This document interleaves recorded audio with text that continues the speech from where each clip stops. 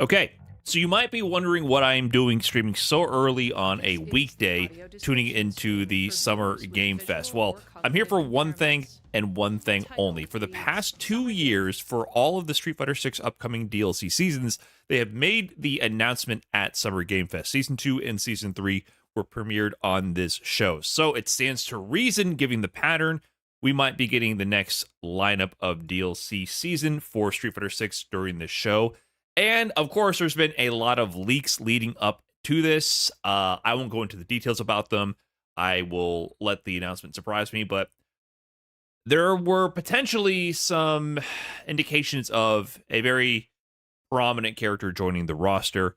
We'll have to see. So I'm tuning into this explicitly to see what's going on with Street Fighter 6. There's still a chance there's nothing. If you're anything like me, the best way to go about this is to keep your expectations to a minimum or have none. And that way you could always only be pleasantly surprised and never disappointed. So we're going to see where this goes and tune into the show. Is the audio description stream for viewers with visual or cognitive impairments. Am I right? I was wondering why there was so much details about the description. I'm on the descriptive audio live stream. That is nice. The ASL live stream. Is there an original live stream? Well, I do appreciate the extra audio cues. I'm guessing it's this one. Streets are talking about. The streets are praying for Rufus.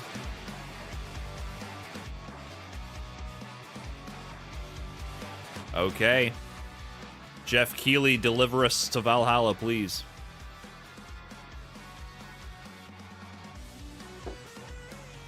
Please welcome to the stage the creator of the Game Awards, Jeff. Please. Raise your Doritos and cheer your Mountain Dews together. Jeff Keighley, the last remnants of a dying age of gamer. Yes, you guys are prepped and ready. It's a good one, don't worry. All right, hello everybody and welcome to Summer Game Fest, gaming's biggest global showcase of what's next. You know, we started SGF back in 2020 because we didn't want to lose that magic moment every June when gamers around the world come together to hype ourselves about Highguard too? New worlds. Damn, Highguard came and went. Poor Jeff Keighley, man. And yeah, maybe the return of some fan favorites too. Half-Life 3. This is our seventh and biggest SGF. I'm only looking Have to say, for guys, the Street Fighter magic 6 is back. We Season have a 4 great DLC show and for you today. Balatro 2. That's all I'm looking for. Now, over the next 2 hours, we, alongside some of the world's most talented game developers, are going to show you why gaming's best days are right ahead of us. What I love about SGF We're is that going we to put show you guys why platforms and gaming's best rivalries days aside. are It doesn't long matter gone. where you play. Remember where you were Everyone is when you played welcome Halo today. 3 And with your right Xbox now, 360 everyone has a in your mother's lot of basement? games Those to days are play. gone. As you can see behind me, in just the first 5 months of 2026, Steam saw a record-setting 9,265. Woo! new 9,000 game more friend releases. slop games. That's up from Let's go. 7,800 last year. There are now more games and more creators than at any point LKR Moose 17. this Thank you for the great 4 months. Now, sure, a cynic might look at those numbers and think, how can anyone possibly break through with their game? But then, great medium. Now, sure, a cynic might look at those numbers and think, how can anyone possibly break through with their game? But then, you look closer. So far this year, 14 We okay? new games are estimated to have sold more than 1 million copies on Steam. 10 of Am them were brand new IPs like Nugenics, Windrose, or Far Far we good West. here? That Chat tells room, you am I something live? important. Players, you guys are hungry for new experiences. You want originality, games Where's at the different chat? price points. And when developers take bold, creative swings, turns out you guys show up for them. Really great. So congratulations to all those games. Now, you know, some games, they become global Did you guys see blockbusters, those- but others actually the find looping there? That was smaller, very passionate strange. communities that love them Okay, we're in deeply. sync now, though. And today, both of those kinds of success matter. The truth is, not every game has to be for everyone. That's what makes this medium so exciting right now. Why not watch the Makes Raffle video? I'm SGF down for so that. I rewarding. would. If I Because wasn't this streaming show right now, I'd be helps watching drive Raffle play discovery. Balatro, Help but you instead I got to find watch your next this. favorite game today. So get ready to get wish listing. Should we get on with the show? Okay. It's gonna be a fun ride. So let's get started. Could I increase the stream volume? No, I can't. With our first announcement. Because then I will not be able to hear anything myself. Unless I do this. I think it's loud enough for you guys. You guys can watch the main stream if you want to hear everything. Flunker, thanks for the 7 months. Appreciate it.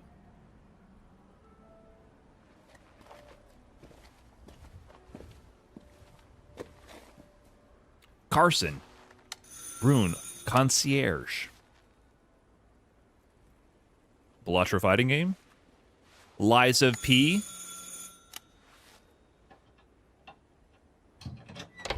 Oui? Yes? We kissed? So, you're the American who called earlier.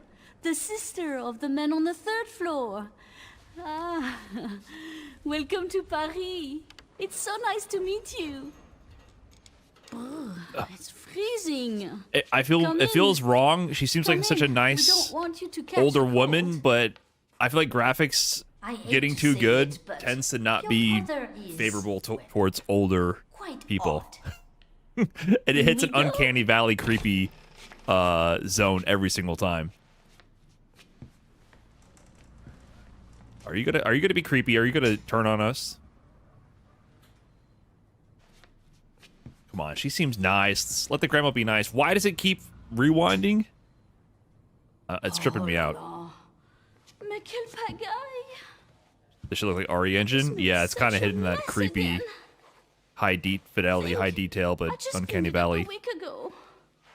It's like a boulder rolled through here. Huh? Is that a Chris reference? Ah, the delightful biscuit. I'm sure he won't notice if we help ourselves. Brother, what is happening with the audio? I'm so sorry. It must be the maintenance. Bring some nice coffee. Is this YouTube glitching out? What's happening I'm so here? sorry. Ourselves.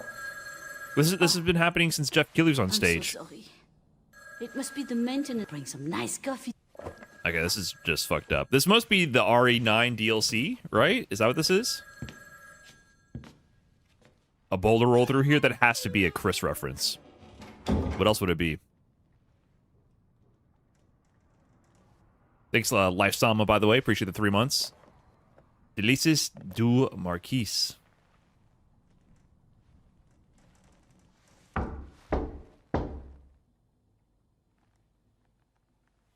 I'm watching on YouTube. I might need to open it up on Twitch.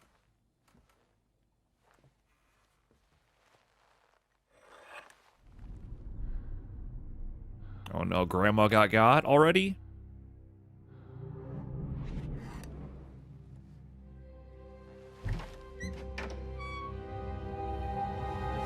Oh! Oh!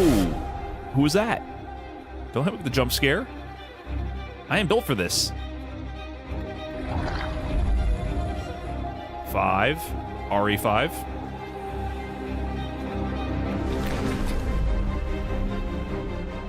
EV. Pokemon EVs. Rev your engines. Guilty Gear. Okay. Don't move. Claire Redfield. Claire Redfield. Veronica. Ah, that's what it was. Veronica.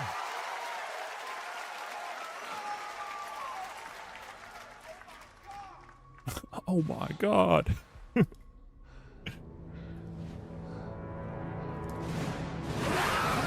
Oh shit, she's dead. So will this be a standalone game or an expansion to RE9? I kind of want an expansion to RE9 before I buy that game. Bitches and Sake, thanks for the 53. What a way to kick off the show. Resident Evil Veronica revisits a classic title from the Resident Evil universe, reimagining the experience for today's players. Thank you to Takeuchi-san and Capcom for that incredible news. Oh, this is just a remake? Now, They're not I thought it was going to be an some update. surprise-breaking news from I thought it one of might the have top been independent a game studios in the world. I am behind by a bit. I rewound. I rewound Hello it. there, I'm Cuphead here at Studio MDHR Oh, shit. headquarters. And today, we have Okay. a special announcement for all of you. We're happy to confirm that development has begun on a brand new, hand-animated Cuphead video game. Okay. Our talented team is hard at work on this ambitious project, which will take Cuphead and friends on a fresh, exciting adventure. New Cuphead. It's still in early stages, but we look forward to revealing more when the time is right. Well, It'll from all never of us be right. here at Studio MDHR, thank you for... I didn't know this was plugged in. Hello? Yes? Oh, indeed. Oh, you want me to tell them? Yes, I'll tell them. Yes, right now. Well, it seems I have one more surprise. I like the A puppeteering. small team within our studio has been working in secret on something completely different. Woo! This new project is a love letter to the era that brought us into the world of video games. We have prepared a sneak peek, and I'd say... it's pretty radical. Over here? Ahem. Pretty radical. I do like the homage and respect to, you know, these classic at art Studio forms. MDHR. Mighty Cuphead Adventure. It's Mighty Cuphead Adventure. Okay. A new fast-action platform shooter with arcade-quality graphics and amazing sound. Okay. Mighty Cuphead Adventure. Only from Studio MDHR.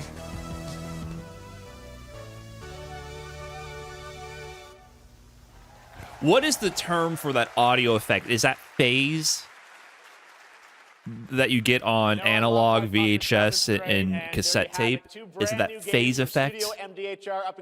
I love that sound. Adventure, a true 8-bit action platformer coming to consoles and PC, and Where then the a audio just brand new slightly warps. hand-animated Cuphead game has been confirmed too. Great news. What did I miss? All right. Well, now Cuphead please join me in sequel, welcoming my co-host Cuphead and partner in a new 2D game discovery platformer, website and called Resident Evil Looking for Code Veronica. Game.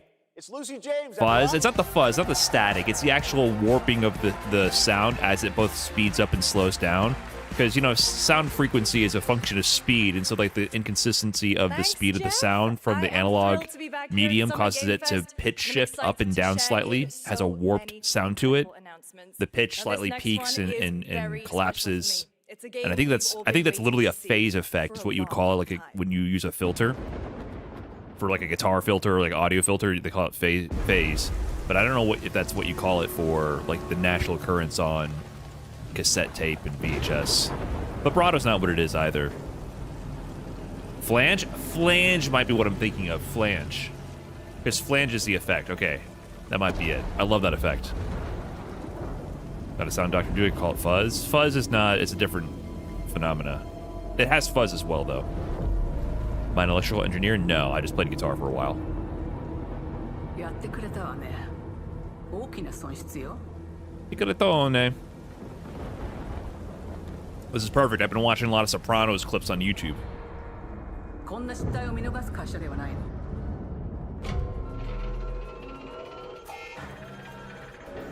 Fake the rigatone. これは最後のチャンス。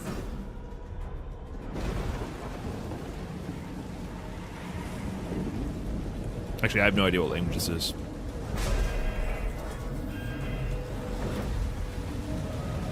Do you understand? Not really. Yes. I thought it sounded like a Japanese person saying Italian words at first, and then it sounded more Japanese after that.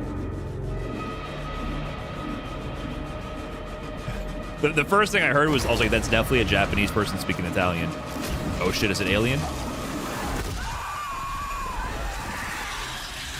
Let's go. It's too... Hold on, I'm going to turn my own light off. I'm getting glare on the screen. Everything's too dark. I think my own lights are impacting my viewing experience.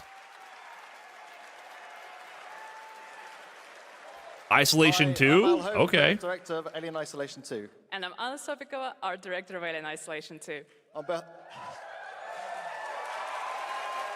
On behalf of the whole survival team at Creative Assembly, we're very excited to share our return to the I never survival played horror Alien genre. Isolation because I'm too It's much been of a 12 bitch years to play one of since those we games, but released it's a the game I first very Alien greatly Isolation, respect and the we're engineering continuing what we behind it. started, creating an authentic new chapter which builds on that core Isolation experience of escaping the terrifying, unkillable, relentless alien. And this time, we're unleashing the alien on an unsuspecting colony world. From the claustrophobic confines of the colony itself to the exposed and storm-ravaged landscape surrounding it, Kurosaki Station is a new hunting ground for the ultimate apex predator.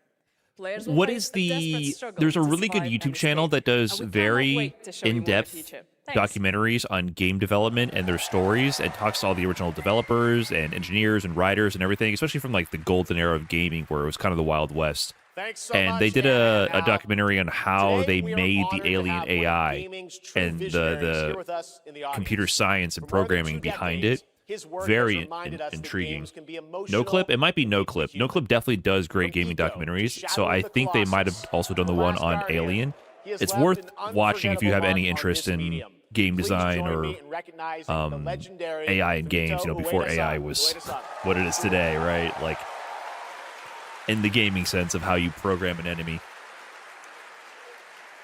And now, Yeah, NoClip, you should check it out. It's let's talk very about his intriguing. Next game. A few years ago, we gave you an early glimpse at Ueda-san's next game, then known as Project Robot. Well, now it's time to step deeper into the mysterious, unsettling, and epic world that marks Ueda's first game in a decade. Let's take a look. You're flying the robot head around? Is it Eco or Ico? I've only ever read that. I didn't hear Jeff Keighley say it. I've only ever read the developer's name. Ico?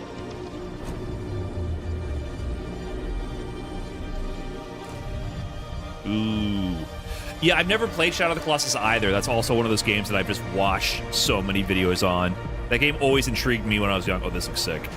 I love the sense of scale and wonder they capture in that game, and I'm already digging the sense of scale in this one. I feel like that's something that's missing so much from modern gaming or AAA gaming, is to like just use a video game to establish a sense of scale, man. I feel like movies are still way better at that. Oh shit, Rock'em Sock'em Robots? Okay. Okay. Wander to the desert to find your giant mech, plop your head on the body, and then fucking punch their head off. Does that look incredible? All right. I cannot wait for Jen Atlas. That looks cool. Thank you, Ueda-san. All right. Pacific well, Rim did the next we best travel job at to sense the of east. scale. Did they have a Pacific Rim China, game? Circa 848 AD. Blood Message is a cinematic single-player action One movie adventure that I game from really Yeti. enjoyed for the You sense are of a scale, messenger even who though, embarks you know, on it a came perilous out eastward odyssey after with your son, Interstellar, fighting against and there was another sci-fi space movie at the time that really stole its thunder. Ad Astra with, it's starring Brad Pitt.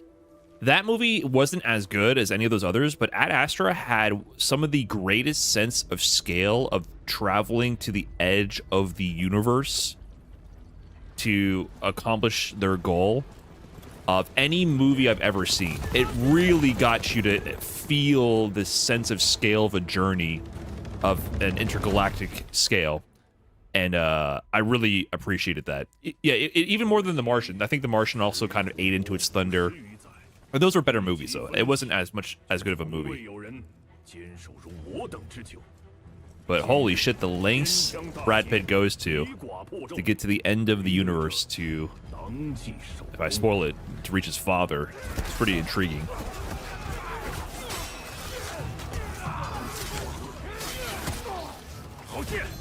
It's hard to establish a scale and also allow the player to interact with large things. That's true, because then you end up getting fast travel. Like, that's something that Legend of Zelda Breath of the Wild, I think, did really well, balancing practicality with sense of scale.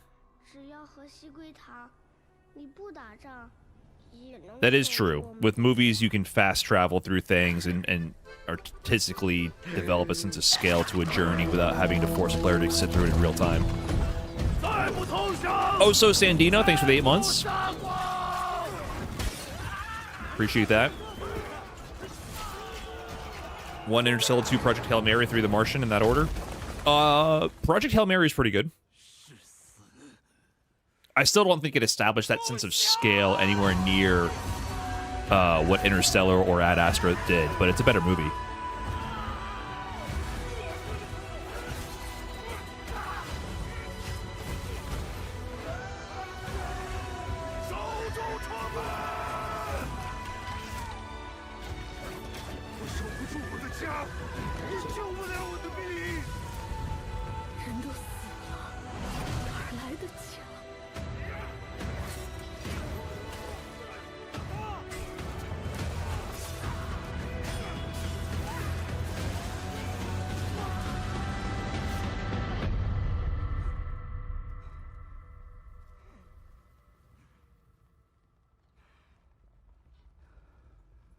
Shit.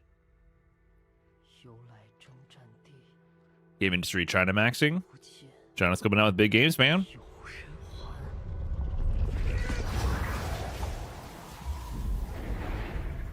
Was there any gameplay in that, though? Blood message.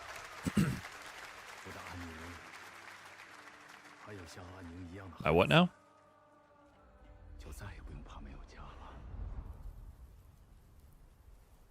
They really are cinema maxing because it's loud as fuck and then absolutely inaudible right after.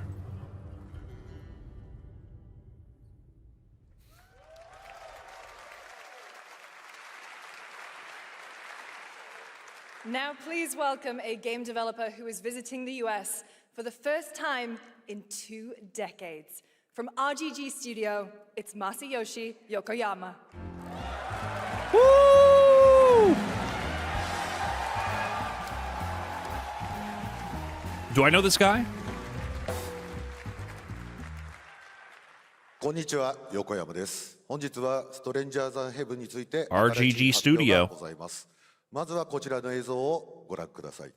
Hello everyone, this is Yokoyama. Today, we have an exciting new update about Stranger Than Heaven. First, please take a look at this. He makes the Yakuza games? Oh, cool. You been fucking Yakuza up lately in a good way or a bad way?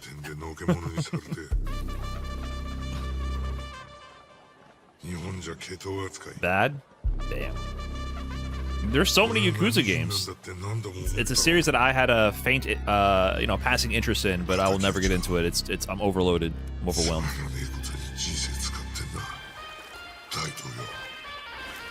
Can this guy's voice get any deeper?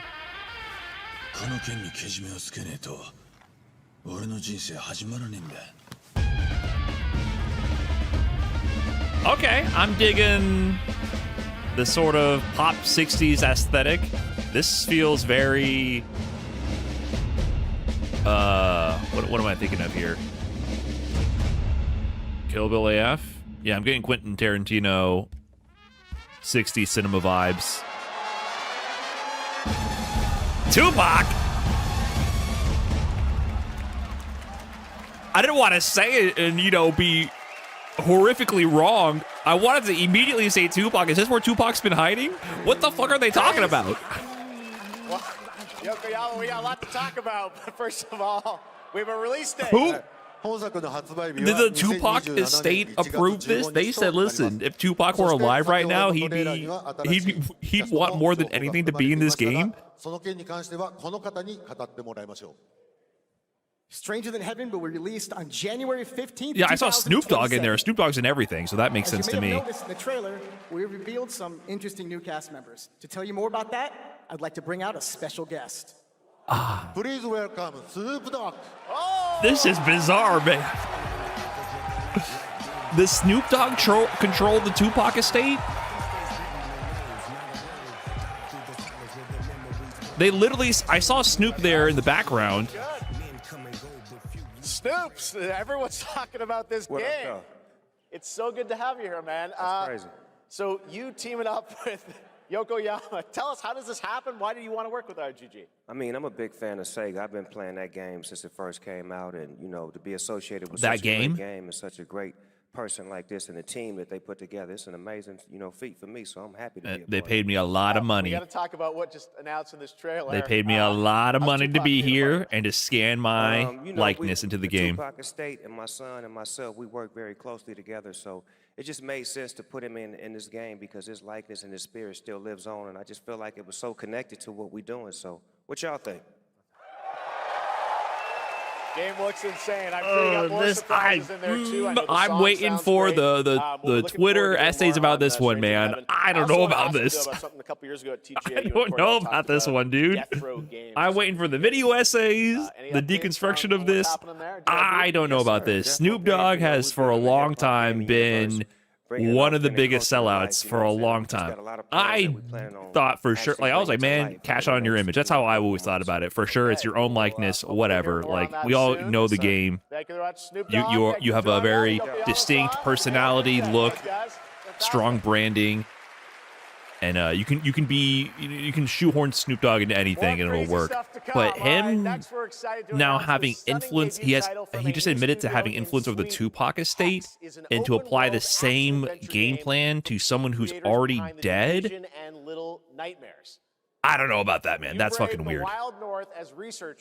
That's fucking weird. That's a little weird to me. I mean, it's ridiculous. I got a laugh out of that, but that's also. Take a look. I don't know how I feel about this.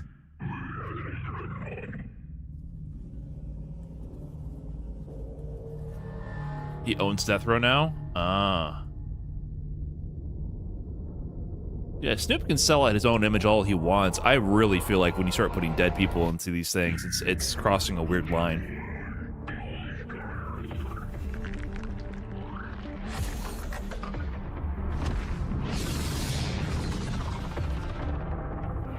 Hello.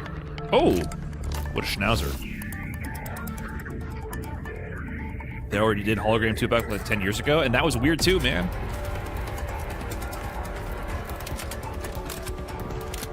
How y'all feel about Kendrick talking to Tupac at the end of To Pimp a Butterfly? I feel like that was okay, because it was kind of an edited, spliced together conversation from snippets of Tupac sound bites. I don't know, I felt like it was creatively tasteful and not the central focus.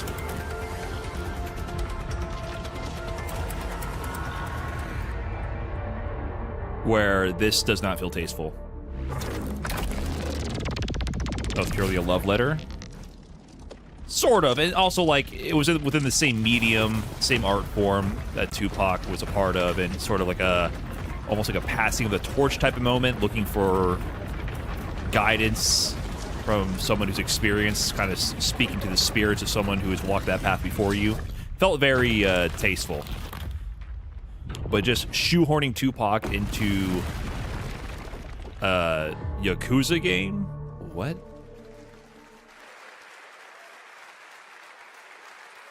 I can't wait to see more from Hex. It looks absolutely That looked kind of stunning. interesting. I like the We have visuals much at least. more 30-minute pain, by the way, STF thanks to the to Big come, but 22. first on June 14th, Do you think the leak is Dead real? by I don't know. Daylight It might is be. celebrating its Oso 10th Sandino, anniversary. the Watch this closely, 8 because months here's a as little well. Thank tease you. of what's ahead. You guys didn't know that Tupac was in 1950s Japan? Maybe he was. How fucking crazy. That is a strange move.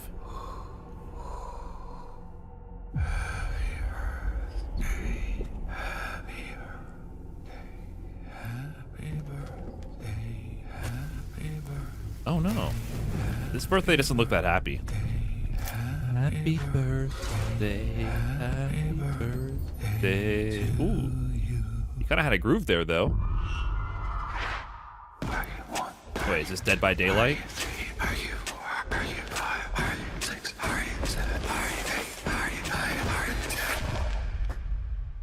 He's hitting some beats here. I'm getting to the groove. Keep it going.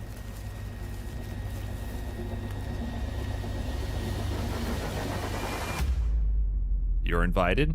That's the Dead by Daylight logo, right? What was that supposed to be?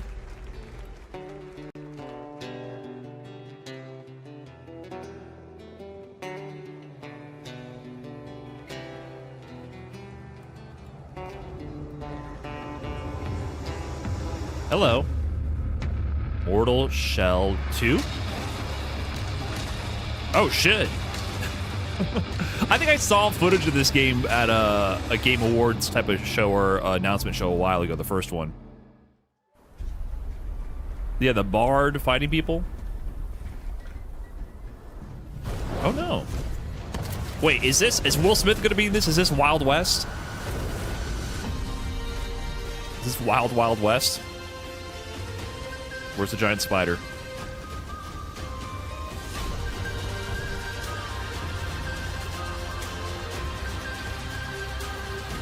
Box. Nothing I like more than a box in a game.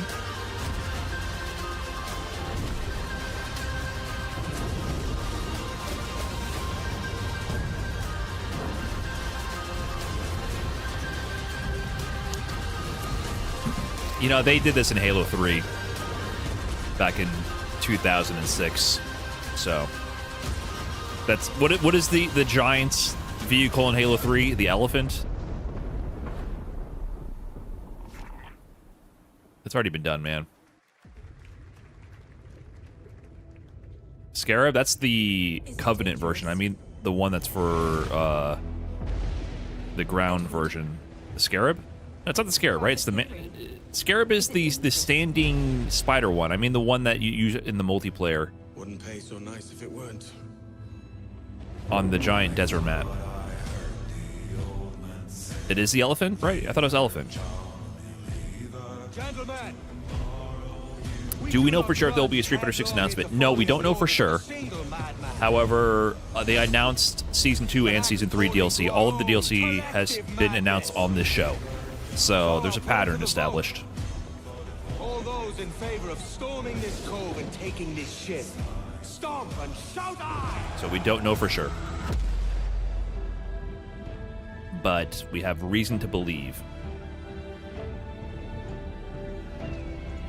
Any characters you would like to see? Street Fighter characters? Is that wrong of me to say? I know it's not a popular opinion these days, but I would like Street Fighter characters in the Street Fighter game.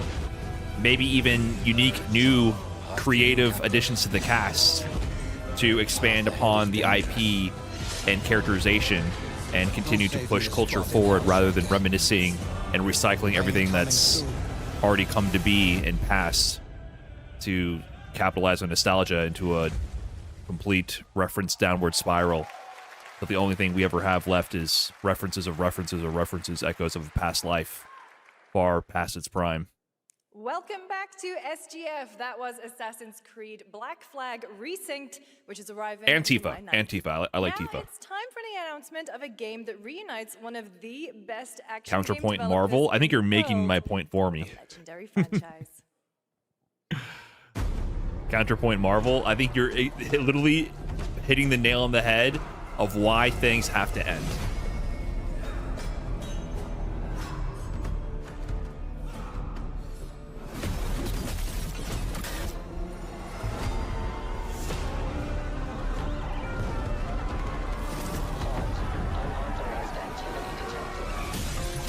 Sewer lizards. Or sewer snakes. We gotta hit that alliteration.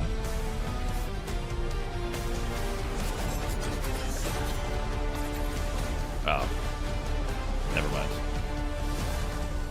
The Last Ronin. Teenage Mutant Ninja Turtles. We got nothing?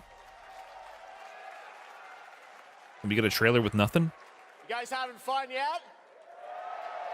We are just getting started, believe it or not. All right, well, that's another TMNT game. Give us your Platinum best Games. Master I Splinter can't wait to learn more impression. about Last Ronin. Now, Oh, please I'm a welcome rat. two-time TGA I don't know, bro. What the fuck does he sound like? 33 and Final Fantasy 16. Teenage Mutant Ben Ninja Starr, Turtles who voiced is the not Visitor in like Fortnite. near and dear to my heart.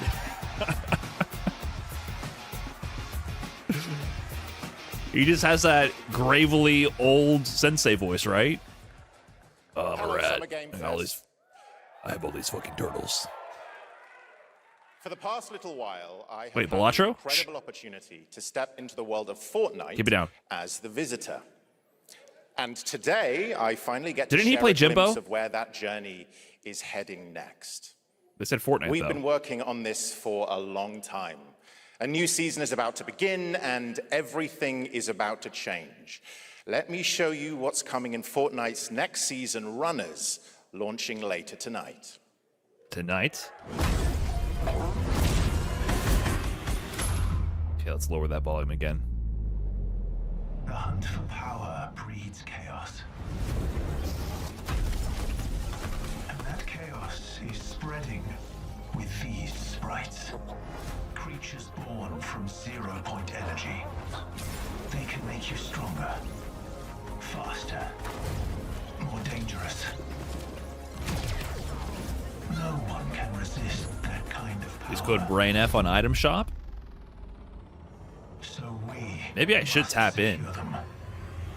How do you get a creator code? Do they still do that? I swear to God, every person who has at least 10 subscribers on YouTube and, you know, a Twitch account has a creator code.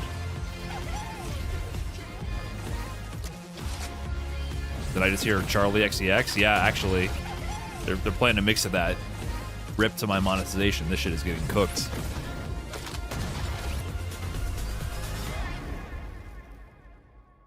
The future of Street Fighter right there.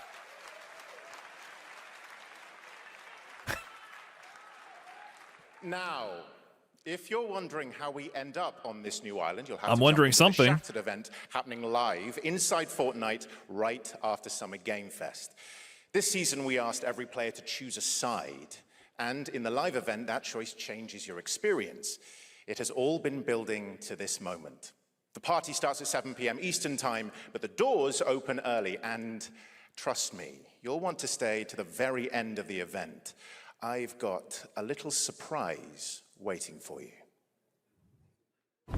Okay, we could swap over to this now and see what's going on here. Promising. Okay, we'll see if this works better. Because that YouTube stream was Out here, that promise is a lie. not very good.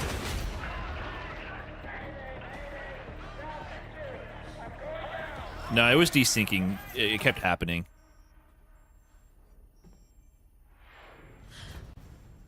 Alyssa?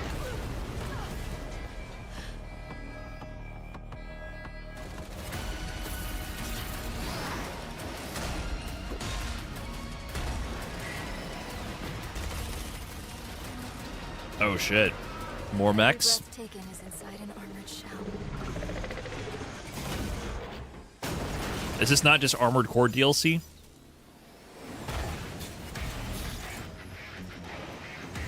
AI yassified baddies? That's kind of the look, right? You're our last hope.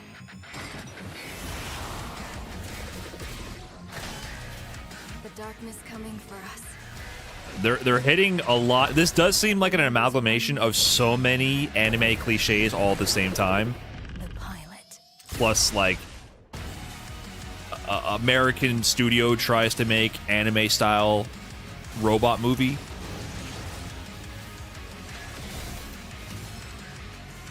Oh my god, the FPS in this game must be awful. Wait, that's actually Gundam? This is not a knockoff? This is first party? They were showing off the Switch 1 version. Find me. I'm here. Who am I finding him? Was that his voice? Is that supposed to be stand-in for us? Are we supposed to relate to the guy listening to the robot voice telling us to find her? Is that Ryan Gosling? I'll be curating and think that's selecting Ryan games Gosling. that deserve your attention every week and sending demos and exclusive playtest invites straight to your inbox. Head over to lookingfor.game to sign up with player.gg. Speaking of fun, unexpected games, this next title comes from a solo developer, Adrian Mulero from Spain.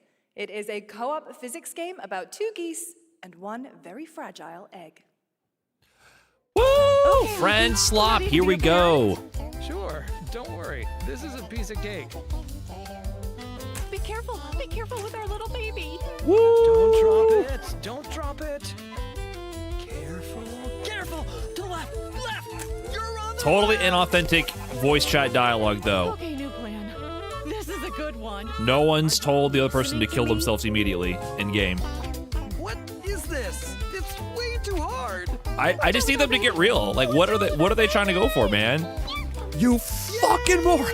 They just need to come on now. Focus, please.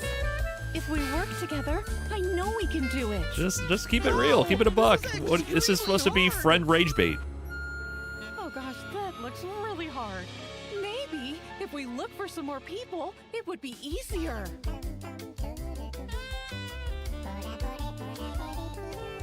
This really is an extremely hard game. On the nose, huh? Congrats, Adrian. What a fun game.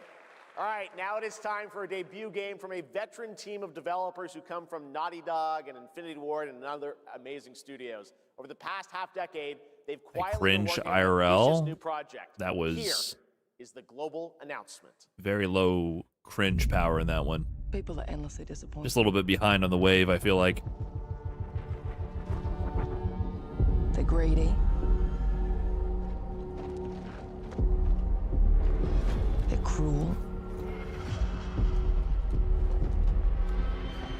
They lie.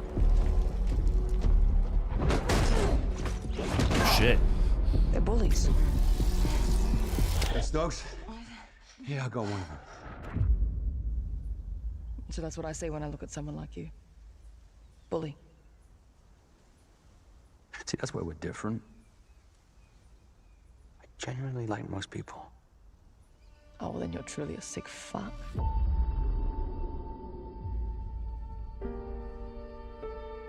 Is this a movie or a game?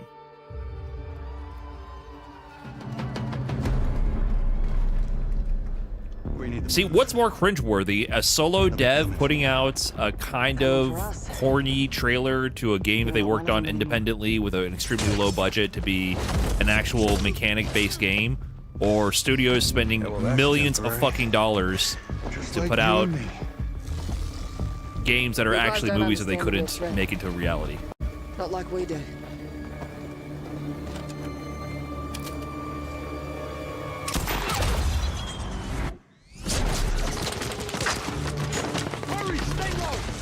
If I go to work with my enemy to survive, so be it. For now.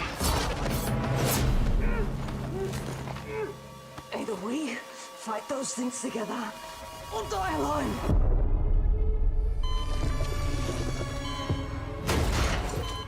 I have the phone. No. Do not touch him.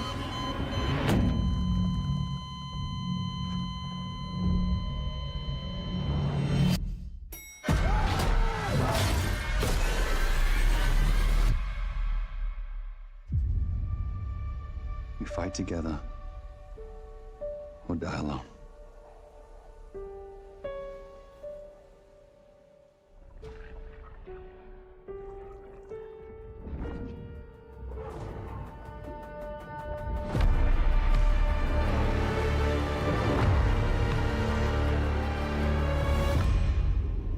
Or what is it? For over 18 what is a game? years, Jacob and I have developed character-driven games with the goal of thoroughly connecting design and story. In Crossfire, two opposing operators must form a temporary alliance. Holy Depending mustache. on one Yeah, another finally is something their fucking only chance interesting and of unique out here. That's crazy. Is that really a mustache though? It looks like it's attached to his beard. That's more of his beard. His mustache connecting to his side his beard coming down there. It's an illusion. With adaptive cover, our player character Layla That's not a mustache. her stance He's a to react phony. to the complex terrain and the enemy's line of sight.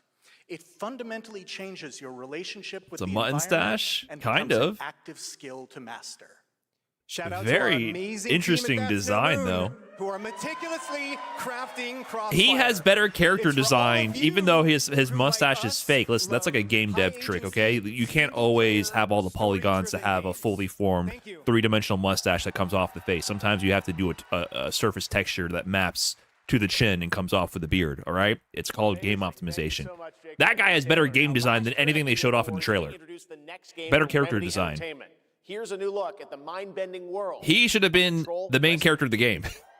Because at least there'd be something going on. Not just generic soldier woman, generic soldier guy, number 5,832. Everything we tried to contain is now loose in the streets of Manhattan. This was caused by a new type of hostile resonance. If the guy has water instead of IPA, he literally dies. I feel like that joke would have made sense 10 years ago. Or like 12 years ago. Like, that's a 2012 joke, I feel like. Hipster culture is very dead.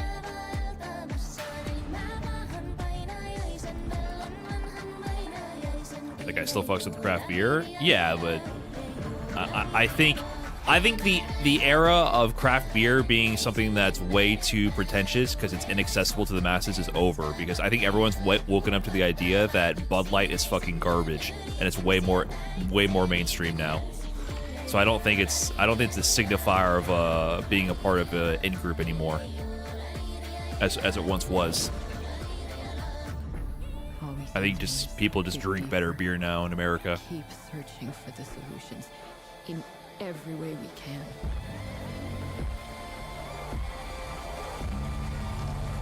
The hipsters were right about that one. Before it's too late.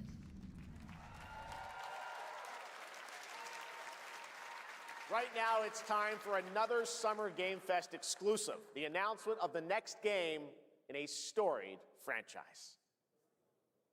Street Fighter 7.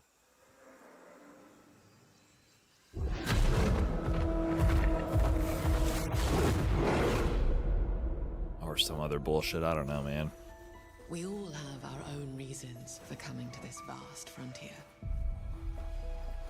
But for our guild, we who protect this land, one reason stands above all others. Our wonder. You feel it too. MMOs? You see it in your eyes. Wonder at the astonishing power that shapes this Brother, land. is this me? What's going on here? At the great spirits. Let me get a quick refresh.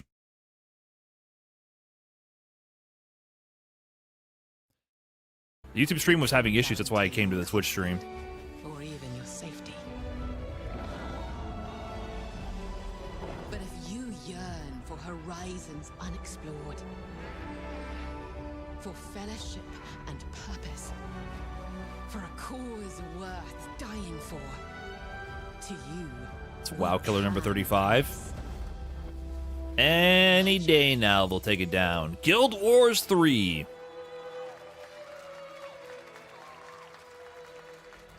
No MMO can beat RuneScape. I feel like MMOs ran first into the issue of live service games having today. It's of how do you compete with the established behemoths in the niche. You not only have to make a good game that captures an audience, you have to steal the audience away from the other live service games. It's just a losing battle once the behemoths enter the scene and start consolidating all of the audience. Glad you all agree. Guild Wars 3 is an epic world that is both beautiful and fun to explore, where the joy of movement is powered by your character's momentum, and combat will usher in an entirely new type of MMO experience. By launching on PC and PlayStation 5, we're inviting the biggest audience yet to experience the world of Guild Wars. We're so excited to welcome all of you to join our Guild Wars community. So is the unique aspect of this that it's going to be cross-play, cross-platform with PS5 and PC? Is that the unique angle they're trying to go for? Thanks, Colin. Get ready to blast across the galaxy with daring races, dangerous rivals, and some very familiar faces. Star Wars Galactic Racer is coming this October. And now it's time to head to a brand new planet, Dervenakos. Now this is pod racing. All right. It's a classic. I'm sorry. The line still works on me, man. I don't give a shit about anything Star Wars, but the pod racing line, it'll work. And losers annihilated.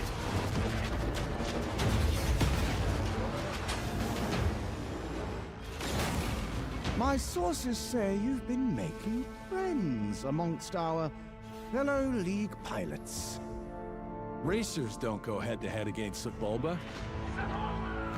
Legends do. Sebulba, is that guy's name? Is that the top racer they had to beat in Phantom Menace or whatever it's called, the first episode? Stay out of my way. Oh, this is the dream shape.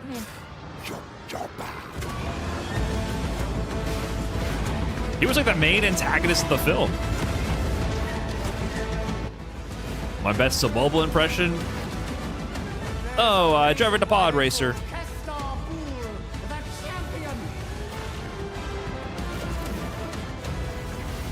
Race to the pod. The golden age of the Galactic League begins now. This is 15 FPS. I'm going to try going back to YouTube. YouTube had issues, but I don't know if this is my PC, the Twitch stream, or what. This shit's dying on me, though.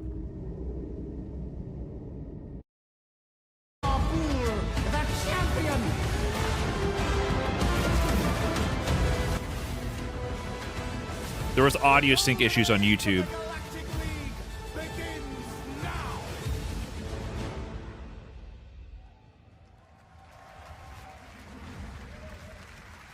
Like, I switched over from YouTube because it would randomly glitch and loop and audio would be desynced.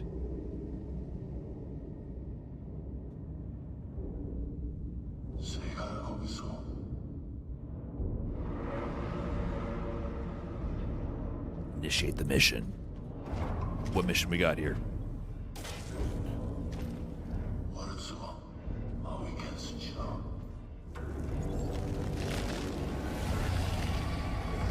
Okay, bugs. Spooky monsters.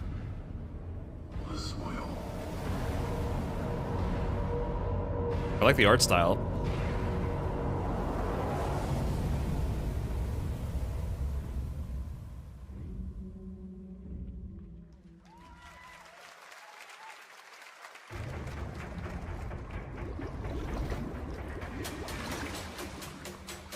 Is this Dave the Diver? In 3D?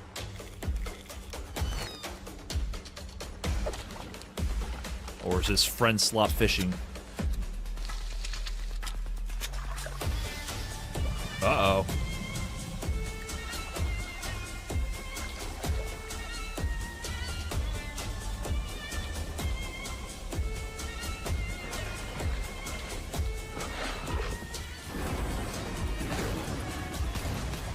Is it wrong to say that there's a lot of zombies these days?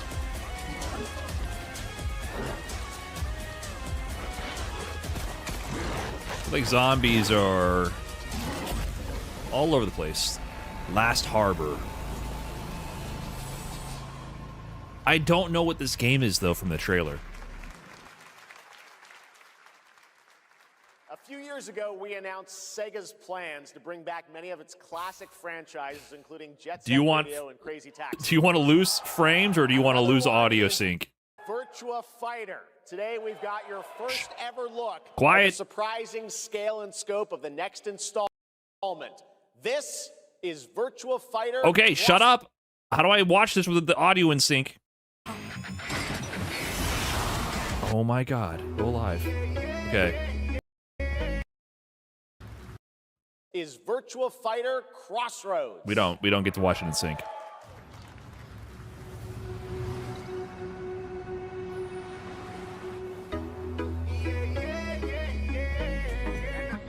Virtua Fighter Crossroads, they called it? Can't wait to get demonetized here.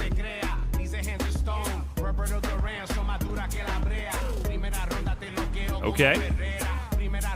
Mila Fight Fest.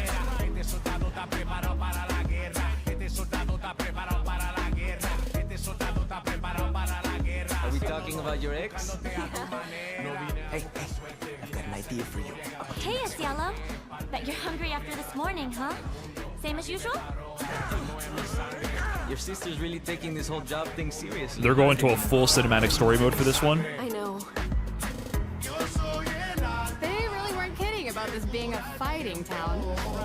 We're all fuck-ups. Otherwise, The graphics are crazy.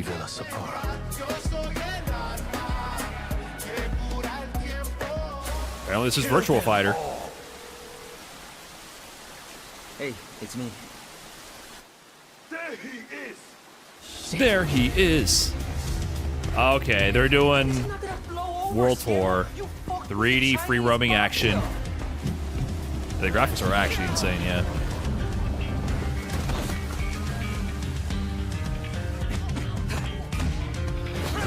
Oh shit, he murdered him.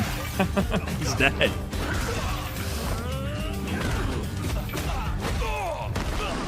One more movement, I'll cut her fucking head off! All right, just take it easy.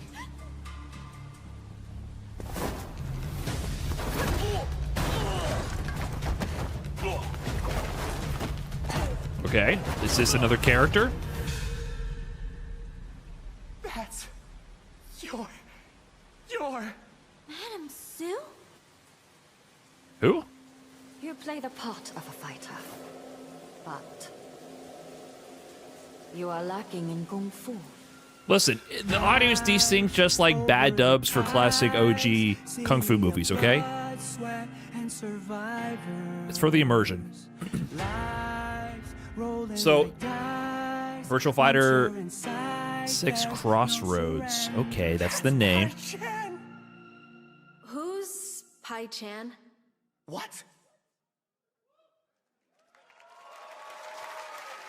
Cool.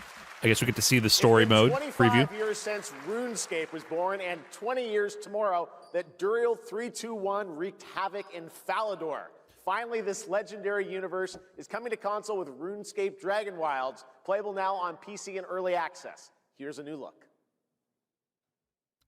Still no real in-depth look at the gameplay, but it makes sense. This is the casual gaming show, so they gotta show that something's gonna appeal to the widest audience. I still don't know what the game is gonna play like at all. But it's clear they've learned the lessons from Street Fighter 6 there. They're going all in on the graphics, the cinematic story mode, and the single-player content. They adapt. They build. Make another tab with the audio sync? No, I'm not doing all that. I'm not doing all that, man. You haven't seen the leak? I don't look at leaks because I think they're kind of fucking whack. So I don't know what leak you're talking about, but not really gonna try to look at it. If you're talking about the Virtual Fighter leak, I did see that the devs were pissed about something with a leak.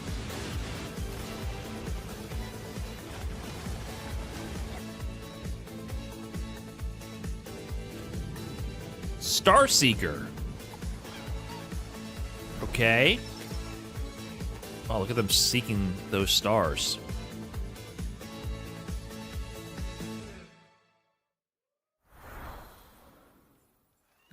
Virtual Fighter 6 showcase in about 3 hours from now. Yeah, that sounds way better for them to do an actual deep dive in the actual gameplay.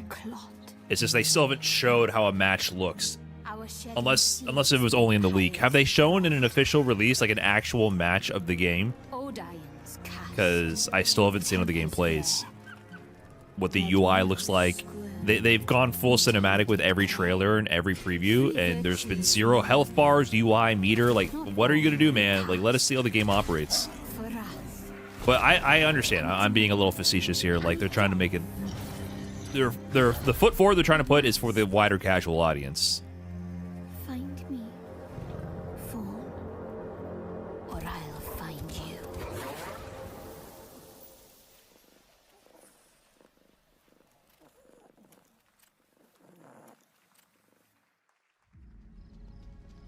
Welcome to Brook Hollow Park. It's okay, they're not actually monsters. We're just a lot smaller now. Clever girl. Honey, I Shrunk the Kids, the movie? What is this? You're looking at a living fossil. Hey guys, you're gonna want to see this! Please tell me that was your stomach.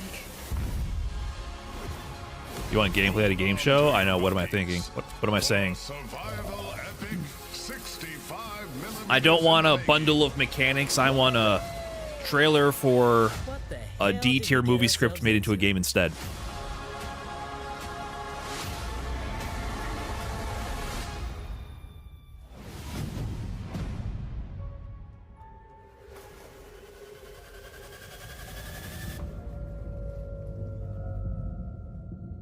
Think of this as trailers before the movie. Brother, I know what the fuck a game show is. I know what a game trailer is. I'm just saying it all sucks.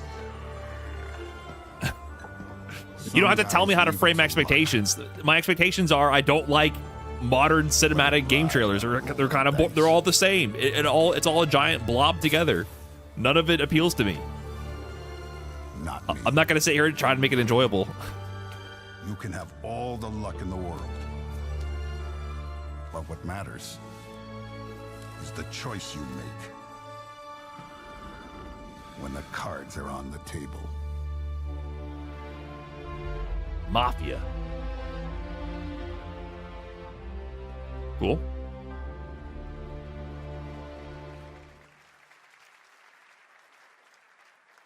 Yes, that was indeed a young Don Salieri from the original Mafia. Man of Honor expands Enzo's journey in Mafia: The Old Country this August.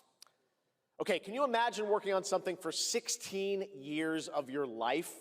Back in 2010, the creator of Assassin's Creed set out on a journey to build his next time-bending epic. Today, after many twists and turns, it is finally time for Patrice Désilets to invite you in to his new world.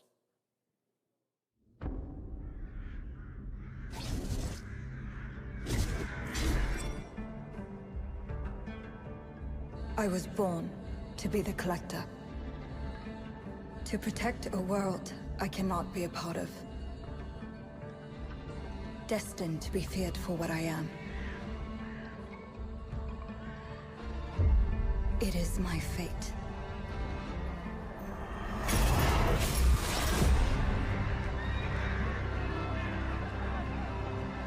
Okay. I have devoted my life to facing them. This is the Salem Witch Trials. This is kind of an interesting concept, at least. Those corrupted by Early America with a different twist. At least the setting's a little different. Toward cataclysm. They're gonna put an actual witch in the Salem Witch Trials era? But at last, their debt is due.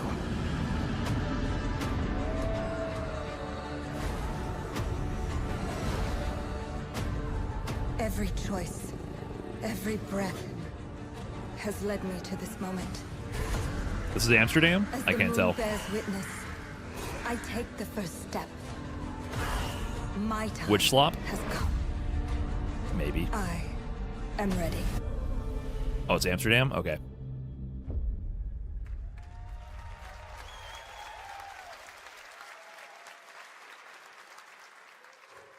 Thank you, Jeff. And thank you, everyone.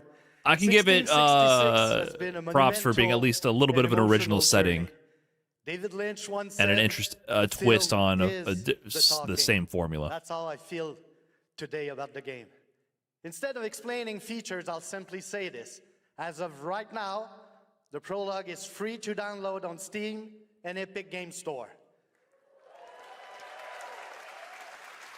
It's a 30-minute story experience. Did something happen with witches in 1666? Okay, I had to look it up. The Salem Witch Trials were in 1692 to 1693 in Massachusetts.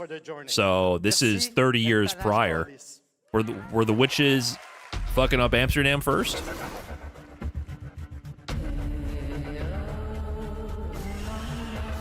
There were real life witches in 1666? Oh, okay. They thought they snuck on over to America.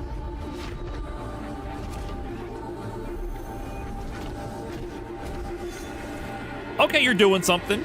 You're doing a little bit of something here.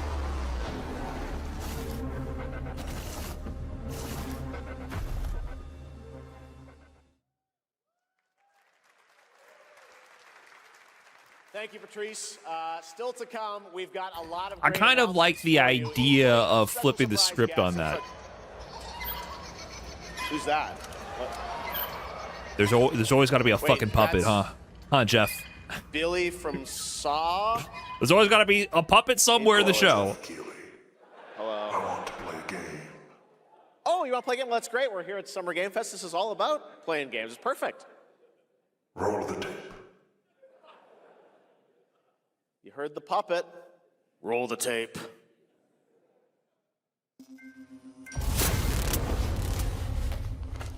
There's always a puppet. 100 years have passed since the genesis of your legacy. They call you a monster. How are they going to go with this? Are you going to play as Jigsaw, or are you going to play as the person trying to escape the traps? Because you know what they could do? They could make this like a Mario Maker situation where you create fucked up traps for other people to try to escape from, and when you don't get out in time, you fucking explode or die. What really makes them tick?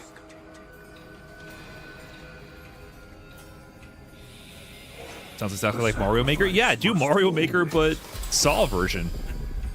Be paved in blood. With gore and everything. Live or die.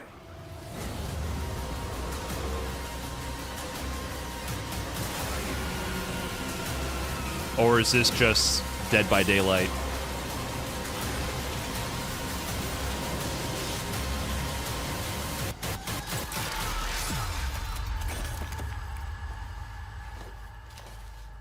This is just another async multiplayer game? Your book, bound in blood,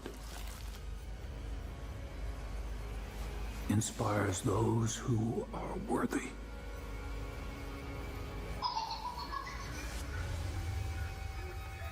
The spiral bleeds. 3v1 multiplayer horror game. Okay, it's Dead by Daylight. Okay. That kind of works for what Saw is, I guess, but it's not as inspiring. Approaches.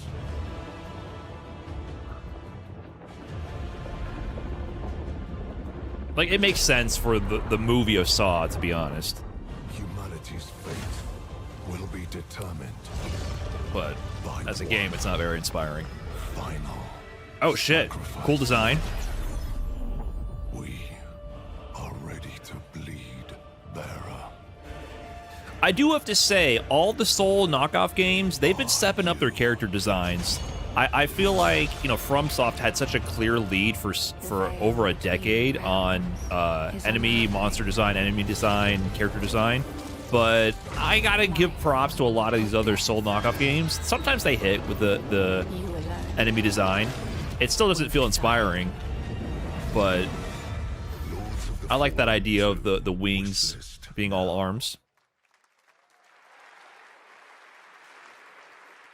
That's Wukong right, had Lords of the cool Fallen enemy 2 and is character also design. Coming to Steam this fall. Next up is a brand new game from BitReactor, a studio formed by some of the most experienced developers in the tactics genre. This is Star Wars Zero Company. You ever play a From Software game, Brian? Intelligence was just briefed of separate Yes. fleet massing in the Serralona system. I feel like that's the only like type of game I've played in years besides fighting games and Balatro. I make time for FromSoft games. Zero Company. What do you got for me, Bennett? Word Silius. Coil's been spotted meeting with local gangsters. You don't think we're getting a Season 4 trailer? Why is that? It's still possible. She's at the center of it all. All right, let's get a team together.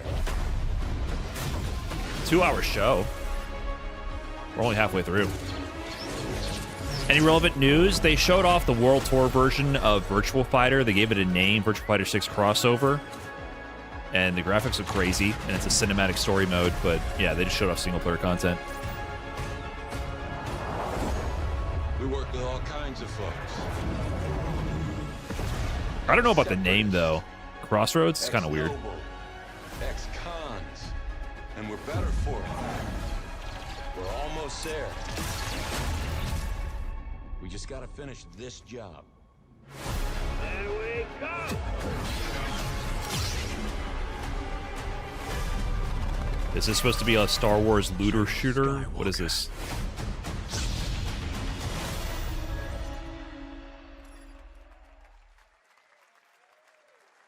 XCOM? A little surprise at the end there. All right, dark fantasy has always been about one thing. Cool. The monster within. And today, one of Europe's most ambitious studios is ready to take you into a brutal new world where I still can't believe they're putting Tupac in that video game. What the fuck was that? That's still the most shocking thing so far. Come in.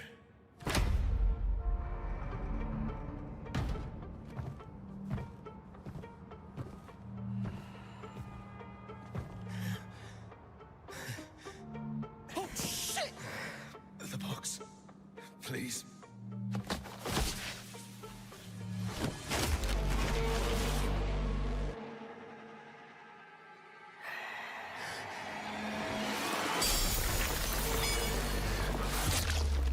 Oh, you should get out of there, delivery guy.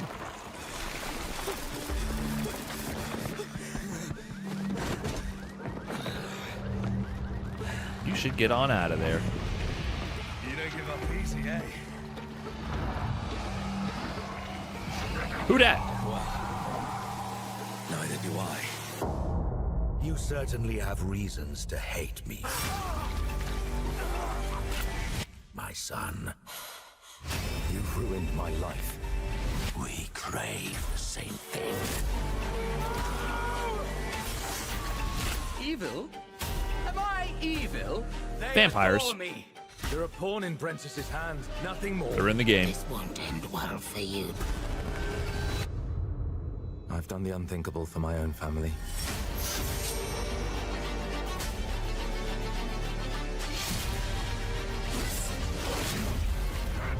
Determination is not enough to cheat your fate, Dawnwalker. How many innocents did you drain dry?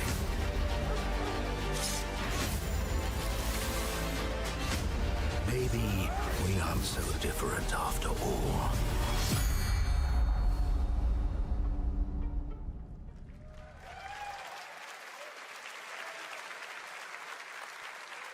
Hello everyone. My name is Konrad Tomaszkiewicz and I'm the game director of The Blood of Dawnwalker. What you just saw was Cool. an invitation to join us on an adventure. Adventure through eras and cultures in our story-driven open-world dark fantasy saga. The first part, Story-driven the CGI, open world shows where our saga fantasy. leads to, a present-day adventure. The gameplay segment that followed is from our current game, and it's an origin story of Cohen. I hope you will have as I much want a fun playing our mechanic-driven, game as we had storyless, making it. closed world. Thank you, and have great rest of the show. Lack of adventure puzzle game.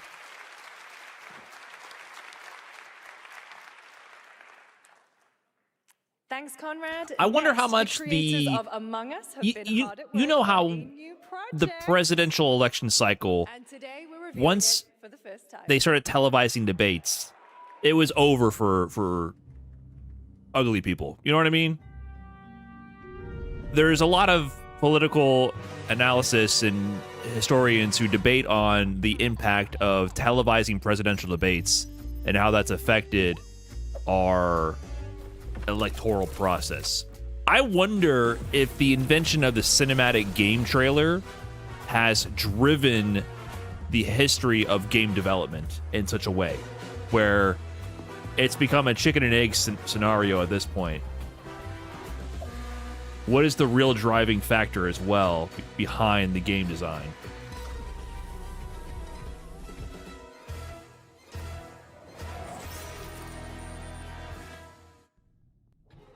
You think Trump is hotter than Harris? He knows how to work a camera. I hate to give the guy credit for everything, but he's hilarious on camera. Welcome Yvette Nicole Brown and Liv Houston.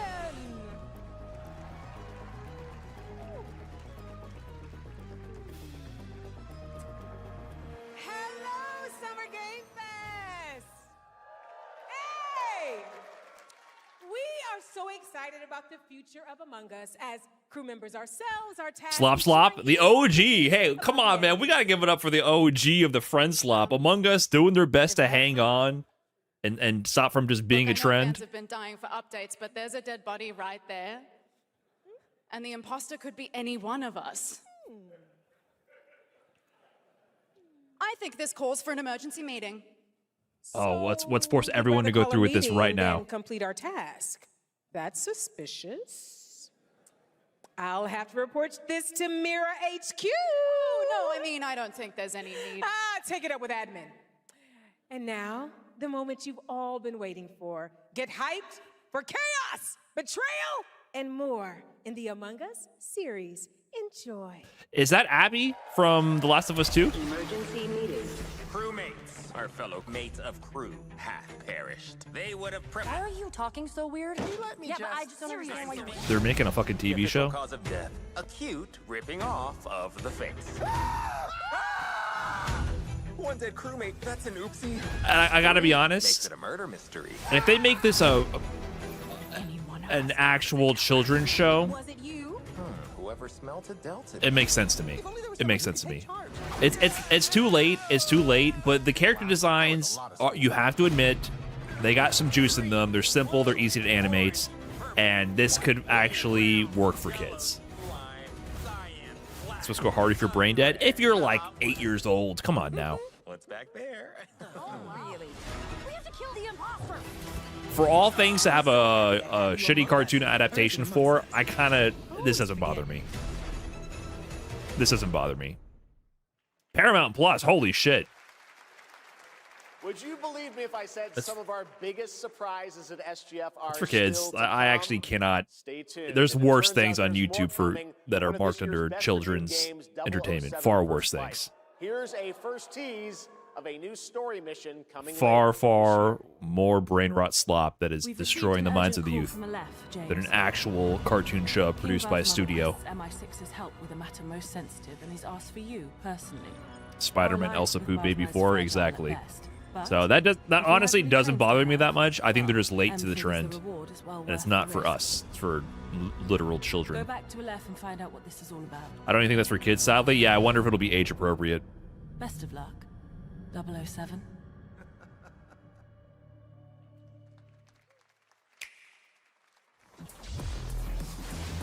Final Fantasy.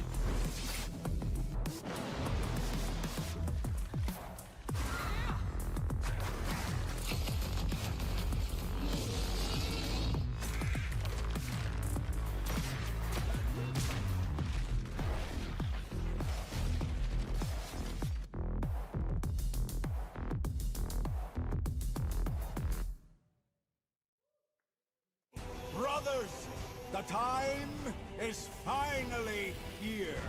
I know it's been difficult. Switch 2 looking weak AF right now. These years, the unbelievers I don't know. mocked you Does it? for your faith. Tonight, we Because it doesn't have all these fantasy cinematic fantasy games on them.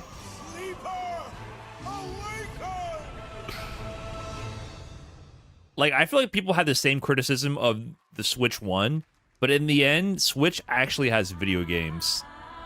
They sometimes have shitty ones, but I don't think every game needs to be some giant knockout of the park hit. You know what I mean? Everything is too big. The scale is too big. This is the problem with that movies have gone through, which is why everyone is raving about what is that movie? Backshots and the other one, you know, Obsession. That's what it's called, right? They're all raving about it. They're obsessed with Backshots. And the big thing about those movies is that they're made by mostly independent studios. I mean, the fact that Obsession was made by I think that's a bad idea, or that's a bad idea. I watched Curry and the other dude make those YouTube skits for years, and then they made a movie with $750K as a budget, and it made what? How many hundreds of millions at this point? So I think everyone has been really clamoring and looking for something that's refreshing, that's made with a lower budget, willing to take risks, and not have so much, not being made by a bunch of panelists trying to ensure that it reaches the maximum target audience.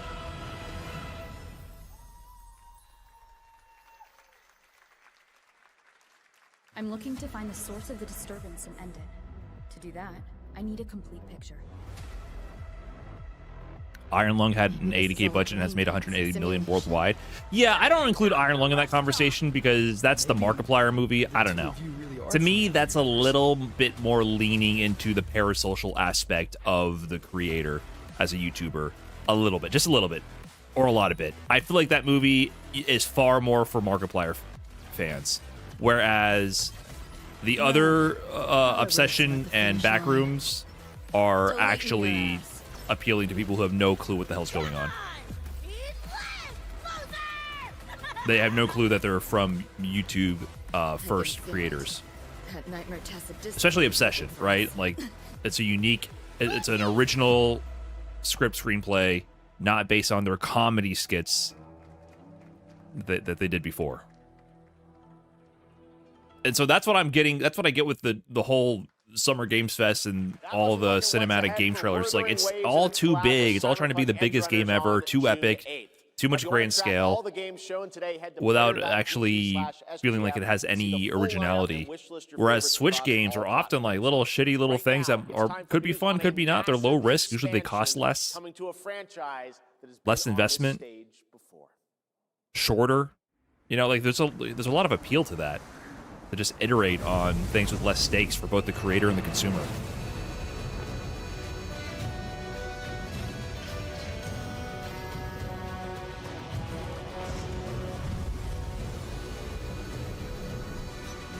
Nintendo games do not cost less. I'm talking about all the shitty indie games and all the other stuff that publish to it, not the first-party Nintendo games.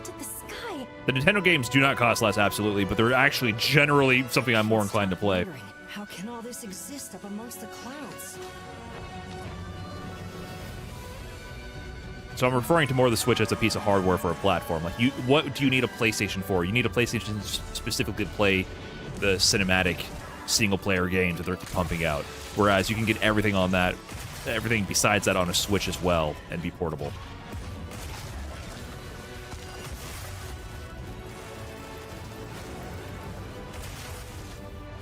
So this is Monster Hunter, I'm guessing. They can affect the environment with just their presence.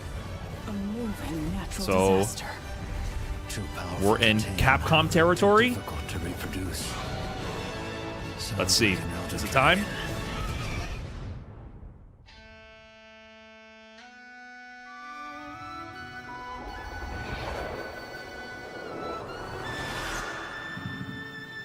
Ascendance. Monster Hunter Wilds. Okay. Do we get Street Fighter 6? Is the Monster Hunter going to be a guest character in Street Fighter 6? They already did it in Capcom, Marvel vs. Capcom. A massive expansion. Okay. It's all for nothing. Right. Still you press on. I have to. I have to fight for what I believe, no matter where it takes me. Even into the streets. Ryu.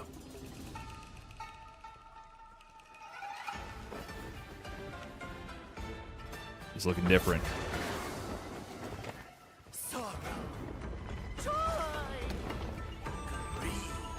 Obsession. Step to the dream. Okay, hold on. This is looking like some soul slop, but I might be into it.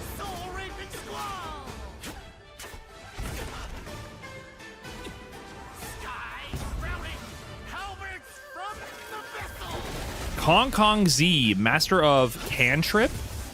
Am I reading that right? He cantrip? Is it contrip? What is cantrip?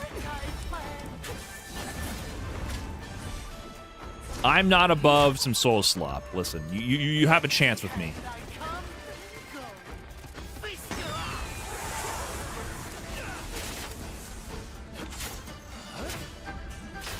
And I respect that they're showing gameplay. I gotta respect it. Oh shit, okay. What's the summon? They're getting massive points for me for actually just straight up showing the boss intro and showing gameplay.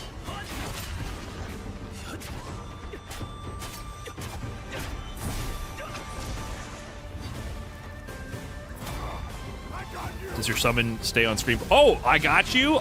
Okay, that's kind of badass. I've never seen a summon do that before. I like that. That's right, brother. Cover me. I got you. Disrupting my play? You know not your place. Okay, next phase.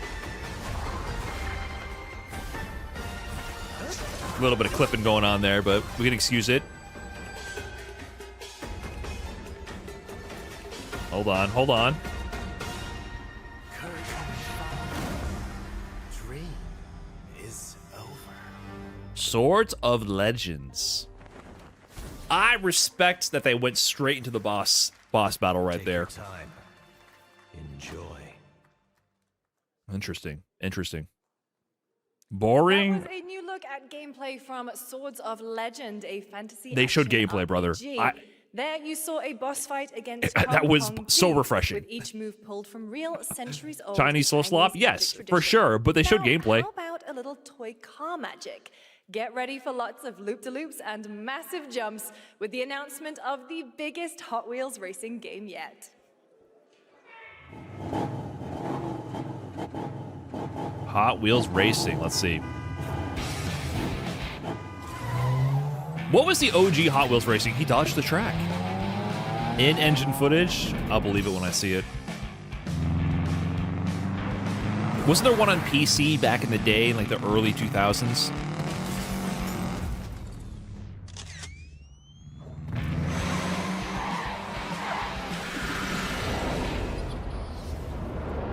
One on NES? That might be too early for me, yeah. I had a friend who had some kind of Hot Wheels racing game on their computer. He had a computer that can play games.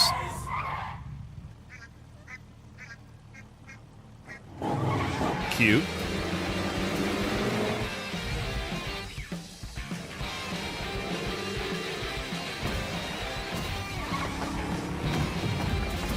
Okay.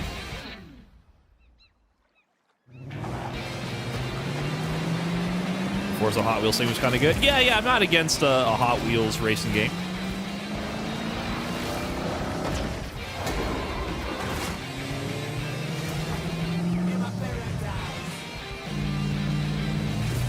I can respect it. Do wish there was gameplay in the trailer, though. Do wish that. That would be nice.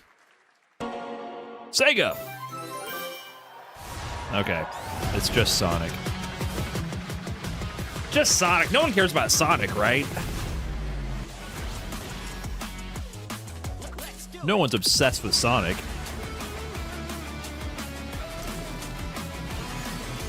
Hopefully Item's doing okay. Oh, this is just an update to the racing game.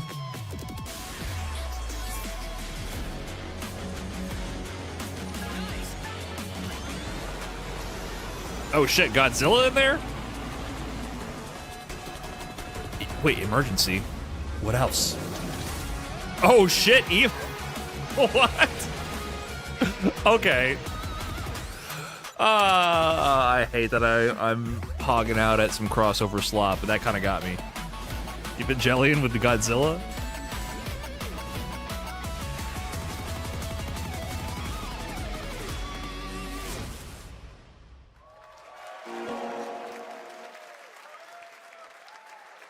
Happy anniversary, Sonic, and happy birthday, Sega. All right, now the world...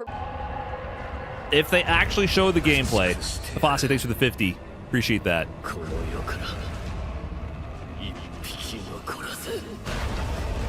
Show some gameplay. We've all seen the fake game trailers fan-made for years.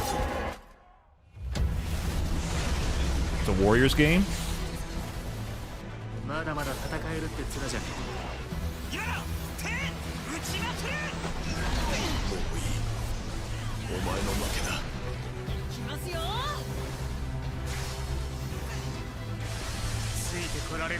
This looks awful? I don't think it looks awful. It doesn't look crazy, but it doesn't look awful.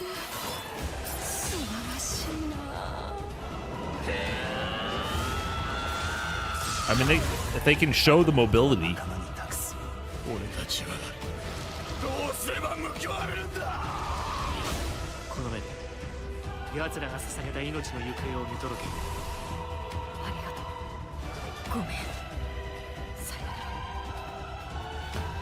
No, I'm not really an Eva fan.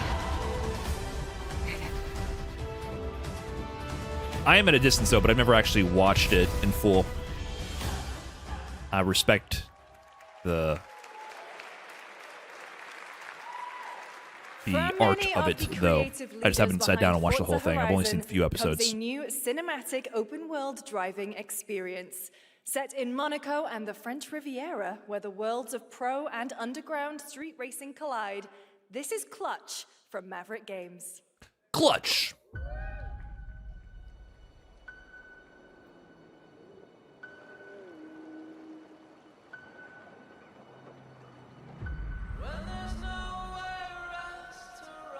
Wait, what does Maverick Games make a Hitman? Who's the developer for Hitman?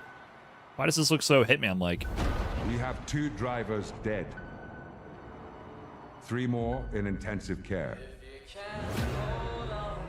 IOI? My friend said you can help me. Is that how you say it? Some people are meant to be outlaws, Theo.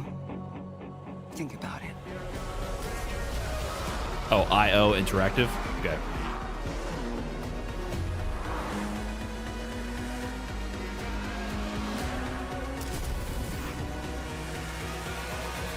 I did all that for you to get out of trouble. Now I'm in deeper than when I started. Gotta get me out. What is the name of this band again? I can't be taking risks like this. I'm a lead driver in the R1K. Weren't they like secretly a Christian rock group? The Killers? Yeah, weren't they the Killers? Weren't they secretly a Christian rock band? Coming to jail for you. I went through a phase of giving them a shot. They had a couple good songs. They had a new album out when I was in 9th grade, early high school or middle school. The dead won't rise. He's Mormon? That's what it is? Okay, I didn't know that. But their sons. Are we human or are we dancer? Yeah. Will plant fear. It's a classic. Or respect. You'll harvest. Wasn't really a secret. I just don't think it was well known back then. Also, you know, that was the early internet days. We are running out of time for Street Fighter 6. Are we? There's 30 minutes remaining. I mean, guys, I can't promise you there's a trailer. I really don't know. It makes sense historically that there would be. God, this VOD is going to get so destroyed for monetization. They got to stop using pop music in these trailers. Or any kind of licensed music.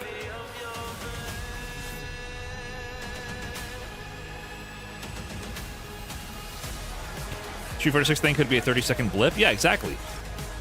But if it's Tifa, like, look, if it actually is Tifa, I think they'll save that for the end. The Season 2 trailer was very short. And was it a full Season 2 reveal? I don't quite recall. But Season 3 had the full Kenny Omega trailer. And that took a good minute or two. I don't think Street Fighter 6 is that important for it to be last. I kind of agree, unless it's Tifa. The animated short was pretty whack. I forgot about that. We have lots more Summer Game Fest ahead, and trust me, you definitely will want to stick around. Right now, here's a new look at Sea of Remnants from NetEase.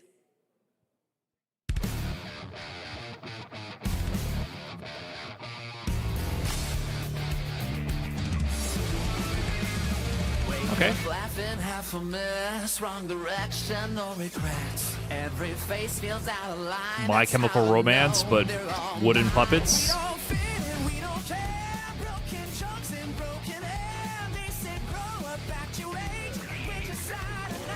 I like the art style. I hate the aesthetic, though. This is the exact moment I checked out of modern rock music. Was this shit coming out in 2005? This is when I was like, guys, why we're not going to keep listening to Korn and Slipknot? This is what we're moving on to.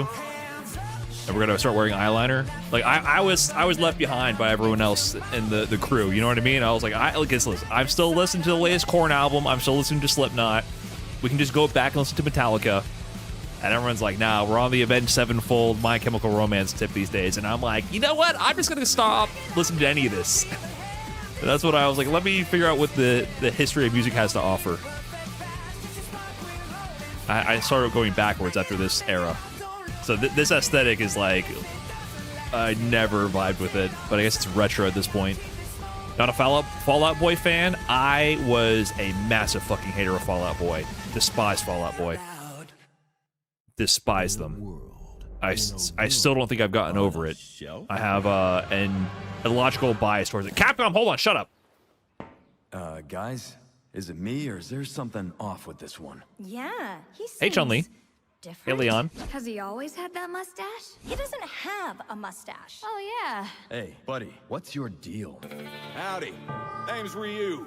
What's Ryu. all this mess about me being The name's different? Ryu. That he sounds different too. What in the Sam Hill? Everyone in Tokyo talks like this. I know what this is. It's called a knockoff. Well, Tarnation could have knocked off, dude. Howdy, Dukin. How would he do? It's kind of funny, actually. Yikes. It's actually kind of funny. Capcom Summer Game Sale is here. Take home genuine, bona fide, 100%. But it's just a sale. authentic, Real deals on select titles. No knockoffs. I can't do it if you're watching. Uh-huh. Ladies and gentlemen, Not honestly. representing the elite ranks of Pretty the good, Ark pretty good Society, ad, but it was just an ad. What is this? Hitman? They're teasing us, man. What the fuck is going on?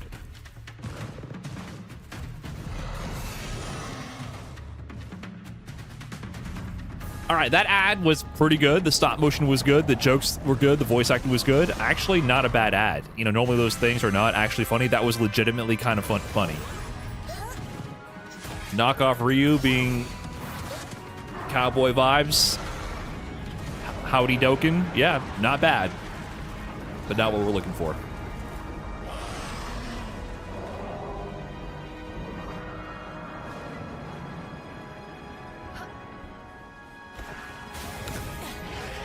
Wait, did they just... They got away with being a Pokemon ripoff and now they're doing Breath of the Wild? Is that what's happening? They were just emboldened. They survived the lawsuits from Nintendo over the Pokemon knockoff, and they just said, fuck it, we're going all the way for Breath of the Wild.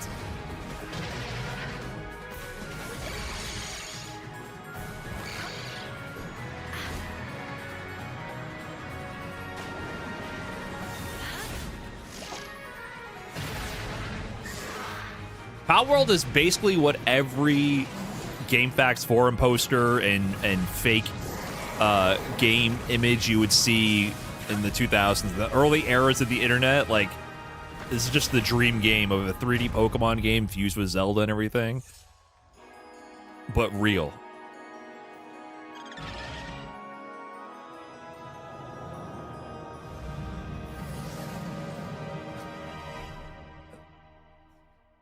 They have the Deku Tree as well. This is straight up. They just said, we got away with ripping off Pokemon. Let's shove Zelda in there. Is coming out on July 10th. Now, at the start of the show, I mentioned we'll have lots of new worlds to explore today, and the return of some long-awaited ones as well. This is going to be... This next game falls into that last category. Is this going to be that dude It's from been Overwatch? A long, long, long 8 years. 8 years? Homicide. 6 total so far. Each case, husband and wife found. Shredded. Telltale Games. People are dying. Some monster is out there. Word around the precinct is... You're the guy to call. Uh-oh. We got to the Yellow Brick Road. I'll have your job within the week. Are you living under a rock? You're a raging dumpster fire of a person. You're the reason I'm here. She's a detective.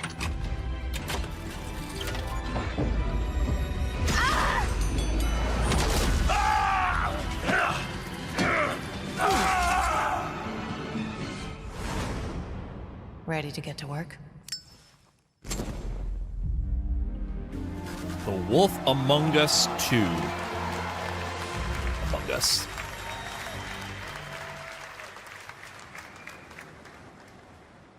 It's Starting to think no Street Fighter 6? You guys might be right. I'm starting to doubt it too. There's 20 minutes remaining. I know I don't look human. His lips are sealed, but I'm not helpless. It's still possible. It's still possible, but we'll have to see. Looking for me?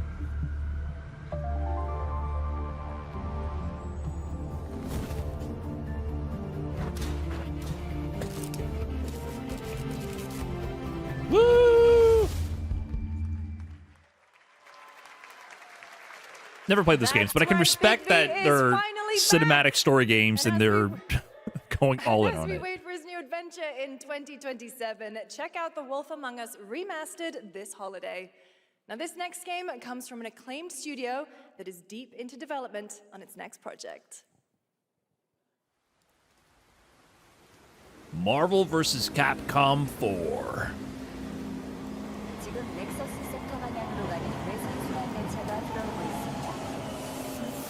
Cyberpunk 2. Bound for Nexus sector is now arriving. Please wait for everyone to exit before boarding.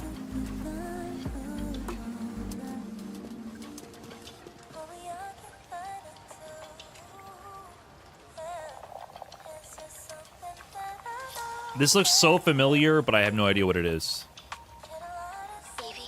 Be copyrighted? Yeah, they're putting so many licensed songs just straight up raw into these trailers.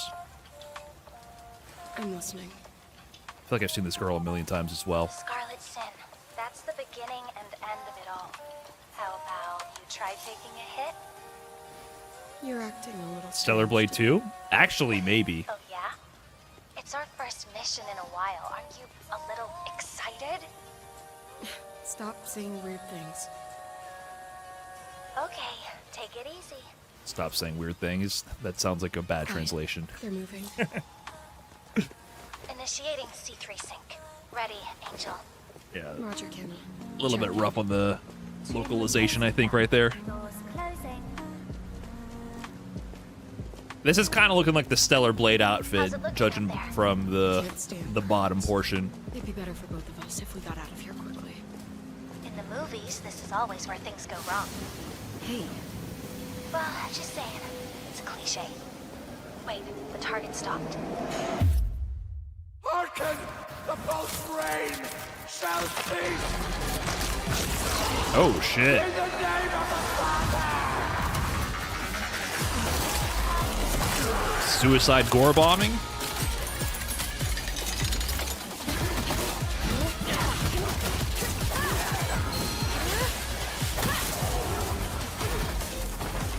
Graphics are great.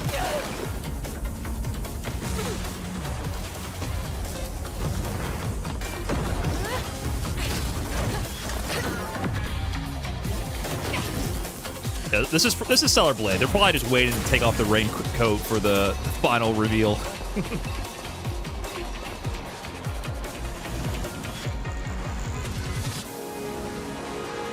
I like the art style.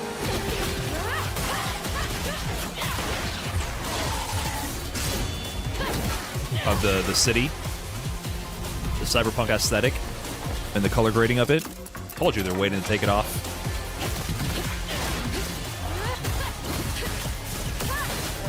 Raiden clone? Yeah, but Raiden looks sick.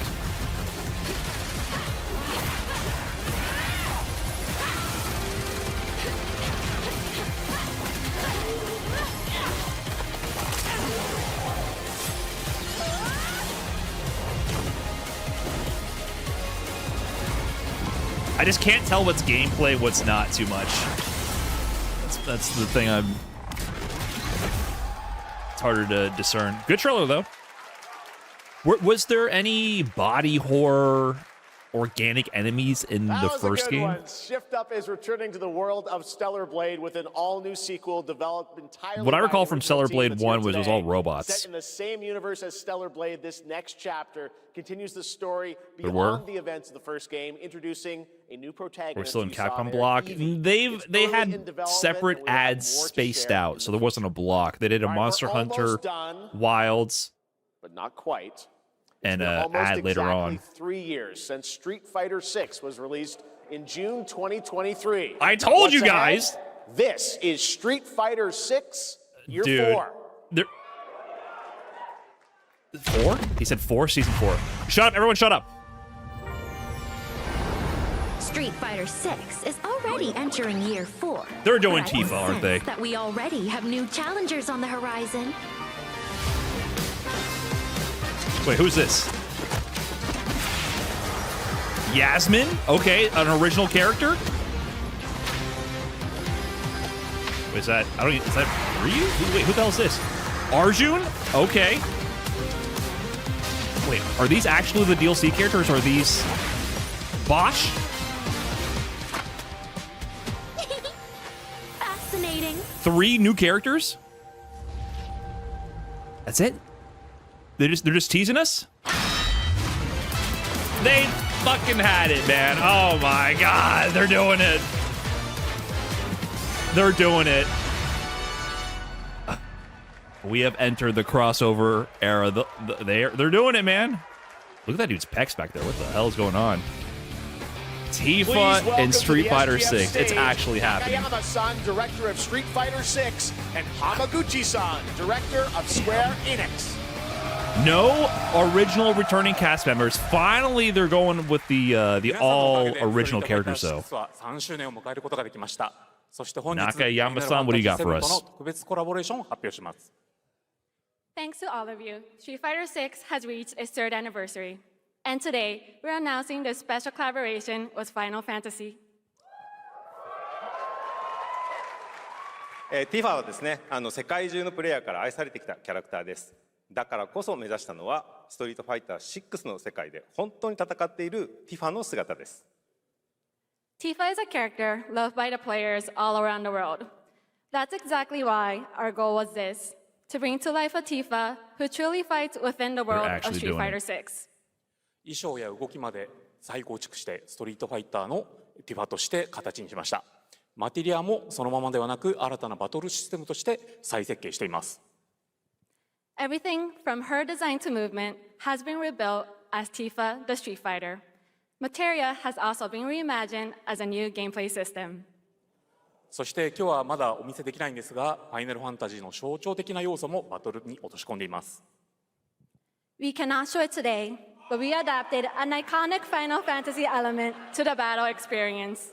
Huh. ティファの戦いはまだまだ終わりません。 What does that mean? これからの展 An 開にも期 iconic 待してく Final ださい。 Fantasy element to the battle Tifa's experience. fight is far from over. We hope you all look forward to what's coming next. ありがとうございます。ありがとうございます。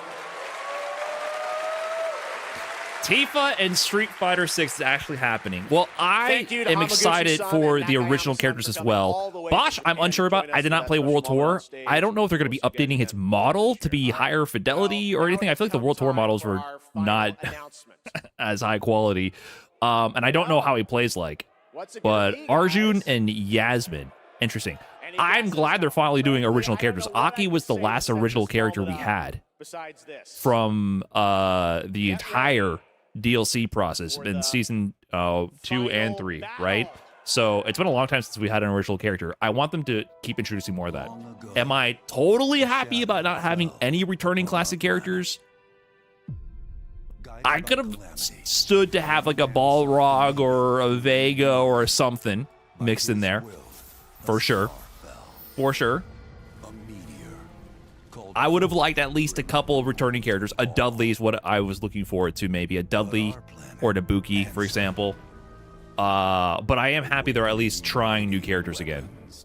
Because I feel like that's what I was harping on in the beginning of the stream, is like, we need to keep expanding and trying new things. Not every new character is a hit. It's not always a banger, but I feel like that's important to always expand and be creative and not rest on your laurels, and expand and not rely on nostalgia entirely. Have a little bit of nostalgia, but keep moving forward. So they got that with Tifa.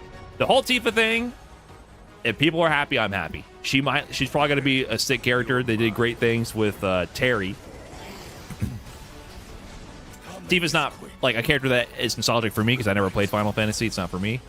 My only concern is, you know, the Tifa fandom, man. Those people are fucking insane. We gotta be tiptoeing. If Tifa ends up being broken top tier, you complain about Tifa, you might be doxxed and swatted within the hour. So be careful. That's all I know. Save the planet by killing. That's all I know.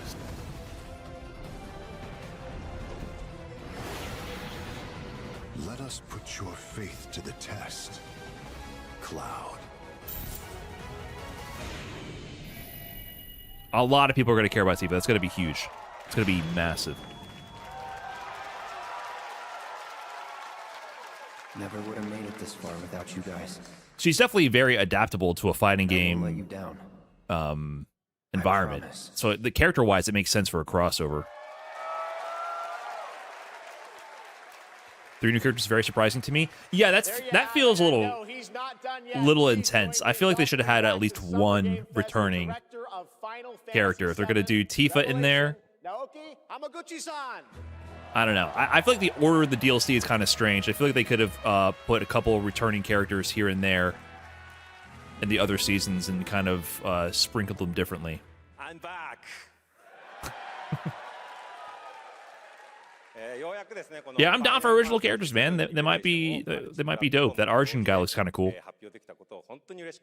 That's one thing I actually really like Street Fighter V for. I think Street Fighter V took a lot of swings at original characters throughout the DLC, and they had a lot of hits.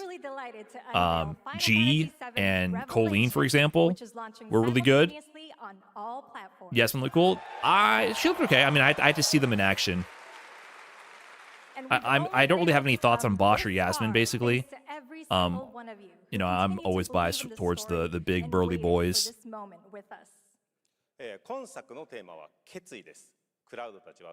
Street Fighter V had a lot of stinkers too, like Falk. But a lot of the DLC for Street Fighter V I thought was really good when they did original characters. Yeah, Menat, there was a banger after banger for a while. Zeku, Menat, Colleen, G. There was a series of amazing hits on original characters for Street Fighter V. So I'm glad to see that they're trying again with that with Street Fighter VI. Carried a promise in my heart throughout this journey, the resolve to see the series through to its very end. Falk grew on me. Maybe her gameplay some people might like, but as a character, Falk was always boring. To delivering this experience Always. in its ultimate form. Please stay Like with her us. actual characterization, her character design, her personality, not appealing. Today, to help guide In my us opinion. on our path, please We're in a post Tifa and Street Fighter 6 world. It's actually happening. It's actually happening. So, Street Fighter 6 Vincent Valentine. concurrent player count has been broken continuously. Every single DLC character, right? Starting with Alex, then Ingrid, and it peaked at like what, something around 72,000 concurrent players on Steam. I feel like Tifa's gonna blow that out the water. It's truly a privilege to be here with you today. Tifa breaking 100K. I don't think any traditional fighter has ever broken 100K concurrent players on Steam, and I can definitely see that with Tifa being the first time that happens. Let's do it. Take it away, Matt. I do love that Tifa was the only real leak. Fun to be surprised for the other. Right. So I never like publicly discussed the leaks. So a lot of the leaks were around Tifa, of course, and there was a lot of other just coincidental evidence or factors that would point you to believing that she would be joining the game, such as Ingrid being in the game. Obviously, Ingrid is meant to be the character that is changing the timeline and allowing for crossovers to happen. So conceptually, like, okay, you can see this lining up. So Ingrid was leaked. The other characters that were discussed were things like Vega, I believe. Vega was another one discussed, and there was 2 others that I don't recall. That Vega and Goken, right? There's a few others, but like I said, I literally try to close my eyes and avoid leaks. I actually do not enjoy them. But of course, once you see it, I can't wipe it out of my own memory. So I saw those leaks. But yeah, none of those were real. No, I didn't see anything about Arjun or Yasmin or Bosch. His name is Bosch, right? You say B-O-S-C-H, Bosch.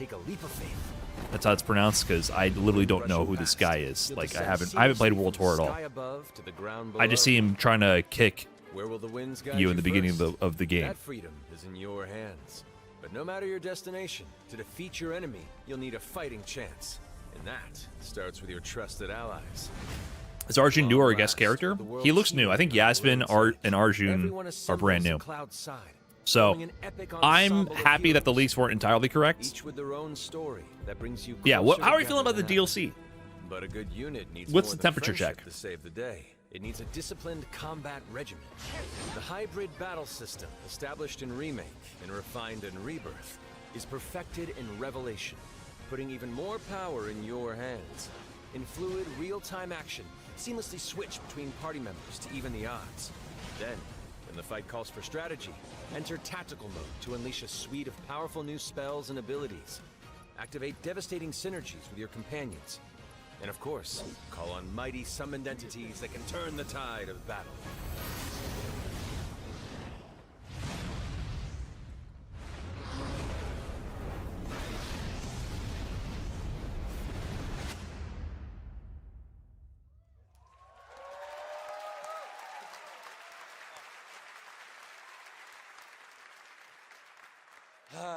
Summoning Ifrit never gets old.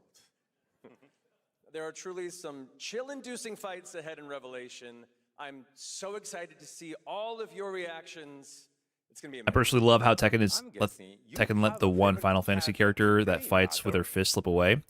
Yeah, I know a lot of people were clamoring for Tifa in Tekken, where she does seem like she would be a natural fit. She's already kind of a 3D fighting game character in her own franchise. We got to check in and see how BDX is doing. We got to check in. I mean, you got to understand, Fee had messaged me so many times. He's like, if Tifa, as soon as that leak came out, he's like, if that Tifa leak is real, I'm going to be so fucking mad, and you have to let me on the podcast. He hasn't tweeted yet. BDX hasn't said anything yet. Gaining tremendous power while transformed. Tifa with low for a drive rush, what everyone's been waiting for. Man, it's actually real. Ferocious results.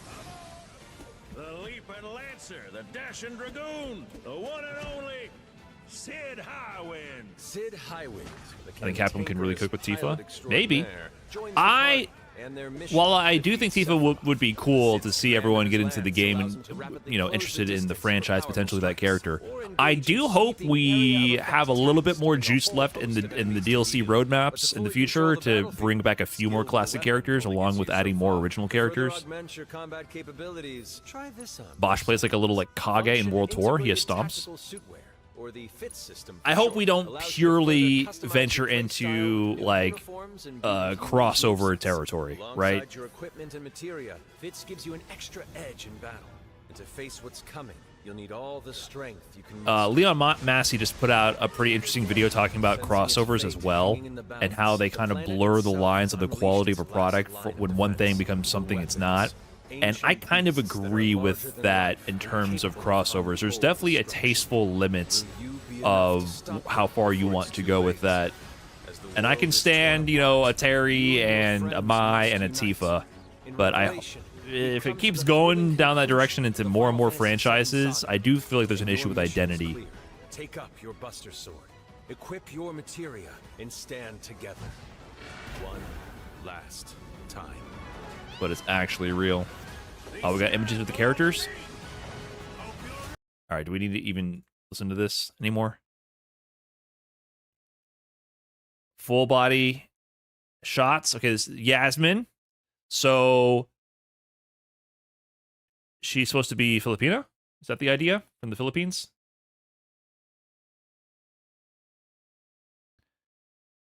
She has a little hook here. Interesting.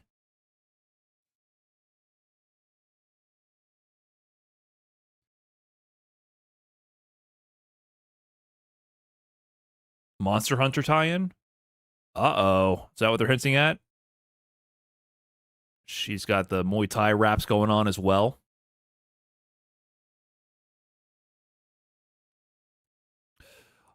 There's my man Arjun. Look, I'm interested. Is he gonna breathe fire? Is that what he's winding up for?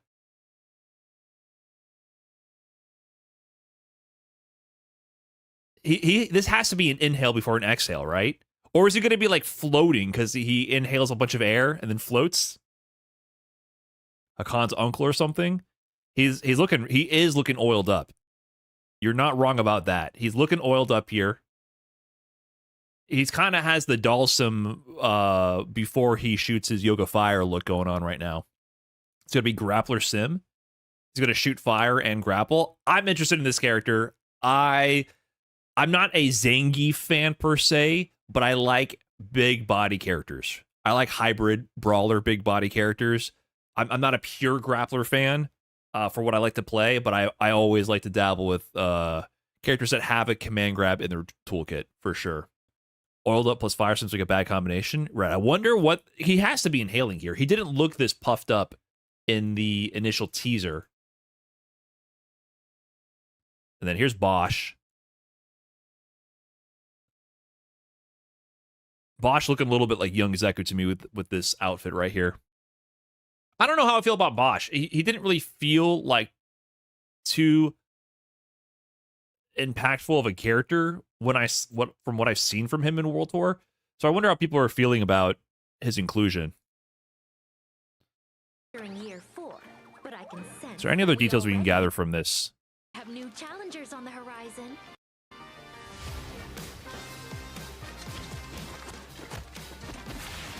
Yasmin. And any interesting details? She's got that Super Saiyan 3 hair. See, Arjun is not... He looks normal here. And what is he... See, he's breathing in and blowing something out. Is this him blowing smoke? Is this just the teaser that he's going to blow fire? He's got to be a fire breather, right? Bitch, I live in a fucking trash can. Or is he just blowing air? Is he got to, like, take a deep breath in and blow air and use that to air dash? He's gonna blow downwards and he's gonna air dash away by blowing at his feet.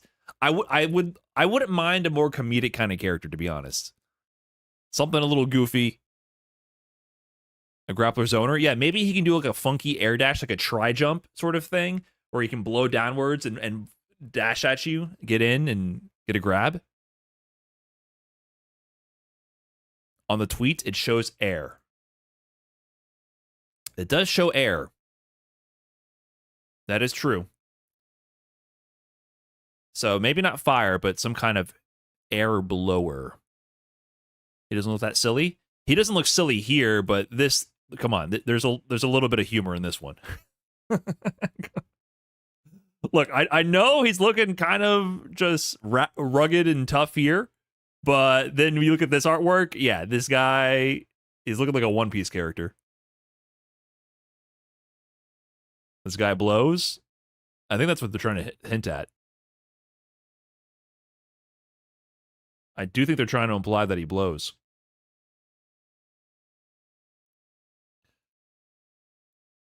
So I'm intrigued by Arjun. I wonder what they're going to do with that. And here's Bosch. What the fuck does Bosch do? What is this guy all about? Do we have to... Is there like a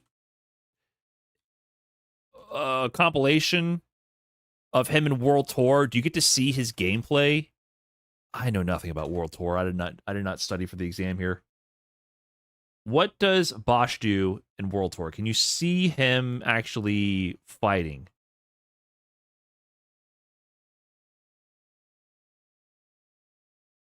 Like in game. Bitch, I live in a fucking trash can. He punch. Sophie Freeman, thanks for the 15. Appreciate that.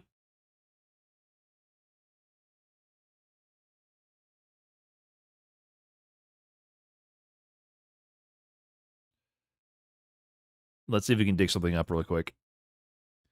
He has Luke's moveset.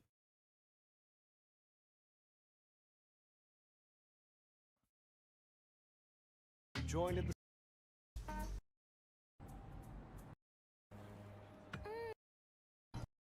Can you see his gameplay at any point?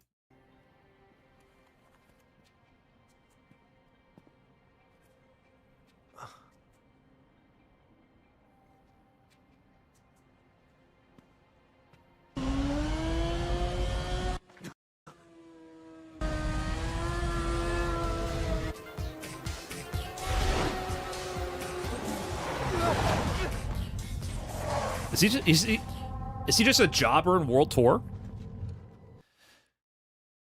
You fight him a few times. Yeah, when do you fight him? I just want to see the video of you fighting him.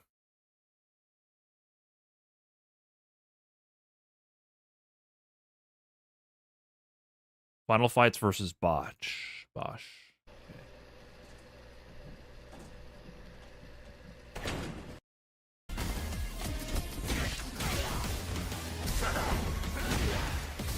When do you fight him?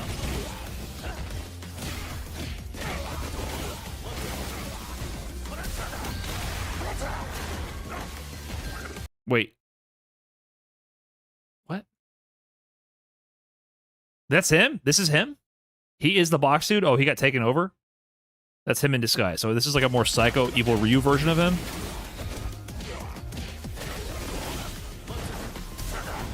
He's infected with psycho power.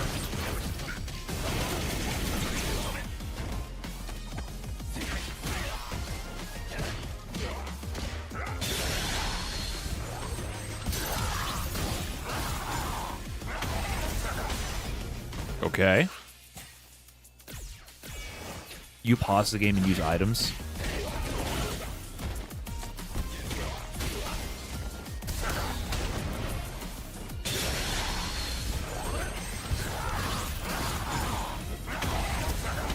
He can combo to DI out of his super? That can't be tournament legal.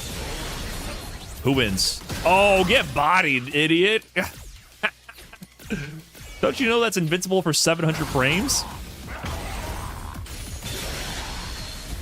Oh my god, he will not stop. And it's unblockable?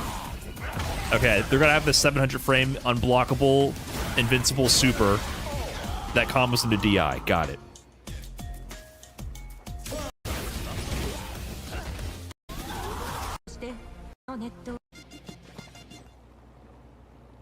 Are you not meant to win this match?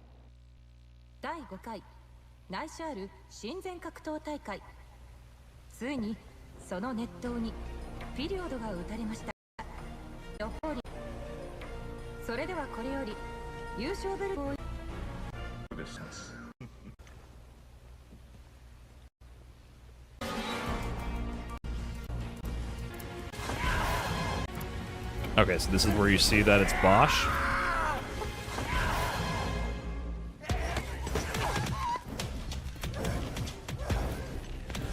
Is JP handing them a belt with a bomb on it?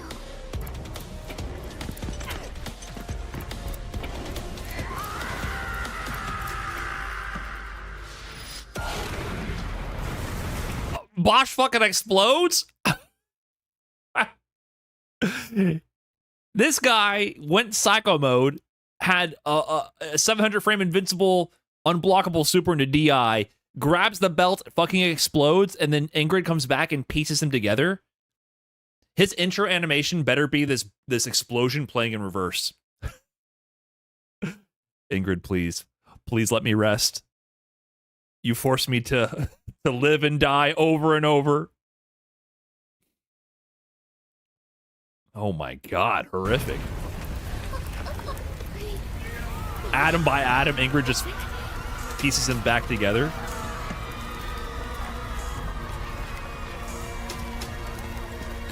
Wait, so this stage is where a whole fucking terrorist bombing takes place? I boot up the stage in training mode all the time thinking, oh, shit's sweet. I didn't know I was standing on the grave of Bosch.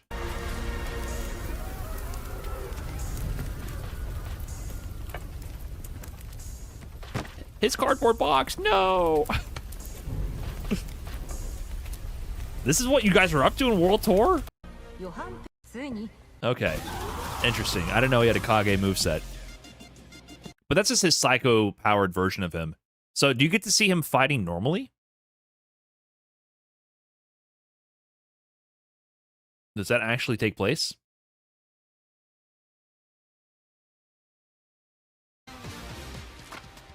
Fascinating. Copies of Luke. So there's still time for an original character. Then there's Tifa. So once again, we're getting the anime intro. I like how the logo in the background is still coming down. It's a nice little touch, I feel like. Okay. Yasmin, Arjun, Bosch, Tifa. Very interesting.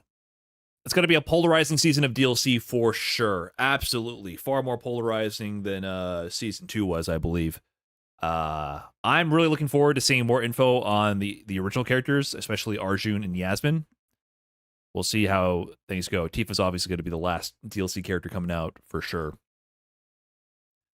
I think there's going to be mixed reactions. Overall, I'm mostly positive. Generally, the way I feel about DLC, like especially like the Tifa situation, is not everything has to be for me. I would have preferred like a Dudley, for example. I would have preferred some returning old characters, but I am happy to see that they haven't forgotten to create new original characters. That, I think, is very key to the Street Fighter franchise and for continuing to make things fresh and innovating. So I'm happy to see that they at least have some OG characters in the tank still.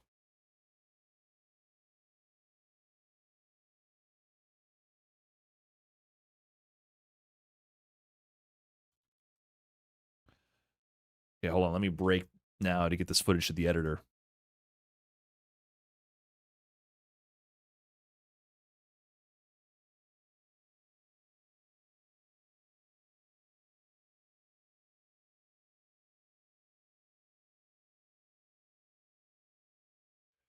Boom, boom, boom, boom, boom, boom, boom.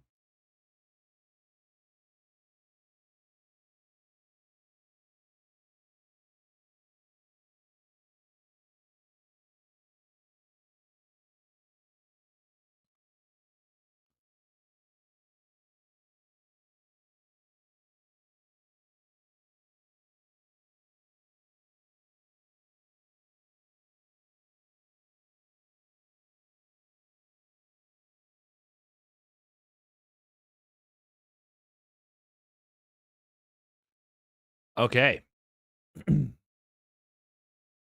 What are the dates? Did we get the dates? Oh, I forgot. Oh, Tifa second to last. Yasmin, August 3rd, 2026. So very soon, actually. A couple months away. So in 2 months, we're going to have a brand new character. Then autumn 2026, they start getting ambiguous. They're very specific with August 3rd. It's going to be a Monday. Wait, when is EVO this year?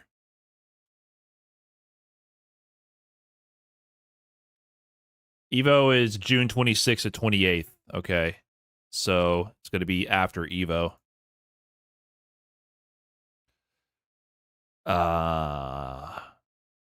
Autumn 2026, they start getting ambiguous. Early 2027, they don't even say winter 2027 or spring 2027. Just early 2027. We'll see what that means.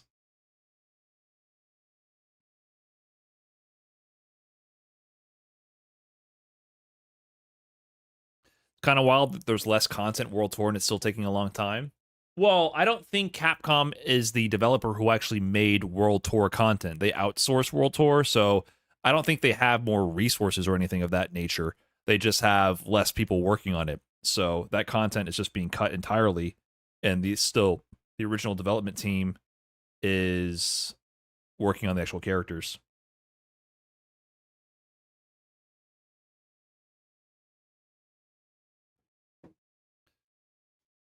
Yeah, as a knife, I wonder if it'll be like Vegas or Cody's. Yeah, maybe it'll be a weapon she has to actually utilize and pick up. I'm not sure if it's going to be permanently part of her moveset. What type of knife would you call this? I'm not versed in weaponry here. So, has this curve to it. A karambit? A karambit. A unique Southeast Asian knife featuring an inwardly curved, claw-like blade. It's kind of a thick boy, right? Looks more like a hook than a knife to me, especially in this artwork. Doesn't seem sharp.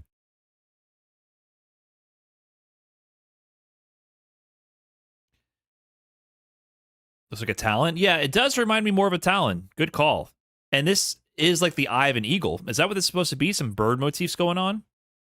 Wait, does that mean Adon? Wait, Adon's jaguar. Why do I think bird? Adon screeches like a bird, but he's supposed to be jaguar. He does say eagle kick, right? Wait, what am I confusing? Does Adon have any bird references whatsoever? None at all? He doesn't say eagle kick? I don't understand where he's supposed to be a jaguar. That dude screeches and looks like a bird to me.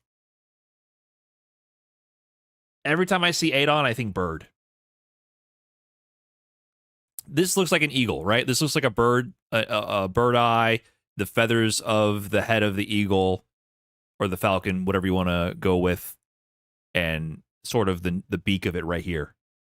So I think this feels like a bird motif, but I could be reading into this incorrectly. He says jaguar tooth. Yeah, he says jaguar all over the place, but every time I see him or hear him, I think bird. That's just in my own head.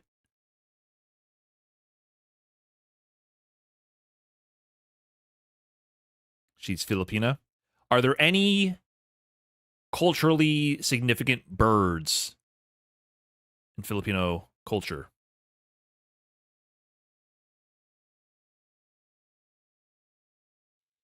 She's kind of generic.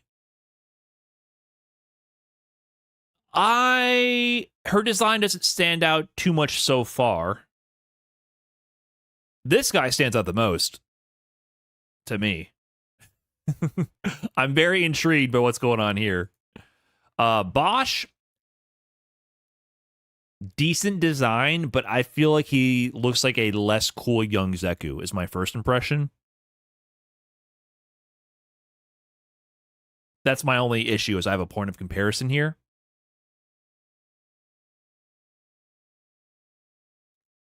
Bosch is only here because they already have his model done. Maybe. Bosch was a doofus in World Tour. You're right. I do feel a little iffy on Bosch. I'm sure they can do something interesting with him, but it does feel a little bit like a budget play, a resource management play for a character that did not really make a splash when he was in the single player content. But they can do something cool with him still. We get 3 more characters. We get 4. We're getting 4, man. They're going all the way. Tifa will be joining the squad. Bosch's hype. I'm excited to see some fresh new ideas and movesets. I do think they've gotten better at designing characters for Street Fighter 6. Something about with the original OG characters, I do feel like some of them were rather limited. Lily, for example, was a flop, I think, gameplay-wise and design-wise. Manon is pretty good. I think people vibe with the character design, but gameplay-wise, she also feels kind of cornered, in my opinion. Gameplay-wise design. And Marissa barely makes the cut. I think Marissa is a low-tier character and kind of bad, but I think she feels more complete. Aki is cool, and Aki was where they're like, okay, we have to play to the drive system strengths, and they made a Fireball Driver's character. And I think they've gotten better at designing characters in the Street Fighter 6 system. There's a couple slop characters in between, like Bison, and unfortunately Mai a little bit. So I'm interested to see new characters, because I do feel like the developers have gotten more comfortable designing within the Street Fighter 6 engine.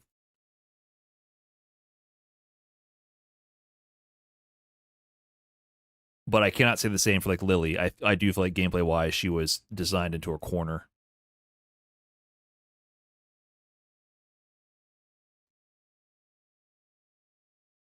We all know Tifa's crouching medium kick will be special cancelable. From the footage I've seen of Tifa and the Final Fantasy remakes, she's definitely a rushdown brawler. I would have to imagine they're going to go all in on drive rush cancels, including low forward drive rush. That seems to be her thing. She's a combo machine in Rebirth. Yeah, she's schmoovin' in that game. So I also can't imagine they're going to give her like a slow, chunky, crouching medium kick that is not going to be cancelable. They mentioned a new mechanic, probably something to enhance the drive stuff. They did. What was the exact wording? Let's pull that back up. it wasn't. They said they were going to incorporate an element of Final Fantasy into the game, but I thought it seemed a little ambiguous to me, the wording. So let's double check exactly what they said to make sure we're not misinterpreting it, because I feel like it could have also been something that was related to Tifa's gameplay. Where the fuck am I missing something?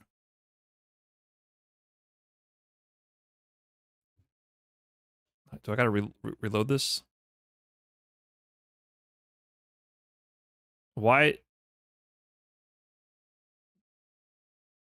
did it end? Where's the hours of footage? Okay. Okay, let's see exactly what they said. Fell upon our planet. 世界中のプレイヤーから愛されてきたキャラクターです。だからこそ。这也就是为什么我们设置了这。What?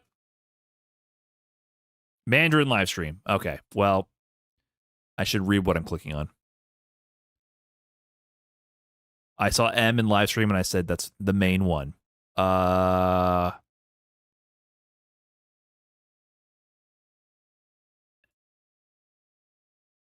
The team that we've put together still does not feel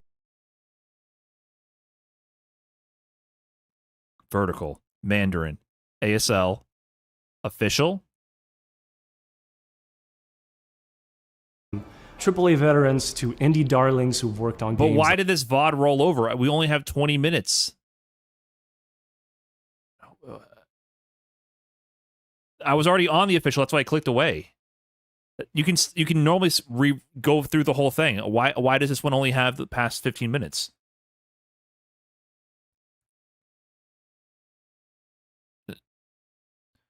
It's like the VOD rolled over or something.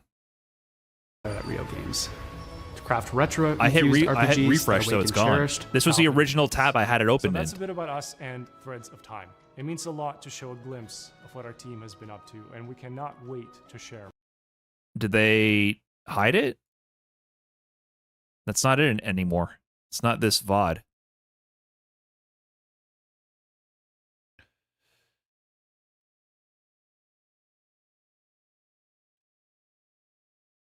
Released in multiple fashions. Oh, thanks. I'm excited to show you the next evolution. Appreciate it. All right, fuck it. I apparently we have to use the vertical one.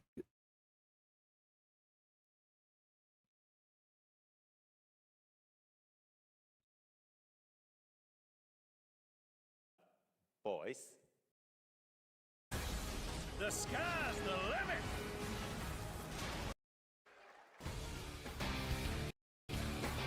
You're sick. We're announcing the special collaboration. Tifa Street Fighter. Tifa is a character loved by the players all around the world. That's exactly why our goal was this, to bring to life a Tifa who truly fights within the world of Street Fighter 6. 衣装や動きまで再構築してストリートファイターのティファとして形にしました。マテリアもそのままではなく新たなバトルシステムとして再設計しています。Everything from her design to movement has been rebuilt as Tifa the Street Fighter. Okay. Materia has also been reimagined as a new gameplay system. What word is that? Materia has been reimagined as a new gameplay system. Materia is a core gameplay mechanic in Final Fantasy VII. What is Materia? I don't play Final Fantasy. It's magic. Elemental magic. Materia has design to movement has been rebuilt as Tifa the Street Fighter. Materia has also been reimagined as a new gameplay system.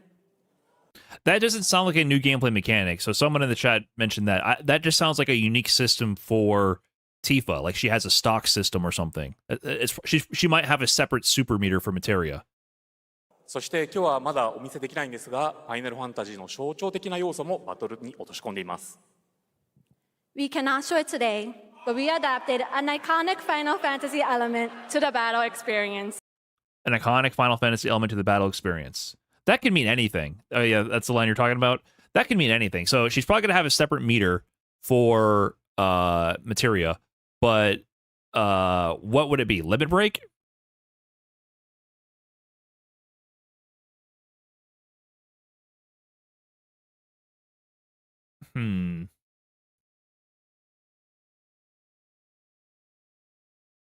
I doubt that they're talking about something that's a universal gameplay mechanic.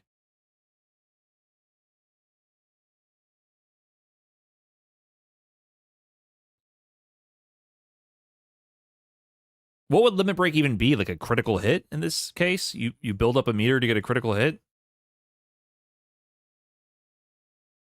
So I don't think we should be interpreting this as something that's going to be a universal mechanic.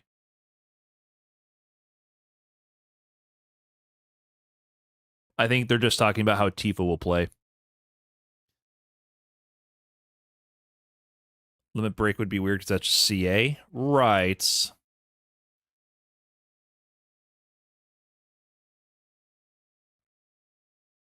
Jury level 2? Yeah, it could be her level 2.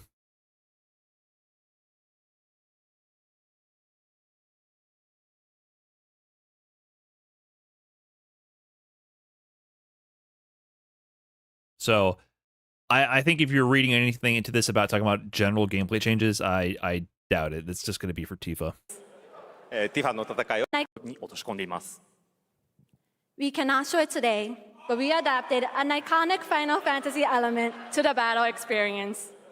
It is a little generic how they phrase that, an iconic Final Fantasy element to the battle experience. It is weird that they were so wide with that statement. Tifa's fight is far from over. We hope you all look forward to what's coming next. They're adding Tifa to World Tour right when they said that they're not doing, or sorry, to the Street Fighter 6 game, right when they said they're not doing World Tour content. That, to me, sounds not ideal. Not ideal. Why watch on vertical? Because Ingrid deleted from the timeline the original stream for some reason. I don't know.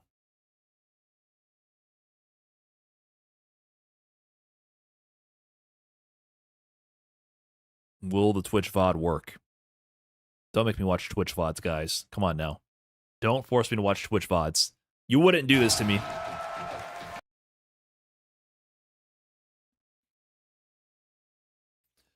I can't imagine that they did not want to have World Tour with Tifa in it. That sounds like a money printer for them. They obviously wanted you to be able to up your mastery level with Tifa. That would print money for Capcom. So that, to me, sounds like there were some internal issues. The studio closed down that was doing all the World Tour content.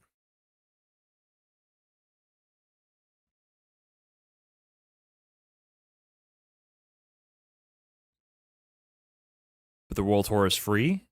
You pay for the DLC to participate in World Tour. New pass doesn't have a stage, only characters and costumes. What pass? Are you seeing details about that somewhere?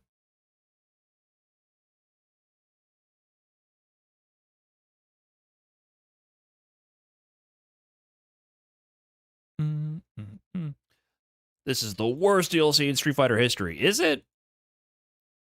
Is it? You're going to have a subset of people saying that about every single DLC season ever. Ever.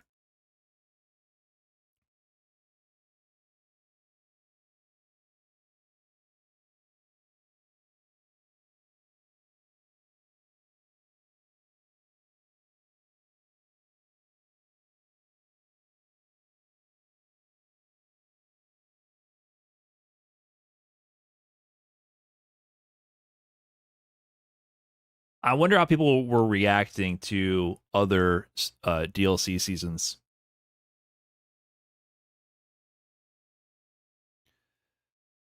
So, season 1 for Street Fighter V was what? Alex to Urien? And then season 2 was Akuma to Menat? It's like 5 characters a season, right? 1, 2, 3, 4, 5, 6. How many characters a season was it? Street Fighter V was pumping out the DLC characters. I forgot where the lines were actually drawn in a lot of these. Was Akuma considered end of season 1 or beginning of season 2?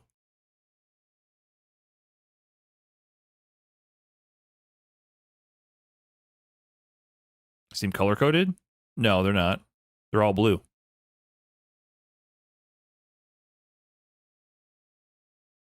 Oh, you mean the portraits? So season 1 was up till Urien? Yeah, I always forgot if Akuma was... okay, so Akuma is season 2. I see. Man, they put out a lot of characters in a season. This is my biggest critique of Street Fighter 6 is just the rate of character content. For a year is definitely disappointingly few characters. So, season 1 was Alex Kyle, Ibuki Balrog, Juri, and Urien. A lot of classic characters and a returning fan favorite. You could speculate on the quality of those characters. I think Alex and Juri were pretty, kind of duds on release. But people like those characters a lot in the Street Fighter franchise. Season 2, they put a lot of unique original members. Only Akuma, and then Colleen, Ed, Abigail, Menat, and Zeku. Okay? I feel like people probably would have made the argument back then that this season of DLC might have been whack, but a lot of these OG characters ended up being bangers. Colleen, banger. Ed was fucking whack. Abigail, people would argue he destroyed the competitive scene because he was broken as fuck upon release. Me personally, I like Abigail in Street Fighter V. I mean, he was too busted and needed to be nerfed to make him not broken beyond all belief. But as a character, I kind of enjoy a goofy character or two thrown in the mix. That's just me. Menat ended up being a banger. People love this character, and Zeku, I think, was a very successful character as well. But this could have gone haywire if they were all Ed tier. Ed was horrible. They made him way better. Ed in Street Fighter V was a dog shit character. And Street Fighter 6 is a way more interesting character, in my opinion. So this could have gone sideways. This was all original cast members, and only Akuma to sort of hold people over. So I'm sure people were upset about the season. So instead of Akuma, it would have been Tifa and a bunch of OGs. Sakura, season 3 was Sakura, Blanca, Falk, Cody, G, Sagat. Kind of a good season. Falk was a stinker. G was amazing. I think Cody in Street Fighter V was pretty cool. Blanca and Sakura were Then this season, Kage and then E Honda, Poison, Lucia, Gil, Seth. Honestly, this season's pretty weak. Kage was a dud. Honda was whatever. Poison. I don't know. Do people like Poison in this game? Poison's a fan favorite. She's a very popular character. So some people were happy about her, but I think her iteration in this game was kind of whatever. Lucia was a dud. Gil is sick, and Seth was sick, even though Seth was broken on release. I think Seth in Street Fighter V was cool. But Kage, Honda's whatever. Kage was a dud. Lucia was a dud. And then they don't have all the DLC here for some reason. Dan, Rose, Oro, Akira, and Luke. And honestly, Dan, Rose, and Oro was like a generational run. What happened in 2020? What could have happened here? So it looks like this is finally the season where they're focusing on a big fan favorite character plus the OG cast members, which is the season 2 here for Street Fighter V. That said, there's no Street Fighter OG for the hardcore fans. They're just relying on Tifa star power. So I can see this being a very polarizing season for a lot of people.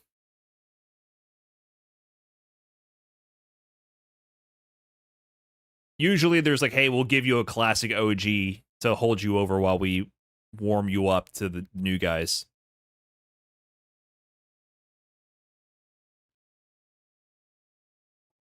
But I think they need to keep doing new characters, for sure. I want new characters. I'm glad that they did that.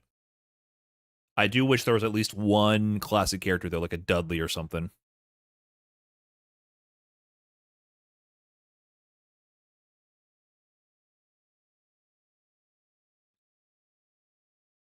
And Tifa, like I said, it's a big moment for gaming, I think, and for the Street Fighter franchise. I don't have any personal attachment to Tifa whatsoever, but I think it could be cool. I hope they don't continue to add random crossovers, though. There's definitely a limit. I think this guest character, we can make an exception. I hope they do not try to make this Smash Brothers. You get what I'm saying? I would love a specific title for that sort of thing, like a crossover game, Marvel versus Capcom, whatever, Capcom Fighting Jam, Capcom All Stars, do whatever you want to do. I think there's a place for that, but I think the Street Fighter franchise should focus on primarily its own characters and building its own unique content. That's how I feel. I feel like there's something special about that.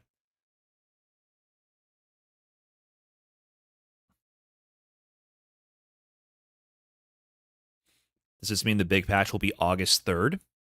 What big patch? We load 99. Thanks for the tier 1. Appreciate that. This season looks better than season 2. That was the worst one, in my opinion.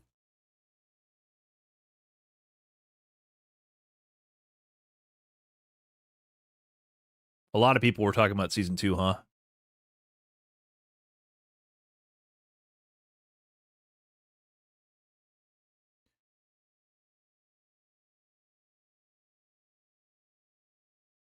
Where was that tweet at?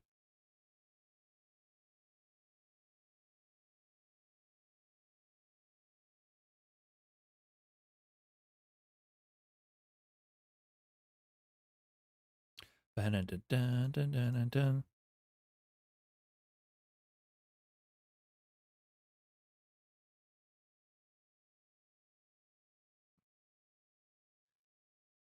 Street Fighter 6 DLC so far. A lot of people were talking about their favorite season of DLC. Season 1, Season 2, Season 3 here.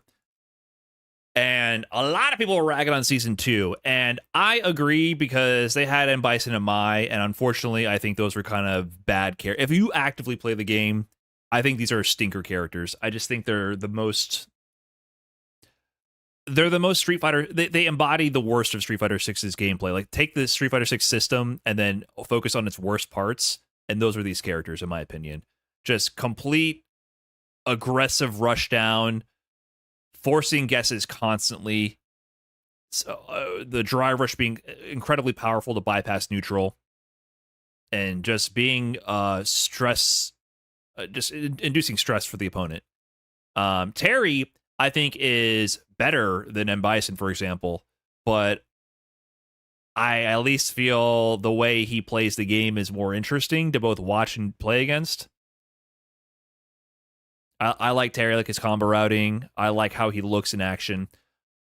Elena was kind of... she's just under the radar because she's not that strong. I think she's a decent character, but honestly, she didn't pan out to be as interesting as I thought she would either, to be quite honest. I think she's kind of a forgettable character in this game. Whereas she had more of a unique identity in 3 and 4, for better or for worse.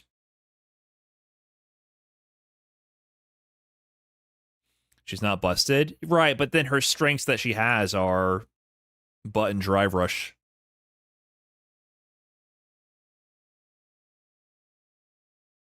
I don't feel like her role system is that integrated or that unique or useful to make her have a unique identity.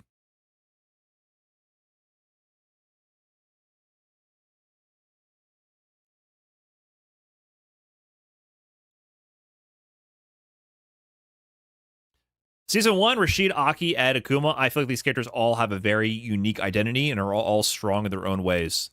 Season 1 is kind of banger DLC, to be honest. They did a great job. I thought Ed would be a stinker. Ed is most improved MVP, most improved DLC. And I don't just mean in terms of strength. I just mean in terms of his gameplay. So much more interesting than he was in 5. Season 3, Ingrid, Alexi, Viper, Sagat. I feel like this might be the best season of DLC, though. It's up there. Season 1 and Season 3 are definitely preferred. Sagat is a little too simple and brawlic. Sea Viper at least has unique strengths and abilities. Alex, people might get pissed playing him, but he's definitely doing his own thing.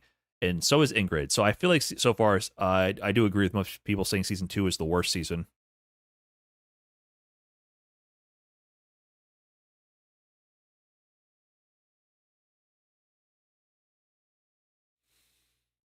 Much more unique characters. Yeah, we got low forward drive rush, low forward drive rush, low forward drive rush, crouching meaty punch drive rush here.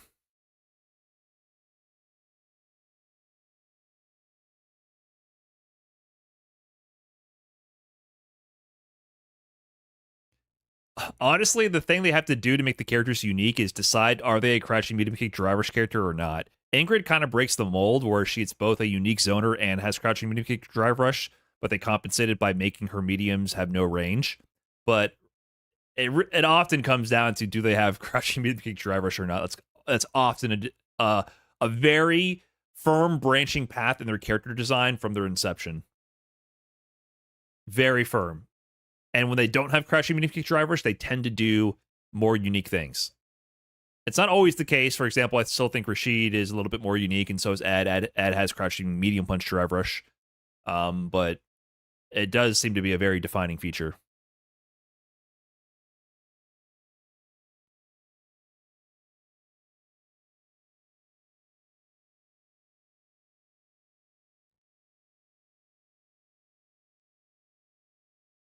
I really think they were taking a chance with new characters this season because they said they are working something special for this 40th anniversary. Maybe, I don't know, man. They just, it's very normal to put new characters in.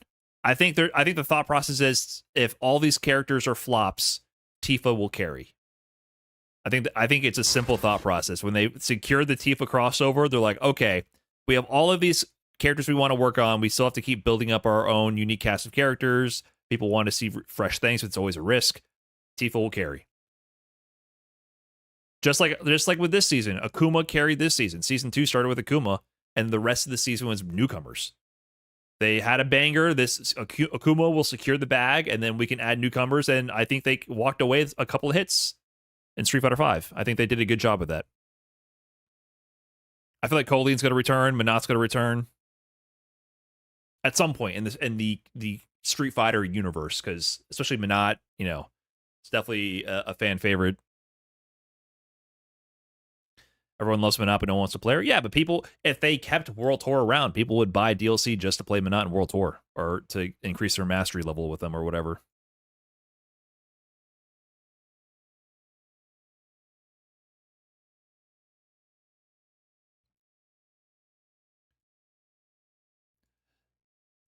So I know people are in this chat upset about the DLC, but this happens every release. Like when Season 2 was announced, how many people were hyped? It was so polarizing. So many people were super hyped and super disappointed. My initial gut reaction to Season 2 was a little bit like, I kind of wish they brought back some returning characters and focus on building up new ones. I've never been a crossover fan. I don't have a personal attachment to Terry or Mai, but I understand the crossover history, the shared connection there with SNK. Like, I get it. It makes sense. I get it. And if people are happy, so be it. But it was very polarizing. Some people were super fucking hyped about it, and some people really disliked that. I think the Tifa DLC season is going to be the same thing. It's going to be very polarizing.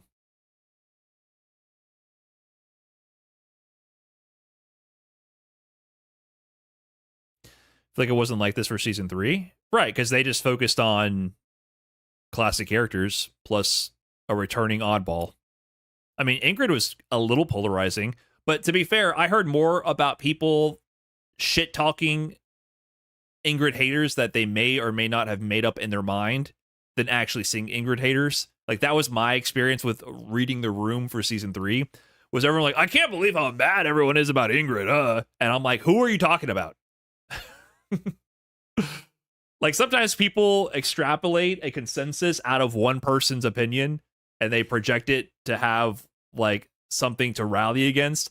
So I saw a lot of that. So I heard, yeah, there's a lot more strawmanning going on, in my opinion, about Ingrid not being a fan favorite. And I think there was some holdover from in the past when Ingrid was more relevant and old heads talked about the character. But I didn't see much of that.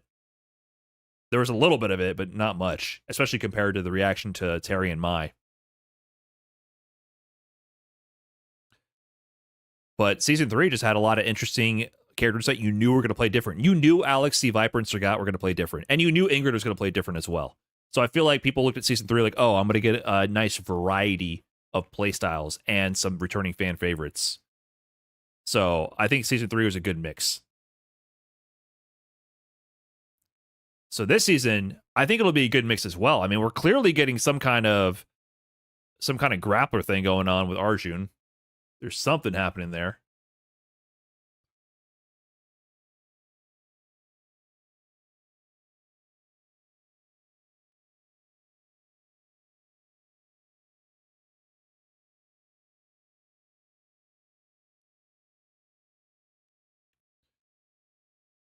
So, like, I wonder what this guy's doing.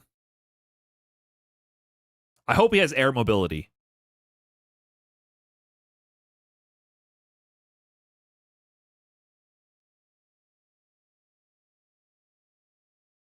You hope he represents Indian wrestling? You think he's Indian? I can't tell where he's supposed to be from. I mean, obviously he looks vaguely Indian or Middle Eastern, but I can't tell what he's supposed to represent specifically. Fire breather, it kind of looks like fire breathing, but then in the emojis they put an air emoji, and the actual footage he doesn't light up anything. So it does give me fire breather energy as well, but it might be different. It might just be wind, which makes me wonder: is he supposed to be related to Rashid? He looks like a Shoto. He looks like rugged Ryu for a second in this trailer. In this art style, he looks like rugged Ryu. But then you see this photo and you're like, oh shit. Turkish oil fighter? Yeah, I was thinking that as well, like the Turkish oil wrestling, but they already did that with Hakan.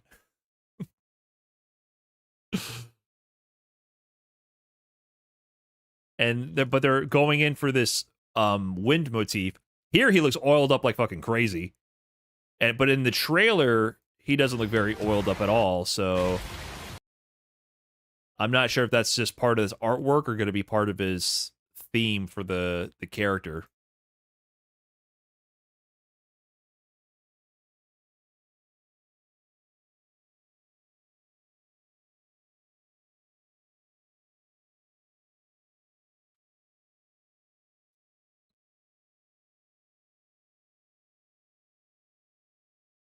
Yeah. Like, they've already done Turkish oil wrestling, right? So Capcom saw Turkish oil wrestling IRL, where the dudes are buff as fuck and pouring oil all over themselves to wrestle. And then they said, oh, that's what this looks like.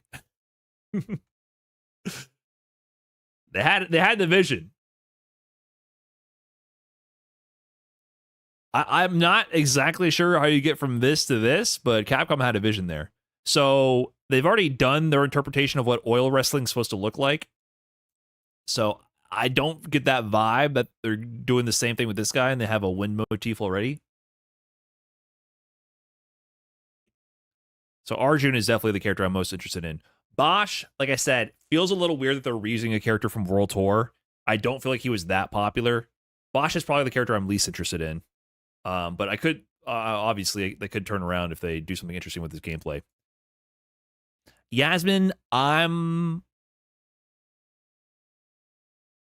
she's not immediately, like, speaking to me either. We'll see. I wonder what she's doing with the weapon.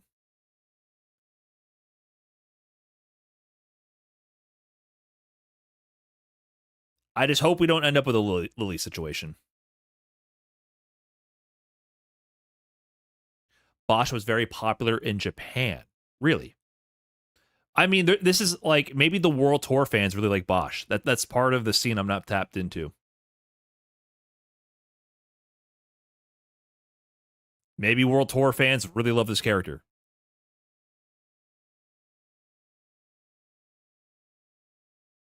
Bosch is going to have Luke's moveset? That's what I'm wondering. How does he play like? Japanese Twitter loves Bosch. Okay. As a World Tour player, Bosch is lame as fuck. Kind of does nothing World Tour. That's what I was trying to see, even just now looking him up, trying to see some footage of him fighting. It seemed like he was only jobbing the whole time.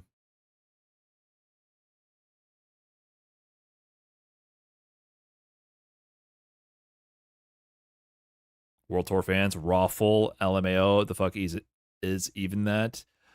Sorry to say, man, we're outnumbered by millions. If you have logged in to play a ranked game in the past month, you are in the vast minority of people who line the pockets of developers. So I think it is important to remember that sometimes, right? Like, not every piece of content is going to be made for you, including DLC characters. It's important to keep that in mind. They're trying to appeal to the fans of the franchise as a whole, and there are World Tour fans. That does exist.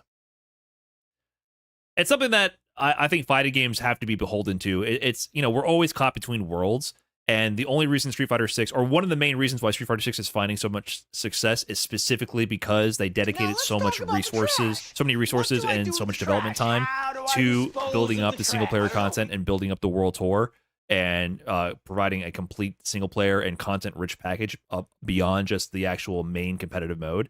And that's just different than how other competitive games have gone. The other competitive games have stripped away the fluff and have focused mostly on the actual competitive modes, and the world building is usually done through cinematics and other expansions that are tied in with the battle passes and whatever for the multiplayer content. Fighting games have not got there, man, because most people don't want to play fighting games like that. They just don't. It's too intense.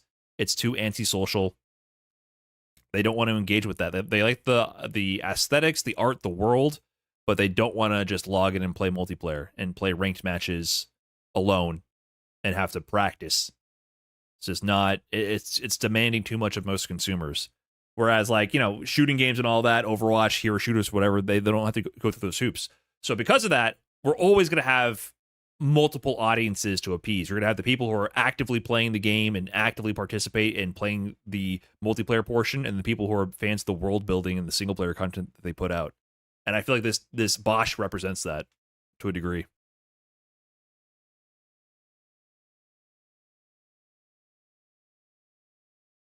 Fighting games is not antisocial if you do it right.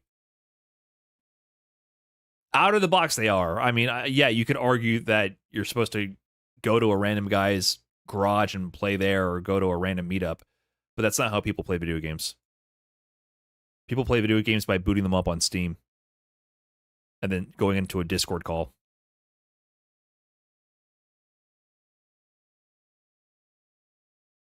So they are inherently more antisocial than other genres, I believe, in the modern era. Because couch co-op and couch multiplayer is mostly dead.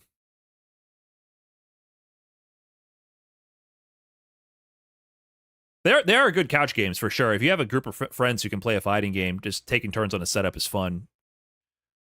You can talk shit about both your homies when you're not on the sticks, and then, tell them you're going to show them how it's done when you get up to play. That's fun, for sure. But that's not how most people engage in games these days. No zoners this season. You never know, man. My man Arjun might be blowing some air. I don't know. Razor 5, thanks for the big 3 months, by the way. Bosch and Tifa year 4, let's go. See, people are excited. Appreciate that, Razor 5. I hope he has an air dash or like a triangle jump, right? He turns around and blows at the ground and flies diagonally across the screen and then falls down with a splash. Or maybe he has a double jump. Oop, oop. He's going Kirby mode.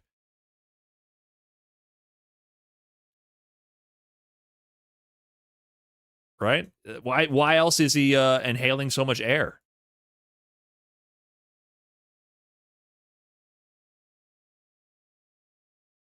He's got to be jumping around like Kirby.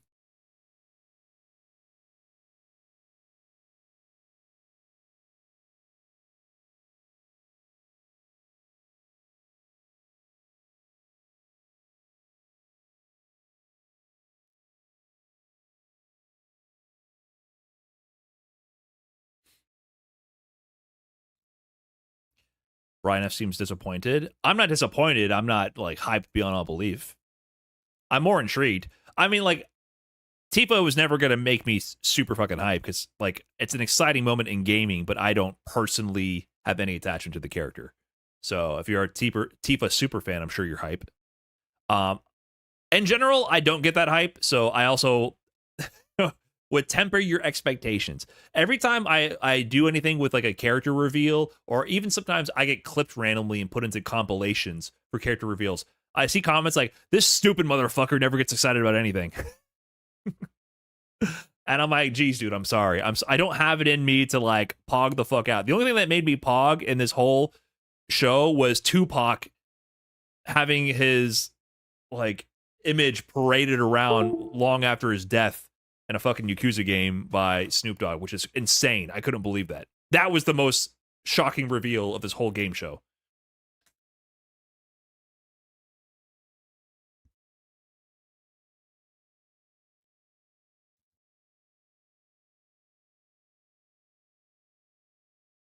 So that got me to pog out, then scratch my head a little bit.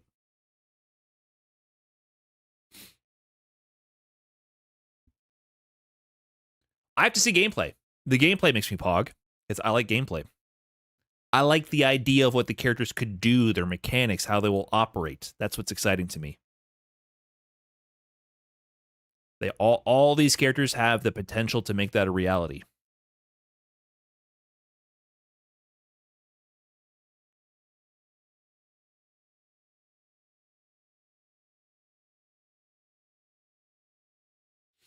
Side note, Adon again. We can all pog out an agreement that Adon is not in the game for another year. Pogs to that, my friends. Pogs to that. Thank God. That fucking bird motherfucker, right?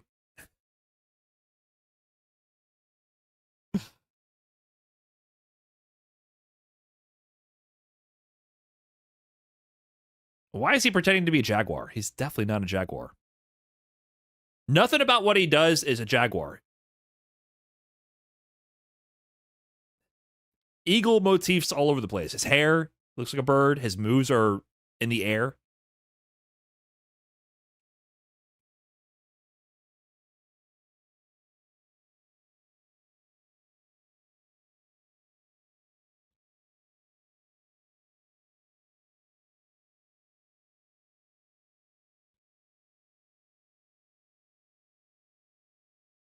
Brian, I'm literally begging you to please stop saying pog.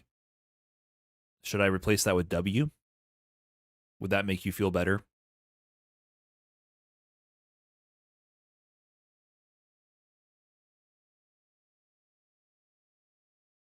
Should I constantly demand W's in the chat?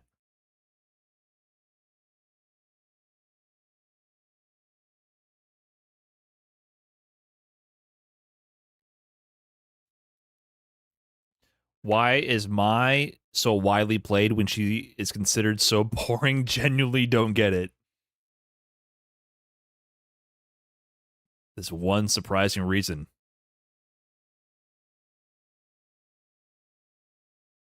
Turns out people like to win.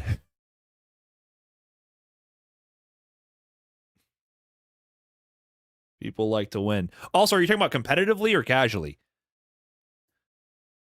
She's still very popular. Just often the more popular a character becomes, the more polarizing they become.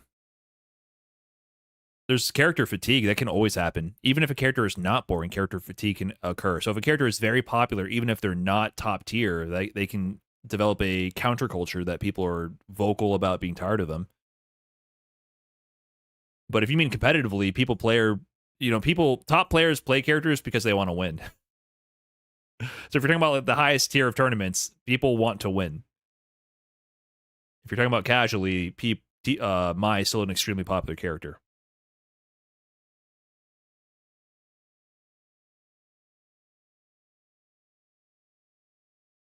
I actually don't fight Mai that much anymore either. I think she's fallen off. And so in like the slightly higher ranked tier, I think a lot of strong but not tournament level players, not Capcom Cup level players, have stopped playing her because she's boring.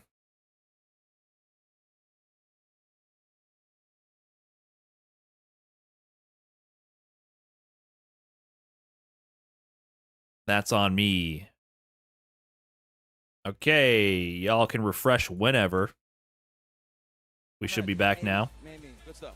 But man, Mr. Combat, thanks for the 3 months. Punk plays every character at the highest level. Like I said, with the exception of I haven't seen his Zangief. So this is just me just giving him too much credit. But guy, when you have a character with that, Yeah, I think my internet died.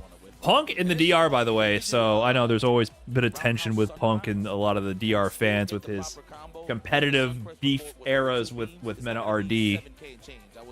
So it's pretty exciting to see Punk in the Dominican Republic. Max damage with CA, I do believe she gets 7,800. I wanted to see his Ingrid. We missed the match. Now, mind you, everybody's developing the level 2 shenanigans right No, now. Mena is Japanese?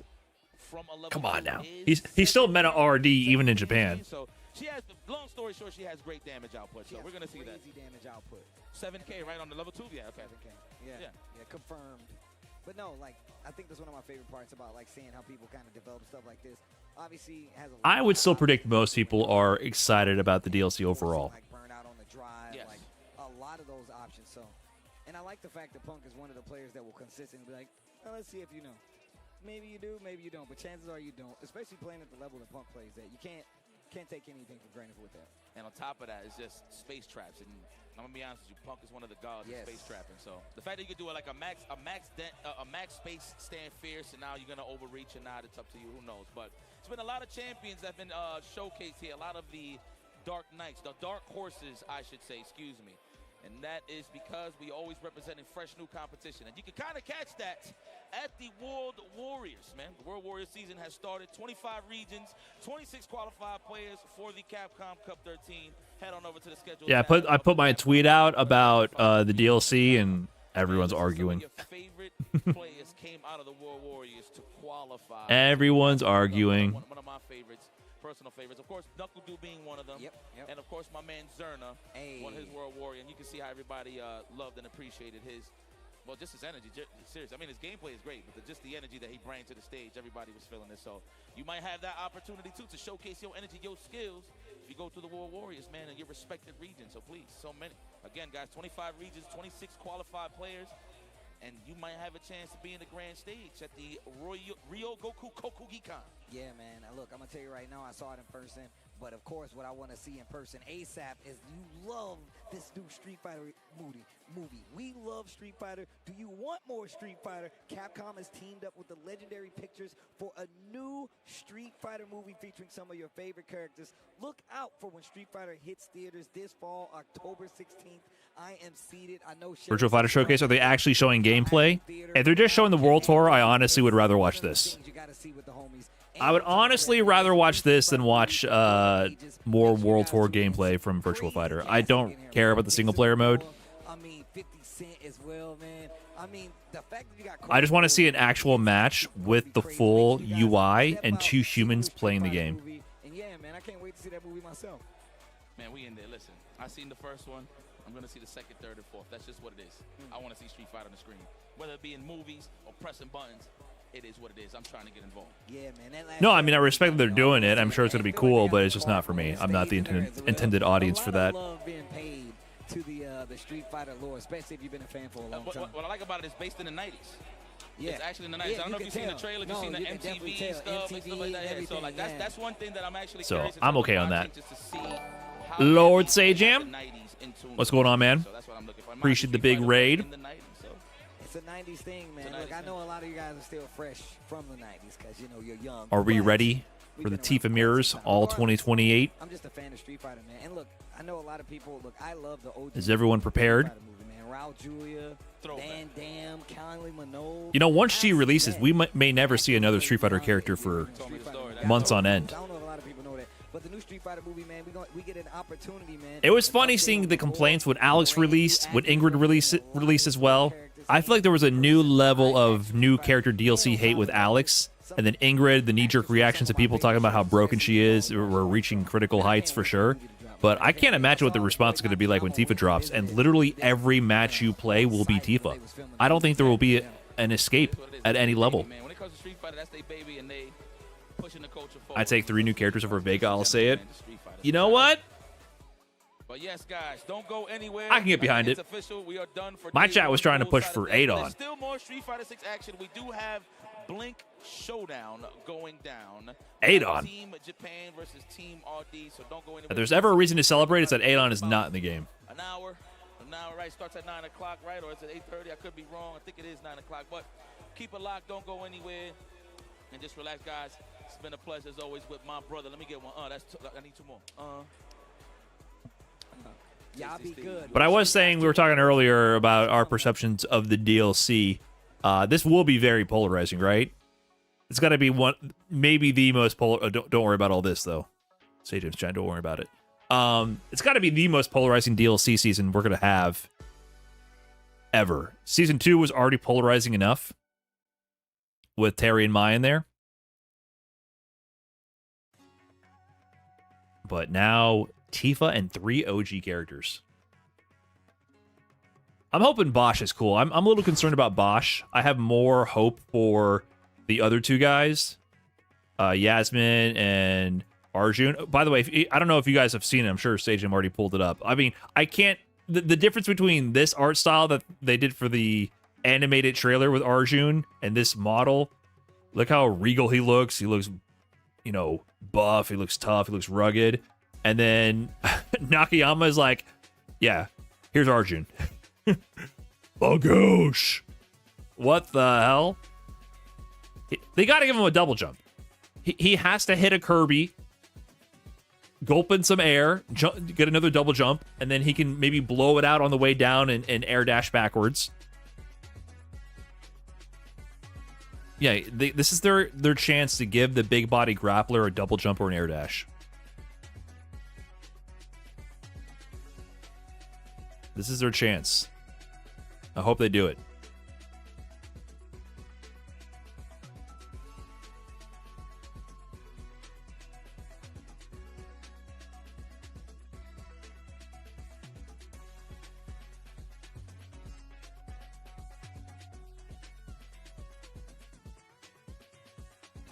I'm okay with Season 4 personally. I don't want to jump to conclusions with new characters because they could literally be anything at this point. Same goes for Tifa. The only character they didn't need to include here was Bosch. Yeah, Bosch feels... It feels a little bit like essentially a budget play. But word on the street is Japan loves Bosch. I don't know. Maybe there's actually a big audience that wants him. World Tour fans they outnumber the people who are tapped into the competitive scene and, you know, play ranked matches.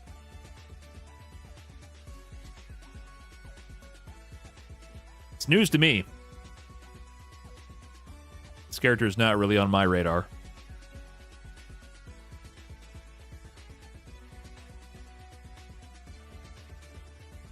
I just hope it's not just a pure budget move. Like, oh, we have less development time and resources. Let's just reuse this model, maybe up the fidelity on some things and go from there.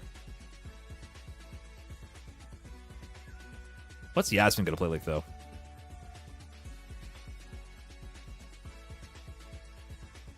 What do you guys think? Will she drop the weapon? Will she use it as a projectile? Will it be permanently part of her moveset, more like a la Relento or Falk or something? Brand new characters don't seem like a budget move. Adapting old ones would be cheaper, surely. Well, these two new characters, yes, but Bosch would be able to reuse assets. Street Fighter V Cody with the knife. An optional part of a moveset that enhances it.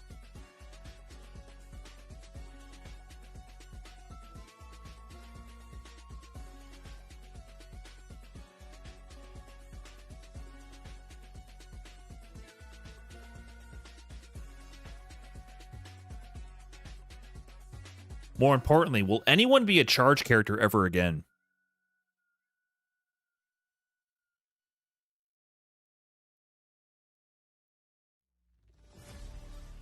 None of these characters have charge moves, right? Literally not a single charge move amongst any of them. Oh, Bison. Okay, he has Psycho Crusher. You're right. And Devil's Reverse. That was it?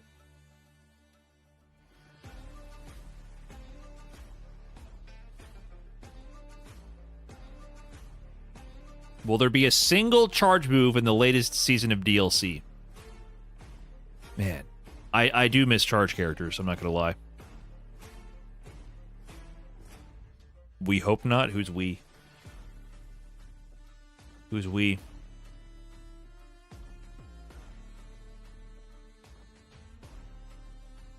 You're a chargey? Right.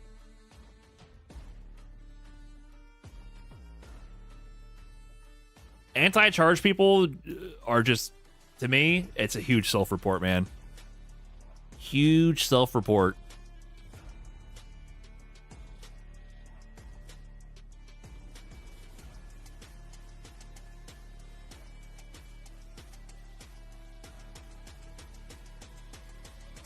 I just feel like charge characters are the only way to, are one of the few ways remaining in the post-input buffer world to really add massive amounts of combo variability and skill gap within the representation of one character. It's one of the few last remaining elements of executional boundary pushing in the world post input buffer.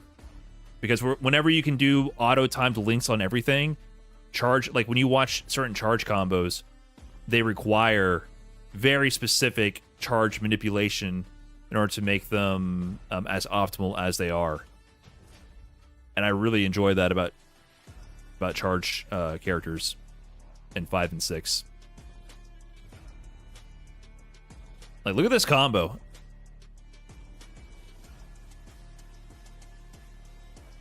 Javits had tweeted about this combo. Look at this Guile combo. This is fucking absurd. He gets a crouching light kick to activate into level 2. Before we go further, how the fuck did he do this? My man did dash up into the heavy punch, into the fireball that fast? What is happening here? This alone is insane to me. That charge timing is so fucking precise here. And they did a super late cancel to get that. And then look at what happens after this point. The micro walks he gets into, plus the optimal charge timing. Micro walk, down forward heavy kick.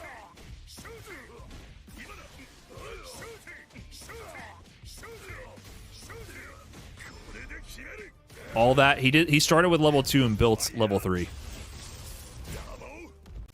So he started with 3 meters into a level 2 and built 2 meters back to get level 3.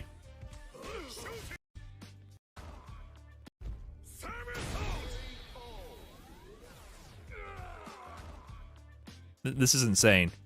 But like, really, like this moment here, just landing this like sequence with dash up, back heavy punch into boom is insane.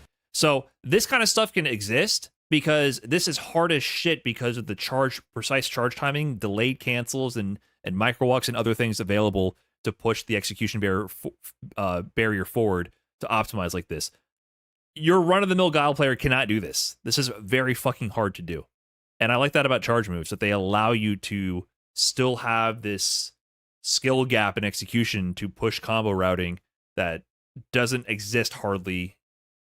There's other ways to do it with micro walks, of course, and other certain things like juggle timings, but it exists less and less in an input buffer world. And so once you get over charge is scary, because it's not. It's very easy. It's very easy. Once you get into it, you realize there's a huge amount of depth to be found with charge characters.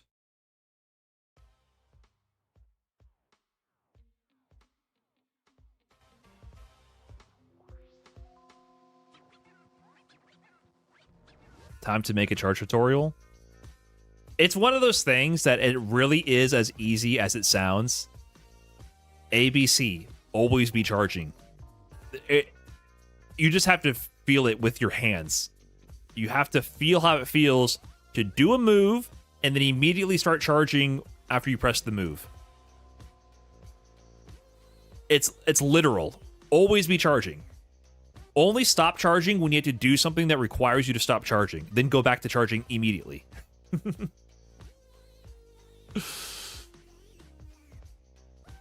So, and you need to literally listen to that advice. Literally. Always be charging, except for when you need to do something that requires you to lose charge. That's the flowchart. And you will know how to play charge characters. That's it.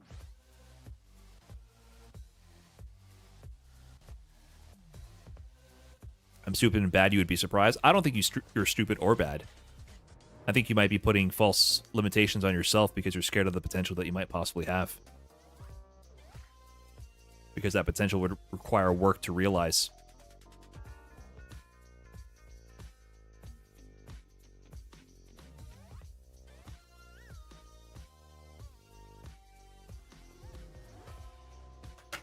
Sam Brown with the TED Talk.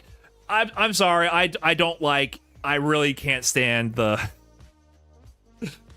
That's the cap on my content in my stream. The fact that I force people who say they're bad at something, like, you're not bad, you just chose not to put effort into it.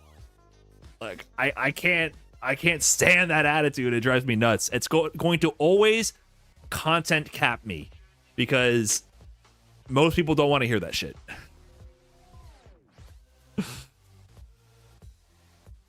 Like, you can do it. You just, you know, you choose not to.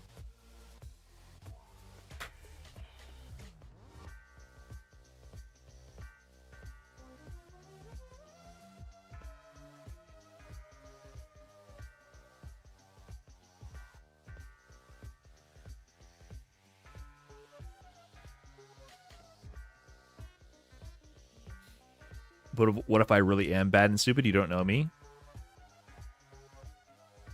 I know statistically you're probably not. You're right, I don't know you.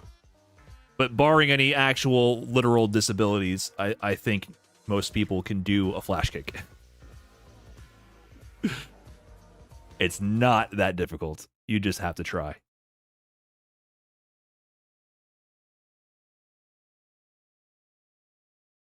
I can't do because I have tendonitis. Right. So there might be exceptions, but I don't think you should live life by exceptions.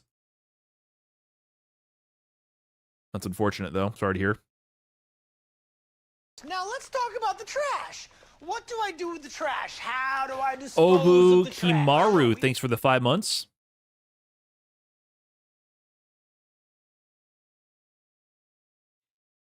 Okay, but what if ironically takes over 40 hours of practice to get it down? What if what does?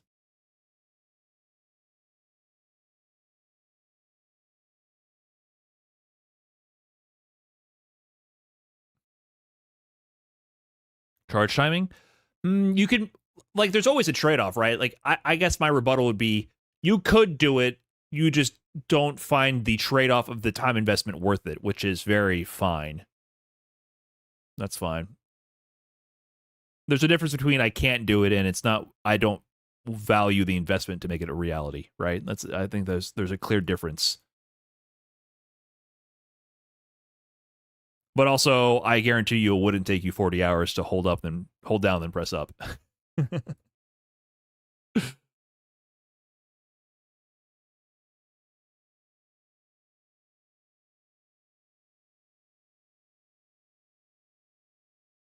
This is over? Come on now. Do we have more pools today? Or is it doing this Team JP versus Team RD coming up?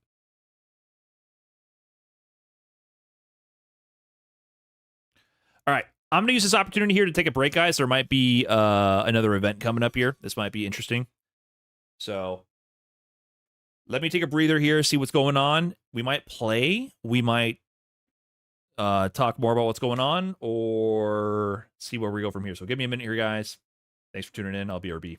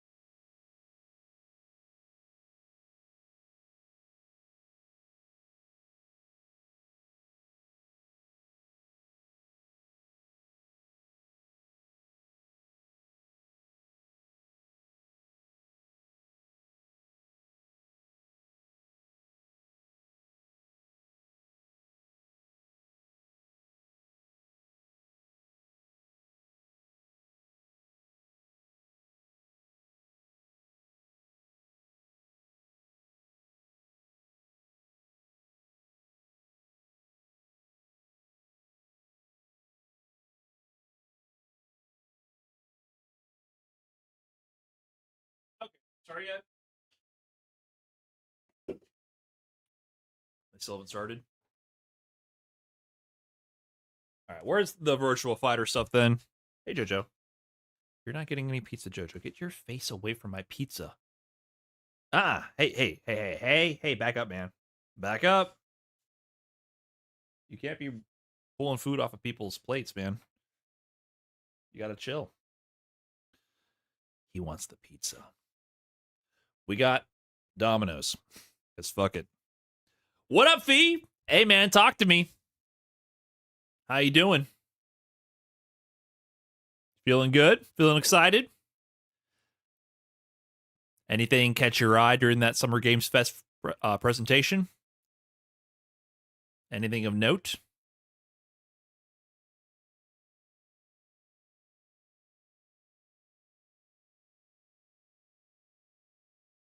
Oh, you're a Street Fighter content creator? Always have been?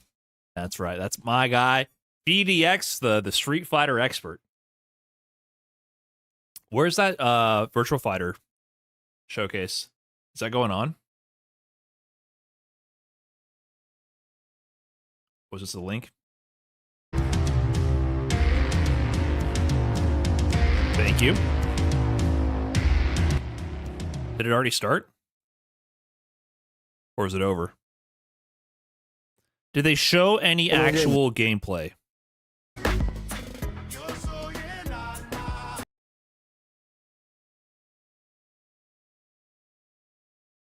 Of the, like, multiplayer?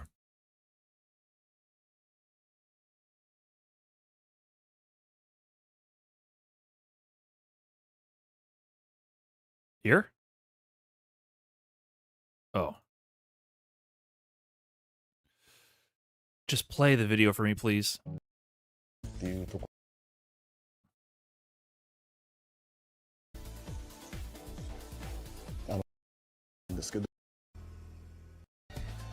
ドライターのブラックさんの、書く、スクリプトは本当に素晴らしくて、もう完璧だなと思ってます。僕らが作りたいトーンとかを本当に理解してくれてやってますし、ベースの部分とかゲームとしてこういう風にあってほしいっていう部分っていうのは、オーダーとして渡してるんですけど、それをしっかり解釈して、最高のものを作ってくれてるなと思いますね。Okay. Let me see it. Gameplay. Ready. 対戦モードに関しては格闘ゲームファンの皆様がやっぱり安心していただけるようなモードは用意していて、今回そのナラティブとかをすごく重要視はしてるんですけども、電源入れたらすぐに1対1が遊べるような、そういったモードも用意しています。なんかバーチャルファイターって特殊で難しいゲームってなんか思われがちなのが今なんですけど、僕もやっぱり最初の印象って全然違くって、難しいコマンドとかはなくて、パンチとキックとガードっていう3つのボタンだけで遊べるシンプルな操作で楽しめるゲームだったんですよね。直感的な操作だけでも遊べるっていう部分は大事にしたいと思ってるので、そこを守りながら新しく今回ブラッシュアップもするし、一から見直してるっていう感じになるかと思います。Oh shit. Critical hit?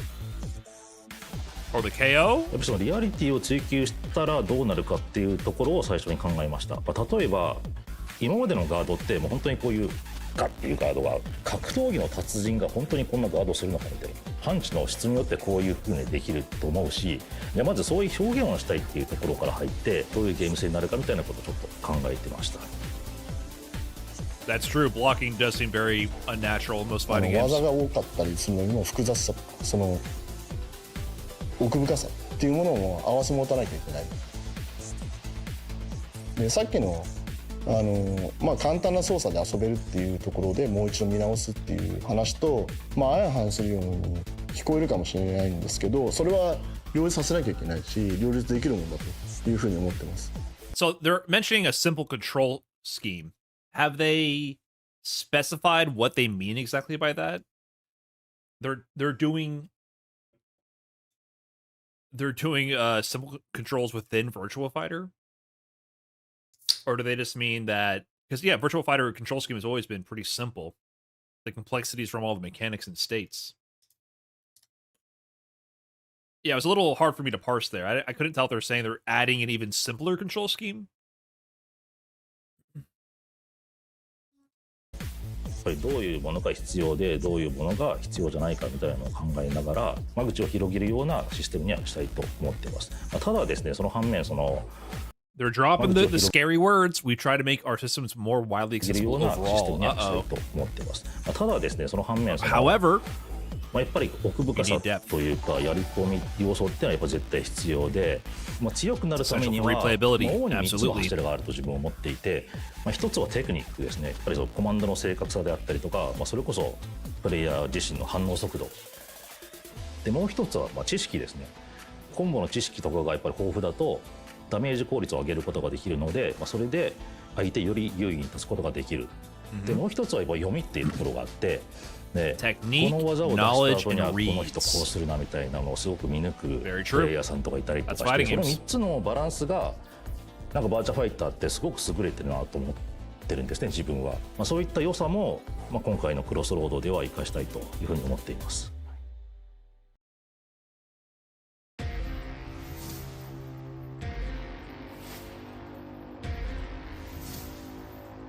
僕たちは新しい体験をプレイヤーの皆さんに与えなきゃいけないっていうことで、なんかお決まりのものではなくて新しいアイディアとか新しいトライ。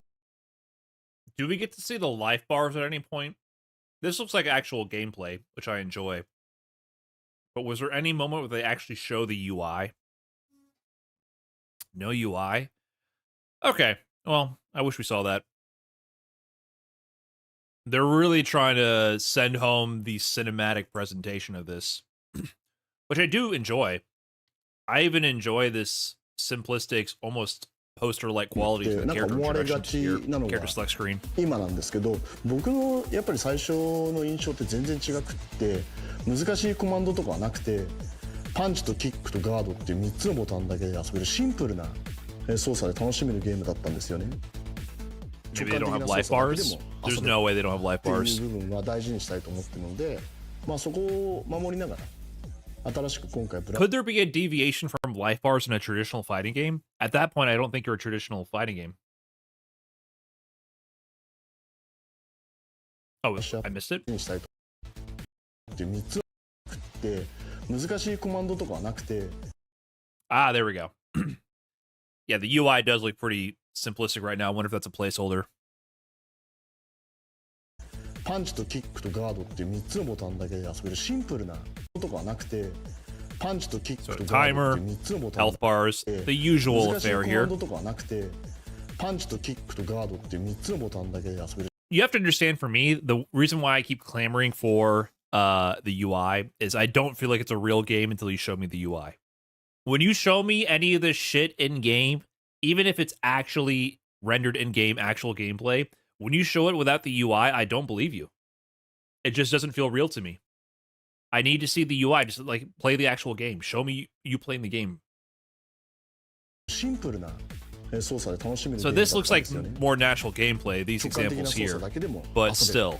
I also can't get a sense of how much damage you're doing, the stakes and the tension of it all. It feels hard to grasp what's going on. This game is going to eat Tekken's lunch? Is it?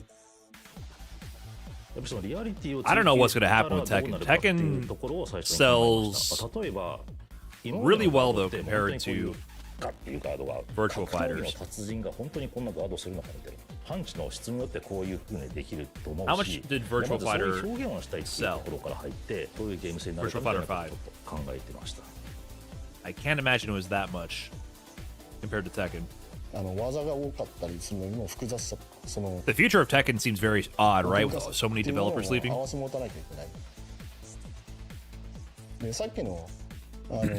players only play Tekken. Do you think with the mass exodus of Tekken devs and the state of Tekken 8, we would finally see Tekken players branching out to try Virtual Fighter?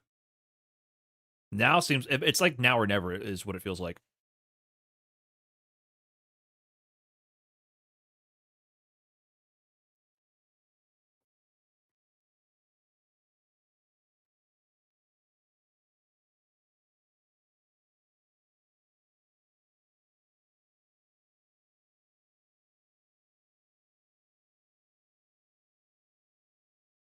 you want Tekken, you don't get it from Virtual Fighter.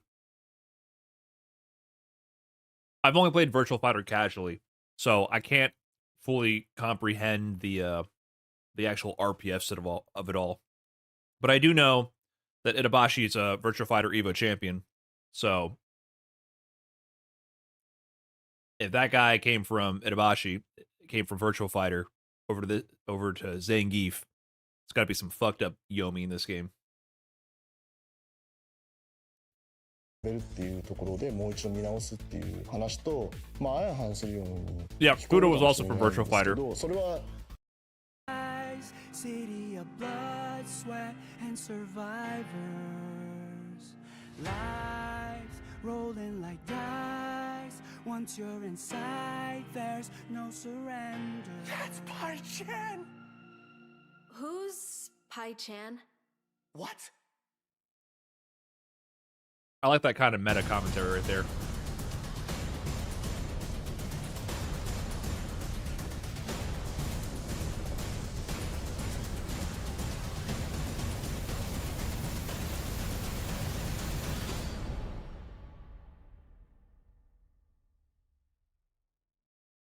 The last time I played Virtual Fighter, after knowing what a fighting game is, was this video, One Punch to Rule Them All. And this might be my favorite video ever produced in my content creation history. So this is how I played Virtual Fighter. Don't do it. Oh, you didn't do it. Nice. Why is this working? Oh, I'm crying a little. Yeah, I can see why people don't like fighting games. I can see why this genre is in trouble. What's this? Command training. Practice commands. Man, that down jab, it smoked him. Is this just going through the move list? Yeah, I think they call it dick jab. There's so many moves. Am I gonna do the whole thing over again, but from ducking now? Where am I? Look at the move. Look at the move list. Look at the move list. These are different menus.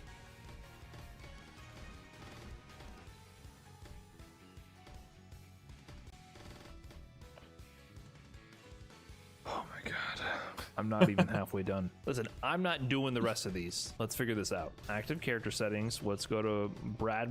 But I literally was beating people just by mashing. So this is my understanding of the game.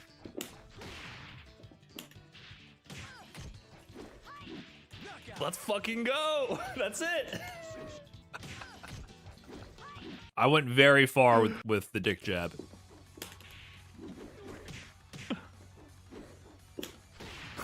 People got pissed at me for this video. There were some Virtual Fighter fanboys that were getting real in their feelings because I mashed down 2. Or whatever input it was in this game. Coming.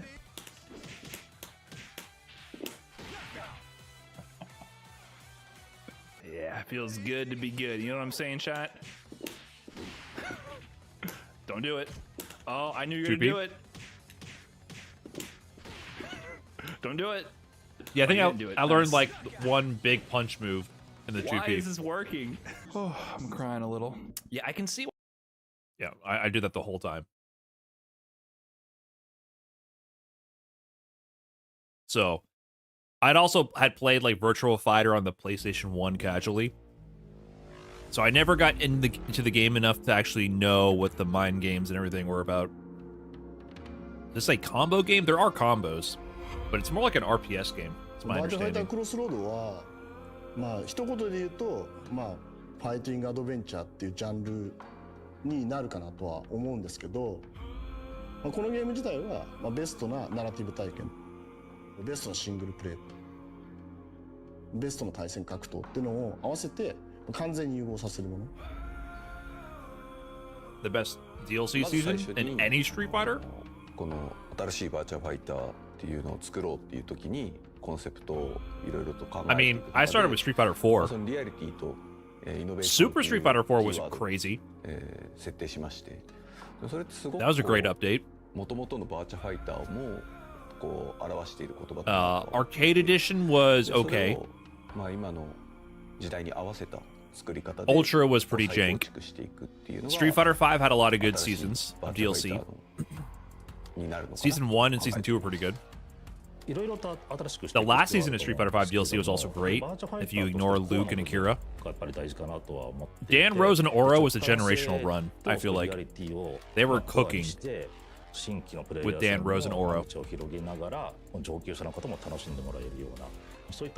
And then for Street Fighter 6, I think Season 1 and Season 3 are good. Kiro is great too. I don't know about that one. Don't know about that one. それから革新性っていうのはこのゲームで絶対やらなきゃいけないポイントだなと思いましたね。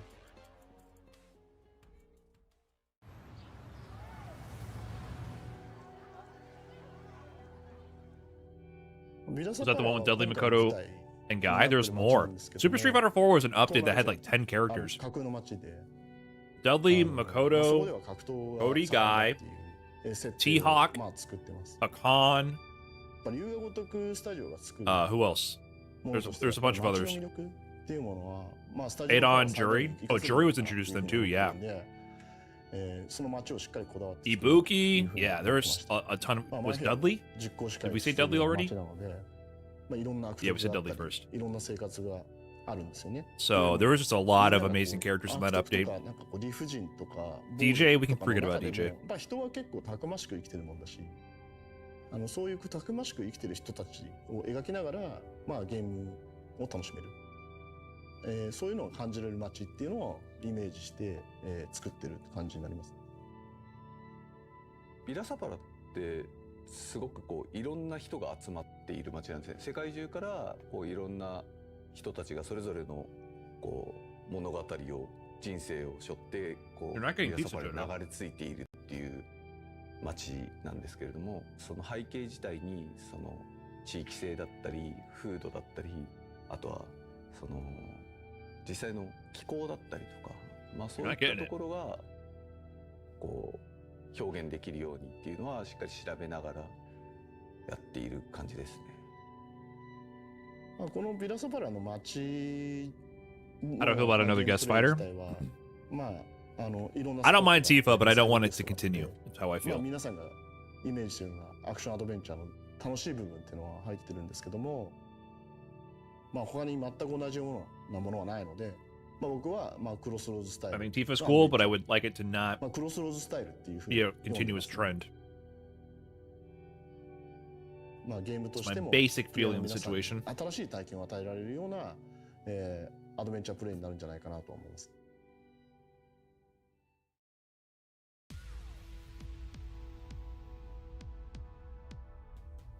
ストーリーモードでのバトルについては今回新しく取り組んでいるところなんですけども、目指しているもの自体はその対戦格闘ゲームっていう部分とアクションアドベンチャーっていうものの完全な融合なんで、プレイヤーが体験したことがないバトルのフィーリングだったりとか新しいものっていうのを、持ち込んで皆さんが楽しめるようなものにしようかなというふうに思ってますね。今回やっぱシナリオがあるので、そういったいろいろなバトルものがあるんですけども、これあくまでやっぱコンセプトとしては。Do I hear Rob TV back there?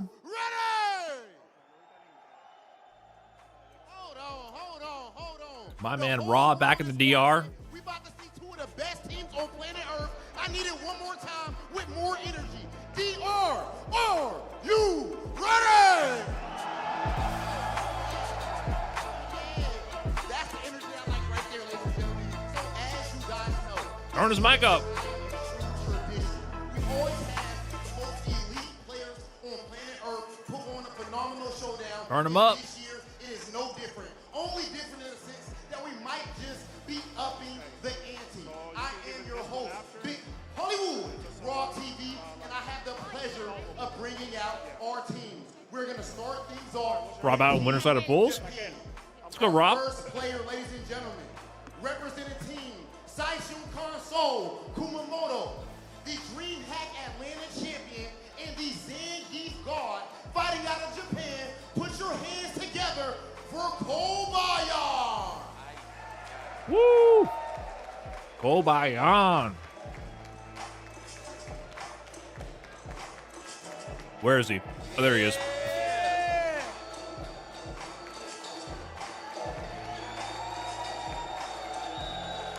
My man Kobayan. Is he looking for a fist bump or is he gonna fight somebody? I like him hitting the flex, but they gotta hit the angle. You're getting none of the bicep.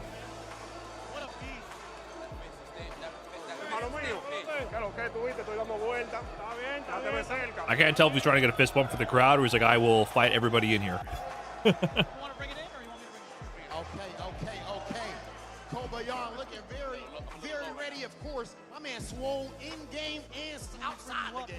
He looking like Zangief IRL in an esports jersey. You can't make it up. I don't even know if that's fair, ladies and gentlemen. But this next player definitely is not about to even the odds. He's about to put it even more on the side of, I don't know if this is even legal. Ladies and gentlemen, it is time to put your hands together for a member of Crazy Raccoon, one of Japan's finest, the tech god, Tachikawa. What's he doing that's not legal? Tachikawa back in the DR. Tachikawa is a very fun player. He's got a great presence. He is on the Viper these days, I believe. I think he's still playing Viper now. What a beast! I feel like they have the wrong mic going because is that Vicious Jeremy we're hearing just cheering and talking to the crowd?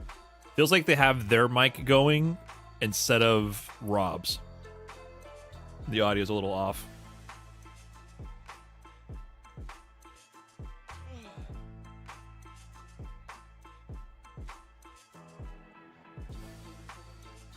I'd rather get these three than another World Warrior, Shoto, or Makoto. Makoto would have been okay. Like, people are traumatized by her dash command grab shenanigans in the past, but, like, brother, we already have Drive Rush command grab. It already exists. A protege of none other than fighting game god Momoshi, and now he is on the path to becoming that himself. Put your hands together for the reigning Evo Japan champion, Yamaguchi! The man who won the largest fighting game tournament of all time, by the way, no big deal.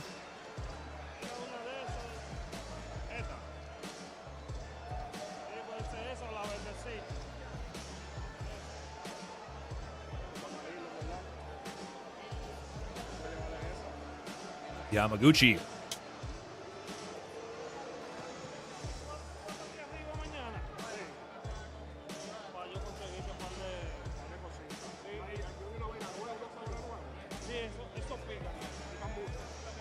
The default roster has enough new characters, though. Everyone forgot them. Did Street Fighter 6 release with a higher percentage of new characters than like a Street Fighter 5? I know more than Street Fighter 4.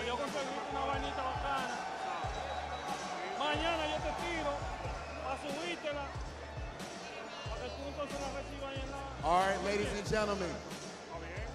So I'll count Luke, Jamie, Kim, for Team Japan that we have to Manon, Marissa, JP, Lily.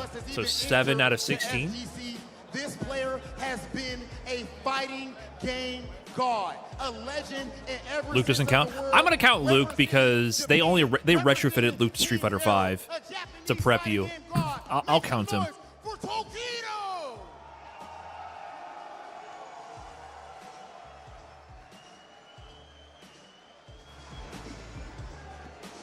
Half of them have flopped. I think Lily and Manon are flops. Lily's the biggest flop. I think Lily's the only pure flop. Manon, people like her character. I think gameplay-wise, she's kind of a flop, though. Jamie's a little bit of a flop, too, huh?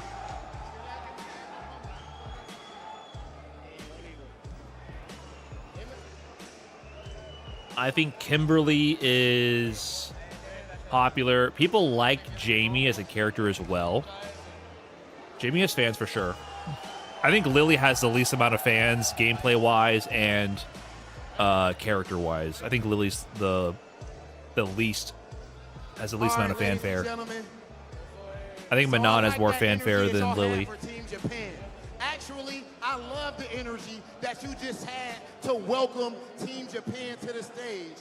but I expect that to be double, triple, even quadruple, because it is time to bring to the stage Team Dominican Republic. First and foremost, coming to the stage. Added one of the twins and Jamie's player base falls off a cliff. I don't think so. I think people who play Jamie and like Jamie are not. I don't, in my mind, I do not associate Jamie at all with the twins. He doesn't play anything like Yun or Yang. Brian D. carrying the mantle of Brian plus Letter.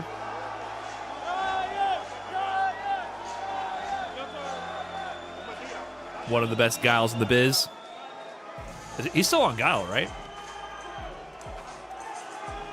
Do you associate Kim to Guy? Barely, but I do feel like Kim and Guy's gameplay are a little bit more associated in my mind.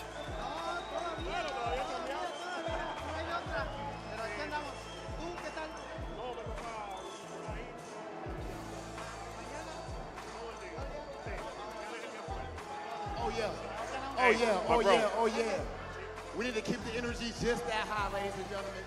The aura. Where's Kaba? I think he's on this team, but I don't recall actually. This next player that we have coming out, his intensity is matched only by his skill. This next player, Kim was a flop, terrible gameplay design. I mean, she's obnoxious to fight, but you can't deny that she at least has competitive representation. Hi, JoJo. He has competitive representation, and people like the character. So, I'm with you that she's mind-numbing to fight sometimes. But she's successful.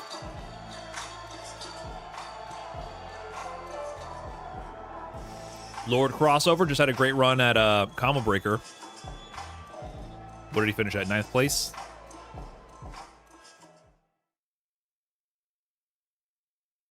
It's great Fireball at Blink? I don't think so. He just lost a $500 money match to Jack.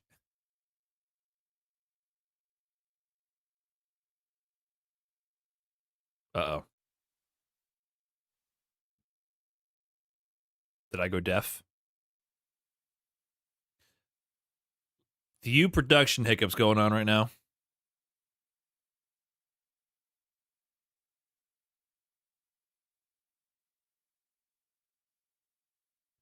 Couple of production hiccups.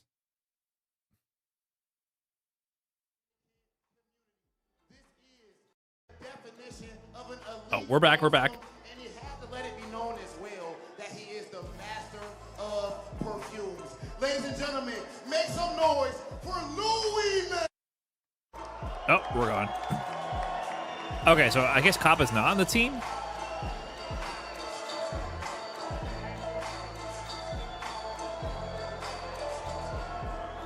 Louis Man, one of the best Dhalsims in the biz. Master of perfumes. That is what he said.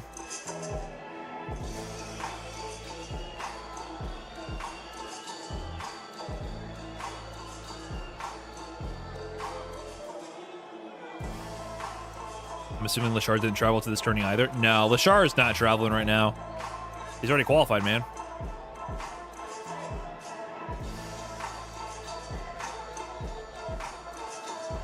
I want to see his Akuma in tourneys. I don't think he's playing Akuma. I know he like recently was playing a lot of Akuma in ranked, but I don't know. I feel like the impression I'm getting he's gonna be playing mostly Ed and maybe Alex. I don't even know if we would be in this room right now if it was not for him. But I could be wrong. No, I know he has an Akuma he's been playing recently. I don't know if he'd be playing him in Capcom Pro Tour tournaments. RD! Mina RD! Ladies and gentlemen, coming to the stage, the only two-time Capcom Cup champion, three-time EVO champion, Red Bull Kumite Street Fighter League champion, and of course, the fighting pride of the Dominican Republic. Make some noise for Mina RD! Woo! What a list of accolades, man.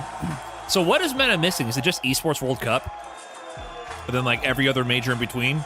Combo Breaker.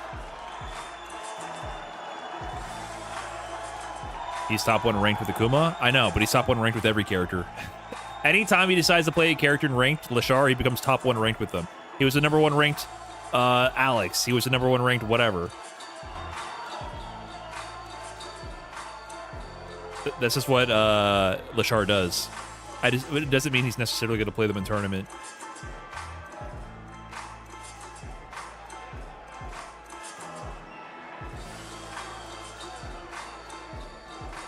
Mena never got Legend on Ranked. That's true. That's true. There's one final frontier that Mena RD hasn't crossed, and that's reaching 2,000 MR. Come on now. Ladies and gentlemen, the world Try doing that in NA Ranked. See the ranked monsters you have to deal with to get there. SGC! SGC!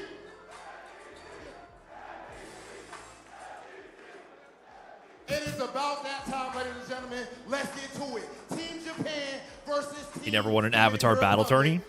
That's facts. Or maybe he is. Who knows? Maybe that's where he is in his spare time whenever he's not at a tournament. Everyone's wondering how Mena RD practices. Finally, he comes clean one day. The truth is, the best practice you can do is mastering Avatar battles, and then he shows the most fucked up infinite combo loop. It's the most efficient way to practice. You get the entire cast in one character at one time. You're practicing the entire game at once. That dude is a legend in his own right for sure. Many years. But of course, matching the energy of Mena RD as well. This is going to be excitement at its finest, man. Team Japan. Mena RD smurfing in the Avatar battles. This has been a bit of a tradition. I've been in the first showdown, so just seeing it. Obviously, the DR has not gotten the results that they wanted. But they have Is it normal for a Street Fighter game I thought it for players to excel with every character? Do you ever need to really be a character specialist to do well with them? That's more on the player. There have been players that are generalists, and there's players that have been specialists. That's always existed as long as I've been watching competitive Street Fighter. There have been a number of top-level world champions that can play multiple characters, and there have been a number of champions that hone in on only one character for long stretches of time. Luimon, as well as Brian D, right? I feel like these young cats... I thought at one point it was going to be a little bit of a Pokemon style, or just whoever's going to be in the King of the Hill, but I like harp on that just a little bit. I'm actually kind of curious. He wants me to go down and hug him so that while he's his head is over my shoulder, he can reach up and grab a slice off the desk. Or kind of test the waters themselves, because, like, let's be real, there's been a lot of practice between the representatives from both ends. Like, Team Japan has been here for quite some time now. Man, they got a fill. I should say. Immediately after Combo Breaker, even, I know Tokido had posted as like, yeah, I'm going straight. This is why commentators get paid the big bucks. I know I've seen a couple of those cats also posting the same way. They're like, yeah, we want to make sure we practice with the greats. They actually had like an offline event. I get to sit here, talk shit, and eat pizza. They got a fill. They were all facing off against each other. There was a little bit of that sucks. Between Kobayan and Mena RD. What up, Say Jam? And it was looking quite interesting to say. They got to say it. They got to be blunt on the Capcom Fighters broadcast. Hey man, shit's fucked. Yeah, that's what I seen most of the and time. we gotta stall. Domino gameplay.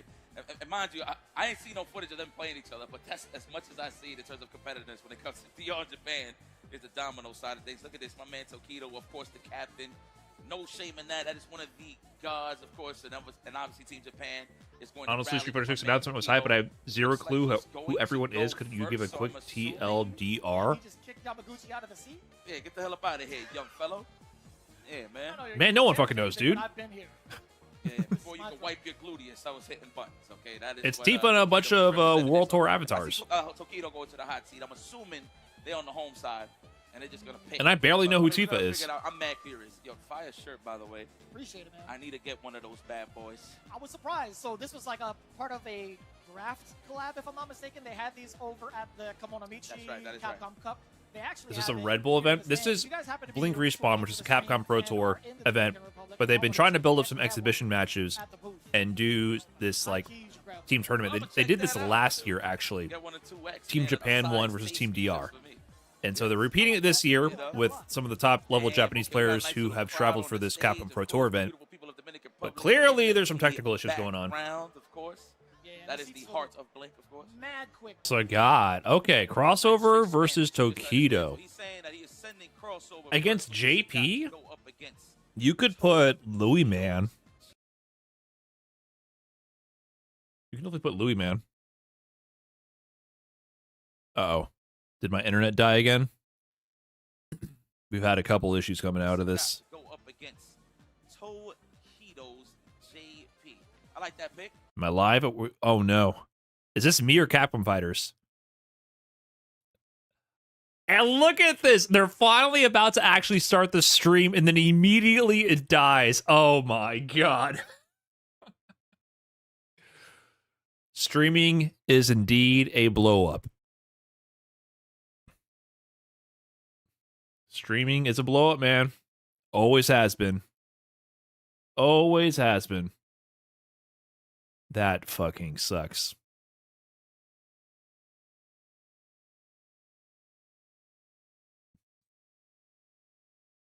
That is insane.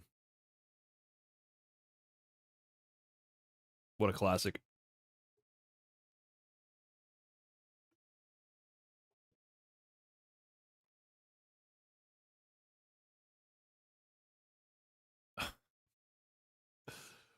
Well, we can always watch Marvel. I forgot. That's so deep.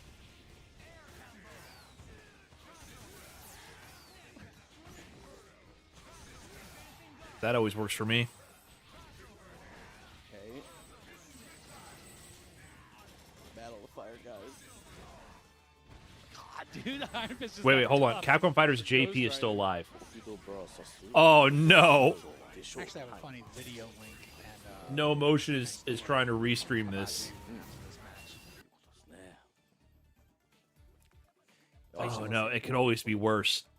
You could be restreaming the restream on the official Capcom Fighters JP accounts, and the stream that you're trying to restream officially is down.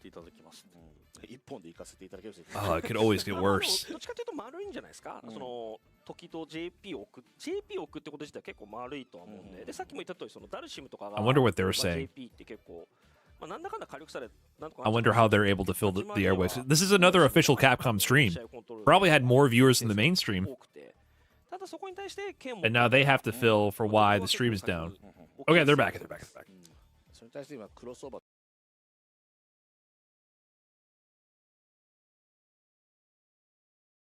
Sure, he understands if he needs to play the drive gauge resource game to kind of drain it away from the opponents before he decides to strike. Exactly. He's proven time and time again throughout his pickup of JP that he is willing and able to do so. Correcto mundo. Like in the calls. All right. Ooh, I love it. I just noticed that we got the Dominican flag on the stage. Is that a stage? Okay, we're live. We'll take it, though. Shoot. All right. Crossover. Stepping up to the plate. Menardi playing the captain role to send one of his soldiers, one of his combatants into the field to go up against the legend, Tokido. Barrel zones freshly picked up. I like how he couldn't even... Crossover fiddling with the armrests. That's the problem with gamer chairs, man. I feel like they're not meant for fighting games. Yeah, it was already in the back pocket. I leave my armrests up on my chair. Get them out of the way. You gotta have the elbow room. I'm just glad that he's still in the mix, performing at this high level, man. The fact that, you know, I want to touch on what you were saying earlier. It's starting to look a little more familiar when it's coming to these results. We're so close to watching a game of Street Fighter. So close. They know where to put their feet on somebody's couch. They know exactly what couch to put their feet on, I should say, excuse me. So they're getting pretty comfortable in terms of the results. I mean, obviously, Combo Breaker just finished. We got Shao Hai as the victor, but, I mean, you see the whole lineup in terms of who was involved in the top 8. So it's safe to say that these guys are comfortable, but that's not taking away anything from NA, EU, Chile, etc. Doesn't matter. Everybody's the killer in this game, and it can sway. Yeah, armrests only work if you're on mouse and in the keyboard. court of Japan, right? For sure. It's something that I was talking about with like a handful of people, right? As long as you keep your pulse on what's like active in the meta, there's always going to be somebody, some way finding like the counter to it, or at least breaking even. And I think Japan has acclimated themselves towards that, right? Towards like striving, towards recreating the meta, or like trying to find a driving force that'll like deter a lot of the more favorite picks going into it, right? By the time, here's the thing, right? By the time like you win big with a character, there are Armrests are fine for pad. I think it depends. I mean, if you're playing a pad, when I play, I put my arms on my thighs. But that's the best part of having so many events now. As soon as So my elbows would be going out into the armrests. that they've been cooking from the previous season to this one. If they're not wide enough, they get in the way. I know this got nothing to do with Jack Nathans, but let me go check the score Talk to me, man. on the Knicks and Spurs Let me know. real quick. I just want to... Game 2, baby. Hold up. Let's see. Live When are they score. playing? Okay, Spurs is up 27-19. God only knows, dude. First quarter. Whereas Daigo at home That's right, already qualified. Only Tokido right now from the champion Team Rejects is really traveling. Fudo went to Combo Breaker as well. I don't know if Fudo is here this year at Blink Respawn. But, you know, from Street Fighter League Worlds, Daigo, Tokido, Lashar, and Fudo all qualified. And so far, only Tokido and Fudo have traveled. Team Japan versus Team Dominican Republic. Tokido starting things off versus Crossover RD. Okay, a match. Crossover was with Sagat and not Mai for some reason. Wow, already swinging. I like that, getting aggressive. Oh. Wow, already early on representation there with the drive impact. Tokido gets all of the space established now. Now it's up to Crossover to find those gaps to mitigate some of this keep away. And not even going to play keep away for that long, maintaining that life lead, but it's going to be Crossover getting a ton of damage off that touch.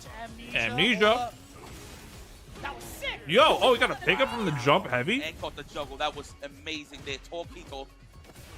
That was kind of tech, Tokido. Tokido likes being the aggressor with JP. Tokido actually did something I'm not familiar with JP. Immediately to get that level 2 to get I've never seen that. Already started. Oh, nice. Too far for that conversion. Available for Tokido. Gonna be backing away, throwing a couple of things. The second one was real, my mistake. Yeah, get that estate away from him, right? Push him towards the corner.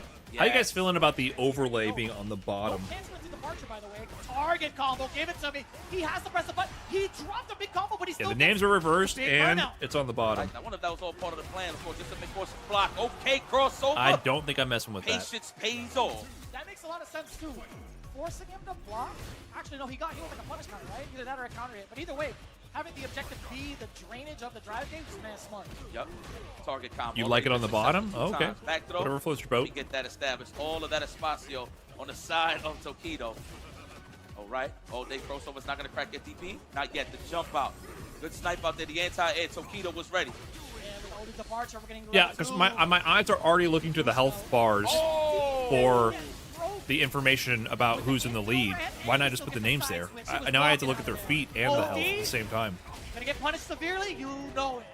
It's definitely throwing me off. I don't think it makes sense for I don't blame him. He was about to be in burnout. how your eyes flow when watching a match. Something like that similar with Viper, and I have trained it on Sagat and Zaki specifically, so I like how they're bringing out all the tricks out the bag just to expose Sagat on defense. Back throw. Let me touch this carpet real quick. 3 for 3. I don't think there's pulls after this. Nice challenge on the driver's overhead. Gotta be wary of the departure. No harm towards the drive. Looks to be brainy. Yeah, that's how Capcom Fighters always looks. You know what? I don't blame him on the idea there, but he was definitely. I don't know why, but Capcom Fighters always looks low quality. Recovered in time to go for a parry regardless, so not too sure if it was a punish. All right, set it up. Snap my fingers. Nice. And that was wrong, by the way. No counter hit, no nothing. Did he wake up heavy kick? Try to delay that jump into the stand strong, I believe. I'm pretty sure. Makes sense. Except that plasma. Hit the brakes with the jab off the drive. Nice air-to-air call out. Negative, no one home. Quite dead. Single touch, though. Crossover will kill in a single touch. Oh, nice jump back light kick. I like that option. I like how he teleported close to the jump back short. That is a new representation when it comes to if Crossover went for a throw tech there, he would have whiffed it and died also. I understand. Interesting option. Wow. It was so tough too, because like you're dead in the water, you get caught with that parry, you could get thrown as well, just kind of waiting on like the timing for that second. Oh no, the second departure was null and void. But after the first departure, that's where it just gets kind of scary, right? You teleport in front of somebody's face, they're committed to that parry. It's hard to even justify holding on to it because you could get thrown, right? Okay, I think we're gonna play switch player sides real quick. All right, just to make it a little more even for the eyes, pleasing for the eyes. I see you Crossover. It's not all about the buttons of the frame data, I'll tell you that. Man, this is sick. Okay, let's keep maybe now that Ingrid is in the game, JP can be removed. They just added 2 JPs. It's pretty cool that Blink is doing this. Red Bull getting involved, of course. I'm glad, no, for sure. I think when we think about like the CBT as a whole, like how often do we get to see some of these exhibition matches and actually have it be like team tournaments, right? We've seen like auction tournaments over at like a CB. We've seen something similar. Bruce E, thanks for 5 months.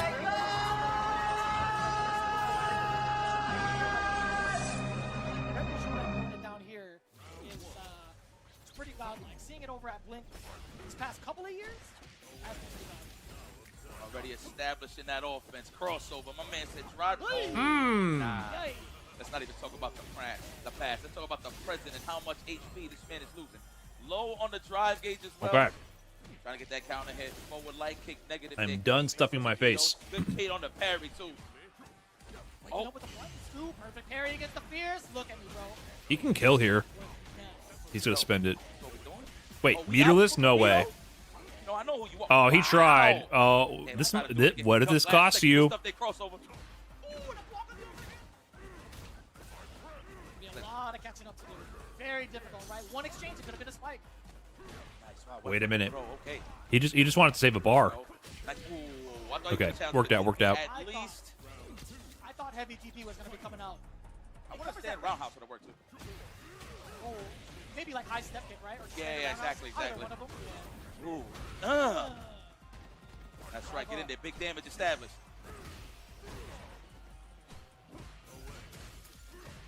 Okay. Trying to land that knockdown. Ooh, okay. Nice usage of the jump back short just to dead the teleported shenanigans. That's a good read through from the side of crossover. Knowing full well that Tokido was definitely taking that route in the previous game, having that OD departure just to get out of there. Nice check from Tokido. What's he gonna go for here?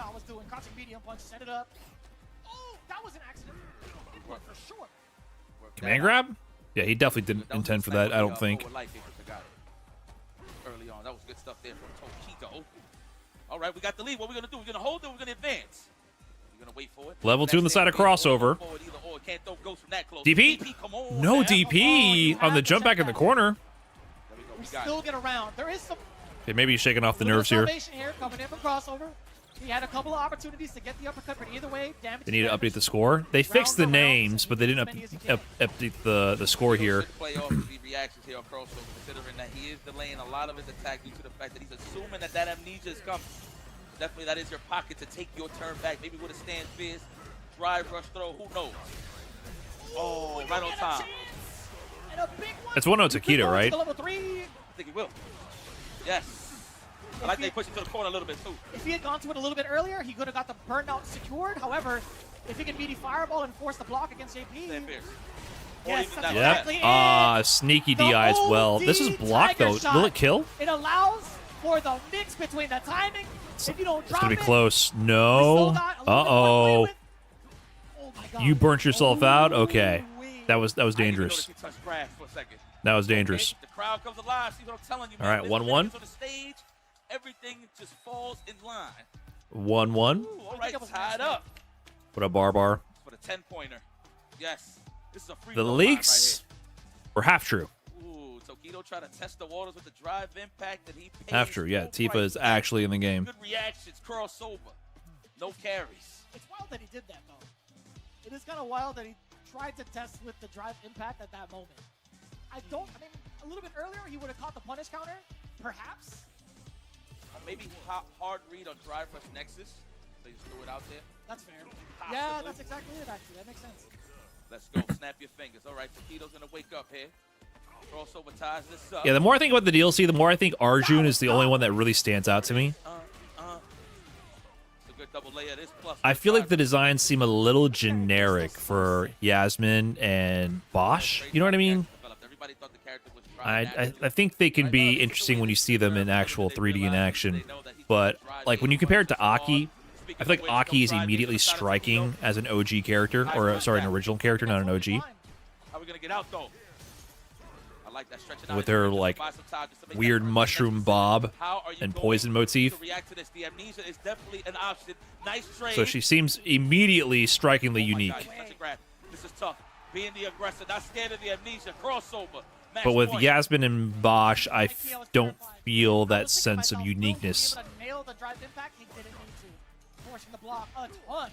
The trade combo counter hit. You already know it. He's on his bully. DP. Next hit for sure. It has to be a level 3. Oh, did a DP there? Yeah, I prefer Yasmin to Bosch as well. But I like that he just went for the defense. The only one who seems really striking is Arjun, because mostly because of that portrait art where he's breathing in air and looks like he's swallowed a metric fuck ton of air to do I don't know what with. It's breaking from realism, which I always enjoy. Forgot to stand up. Okay. What do you put down here, Tokido? Tell me that wasn't sick to get the continuation. No portals? Oh, high-low city? Okay. He set up the block string into the OD fireball, then you had to guess high-low fireball. Interesting setup.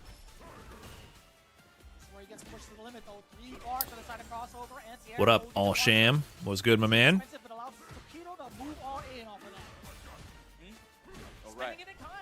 Yeah, they need to make him a grappler with a Kirby double jump. All Muay Thai. Ryan will really sit there and say he liked JP. Yeah. What do you mean? Oh!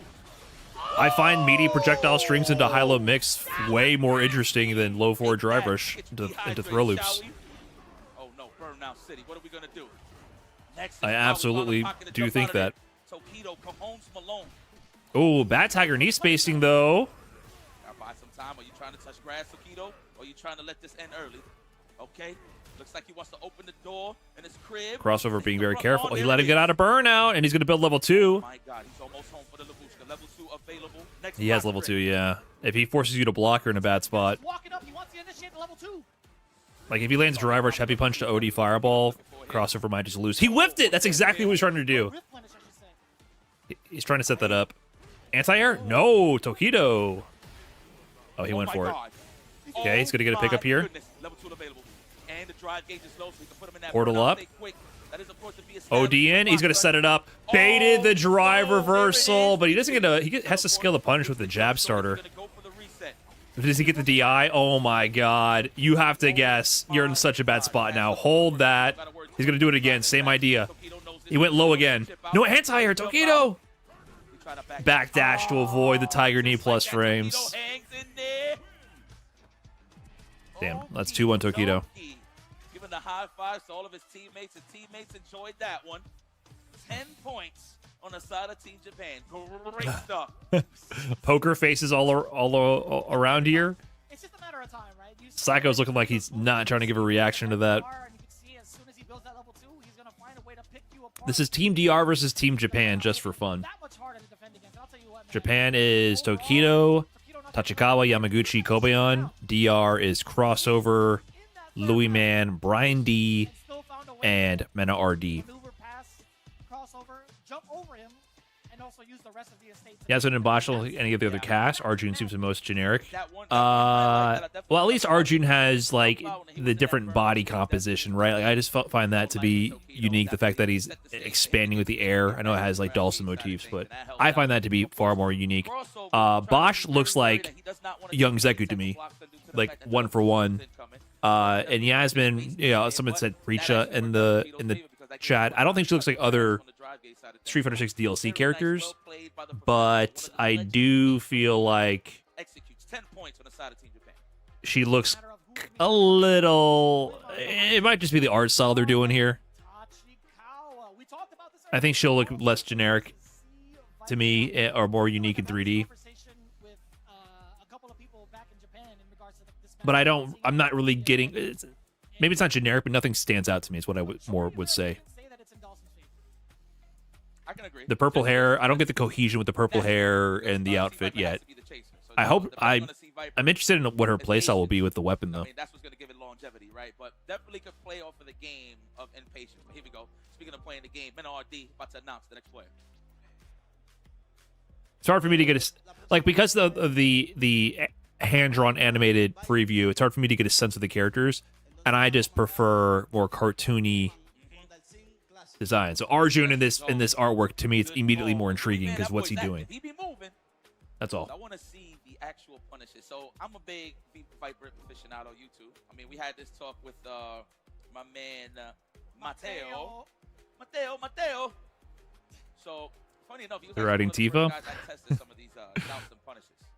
They absolutely are, my man. They absolutely are. But actually testing it out was on Mateo. There's a lot of cool options that Viper could do. So if Viper gets the lead, right, she could fall back and just see how impatient Louis Man is to throw that far fierce. You can punish that immensely with a crouch fierce into fierce size mode. You get in there. Super jump cancel. Exactly. You get in there easy. Now, the teleport shenanigans. Did Brian read the Steam blog post? No, I didn't see a Steam blog post. They put one out? So I don't know what's the follow-up there, but definitely super jump cancel to get close, right? That's the name of the game. You just want to get in on Dowson. And teleports this out of the picture. You can always crouch fierce into Seismo. That's exactly it. Or you can stand strong into Seismo. Do you guys have a link? Depending on the setup, if it's a raw teleport, whatever the case may be. So Viper has options. Now, how good is Tachikawa going to read the defense is the question. Louis Man does a lot of defensive drill kicks. So if he feels like there's going to be a stagger or a throw, whatever the case may be, he's going to go. Thank you. So I'm actually curious to see Tachikawa get in there. There could be a Manon there, but is it just a short blurb? This is on the away side, so you have to present. Oh, so they do have some character introductions and other artwork. Okay.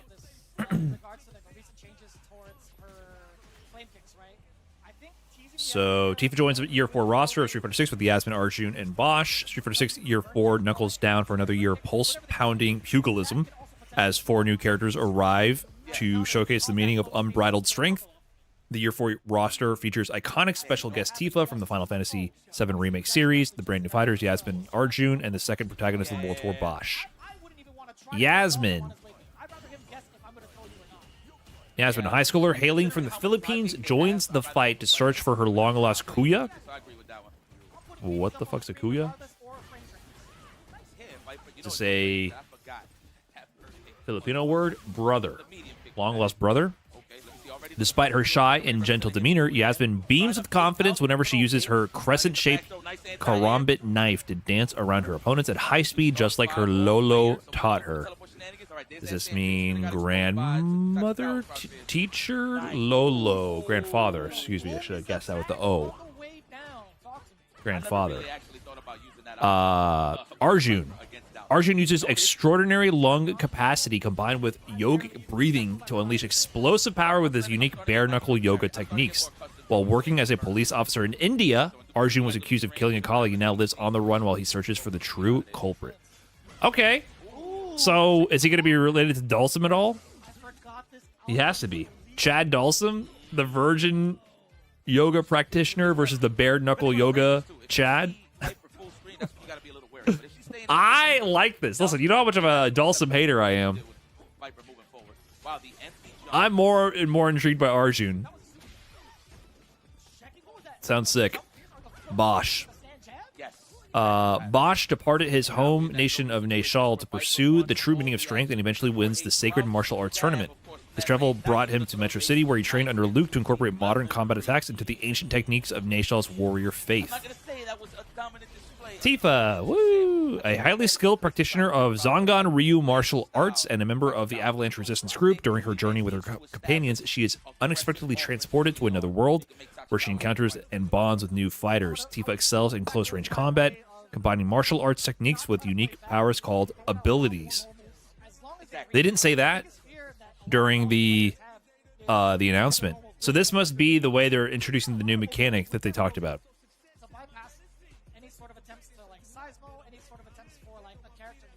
Abilities equals materia? Oh.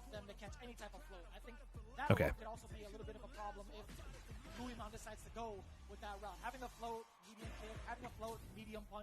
Is this shit always $30? Yes. No, it's true. Absolutely. I don't know if Louis Man's waiting for burn kicks naturally. That's why he's probably walking back a little more, trying to react. What was the new stage for this season? I don't even remember what the new stage was. To jump and flame pick. That is an option as well. Sagat stage? Oh, okay. Yeah, Sagat stage. Sorry, I meant the last season of DLC that just finished. I forgot Sagat. That was so long ago. I forgot about Sagat stage being part of the bundle. Yeah, I don't know, man. It is a little disheartening how the release cadence for content for Street Fighter 6 was already slow, and then it got slower. You gotta spend it. You like that, right? Punishing the recovery of that parry, you heard it? Sunburst, baby, level 2. Yeah, it's a little disheartening. I've already abandoned hope for content cadence, though, in Street Fighter 6. I've kind of given up. They've beaten me down. You know? I mean, based on the characters you played before, let's go. You know? On the on the striker side. Already 10-0. I think they're doing Street Fighter League point system, Nice. See, that was the option. Yep. but I can't really tell what's going on. Or they just put 10 for I don't know what reason. That ass down. Ooh, back throw. Are you in range? Yes. Uh-oh. Smother him. Offense. Crouch fierce in that range.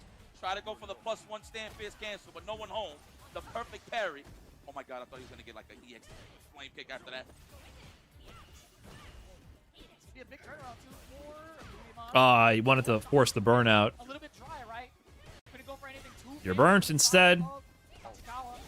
Yeah, Big nice. actions. That puts him in burnout. Spent the bar. Out the corner.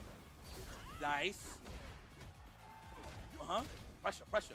I like how he delayed. He's a little worried about the level 3. So Ooh, just let the counter rip. Wake up jab. Dawson Classic. Nice sequence with the fireball. I think Tachikawa was forced to move regardless. Nice that sequence. was an actual true kill. It wasn't chip damage. Tachikawa was in fear of the chip regardless. I don't know if he had enough to survive a block. I do not know if he had enough to survive a block. Damn, I'm loving this for Tachikawa, though. All right, Louis Man won that, of course. We celebrate that, but I'm loving the little things that he's representing. Close flows from Louis Man.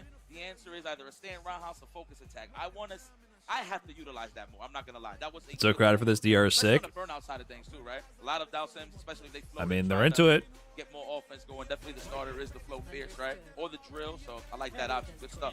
Not fearing the options that he has in float in front of you is a pretty big deal, but also finding that exact. Have you given up on patches as well? Yeah, of course. Absolutely huge for sure. That roundhouse has been working. After year 2, it was clear what the pattern was going to be. They're going to do like minor patches every once in a while, and that's it. And they're not gonna surprise you with any sort of change in the content cadence. Trying to challenge the EX burn kick. Of course, Tachikawa just trying to get plus range, of course.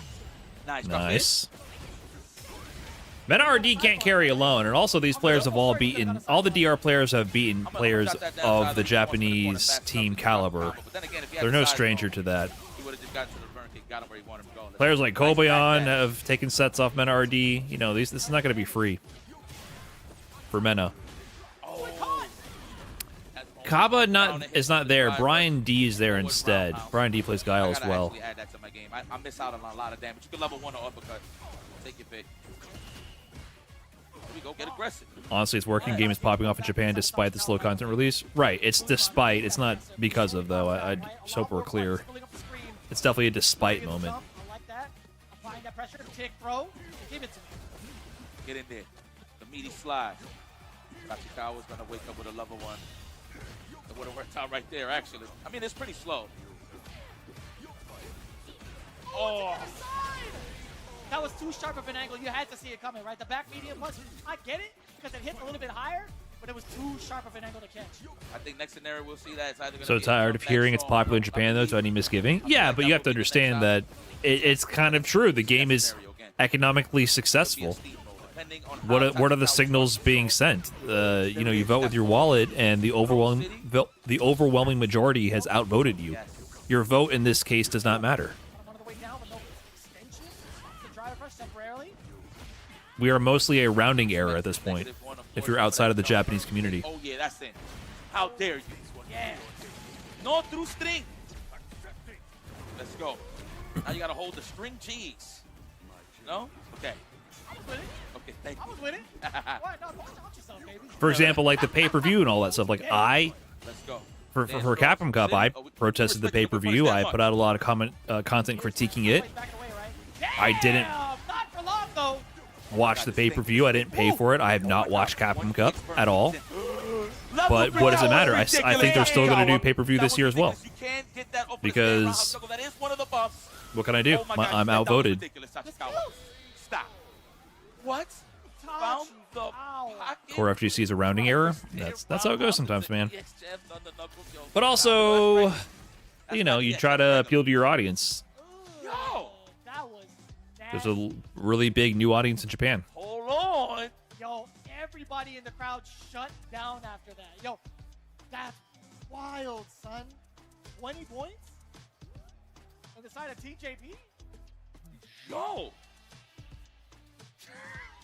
The fact that you was ready right then and there, so that means that whole scenario he was just looking for the jump back flow. Wow. What did he duck under the driver? That was jump back strong, yeah? I believe. Oh. towards the end, though, he had a little bit of a drop, no? He had I forgot what it was, but he had missed his opportunity for stand medium to finish off the combo. I actually didn't get to see how the float had happened. I actually want to replay that back in just a bit, but that was a lot. A lot to take in from the side of Luimon, but the fact that Tachikawa was still able to make it happen off of just one more touch, a single touch, I'm sure he felt great about that. Shout outs to the buffs. Yes, you get that juggle now off of the stand roundhouse, which is pretty sick. Use it in the neutral for a punish. Mid-screen on top of that, and the execution was on fleek. Super jump canceled as well. Nasty. I appreciate some good execution. I like some Viper. That was a good representation. Tachikawa, of course, secures another 10 points in the bag for Team Japan. I strongly believe it's going to be Mena RD stepping up to the plate right now to even the odds. I thought the pay-per-view was a flop and they made changes to it coming year. There's been no report on what they are doing for the Capcom Cup finals this year, and there was no report that it was a flop. I highly doubt it was a flop, considering the attitude and the majority of the viewership coming from Japan. If anything, my assumption would be this was an overwhelming success. They also had a report out for the Street Fighter League Japan finals, regional finals before that for Street Fighter League, that it was their most successful pay-per-view venture ever. So the last Street Fighter League finals for Japan right before Capcom Cup, they made more money than ever. So all data points indicate towards it being very successful and lucrative for them, which I think will probably inhibit their long-term growth internationally. That's it. He didn't even need to tell you. Mena's going up. Modern or classic? No, I'm going to serve some modern. The Evo Japan champions going at it. Yamaguchi, hot win from Evo Japan. Damn right. And still coming outside to gain this experience of the fighting game community worldwide. This guy gets so much respect from me for even doing that. I would have kicked back after that win. That's just me. But to take that trip just to get ready.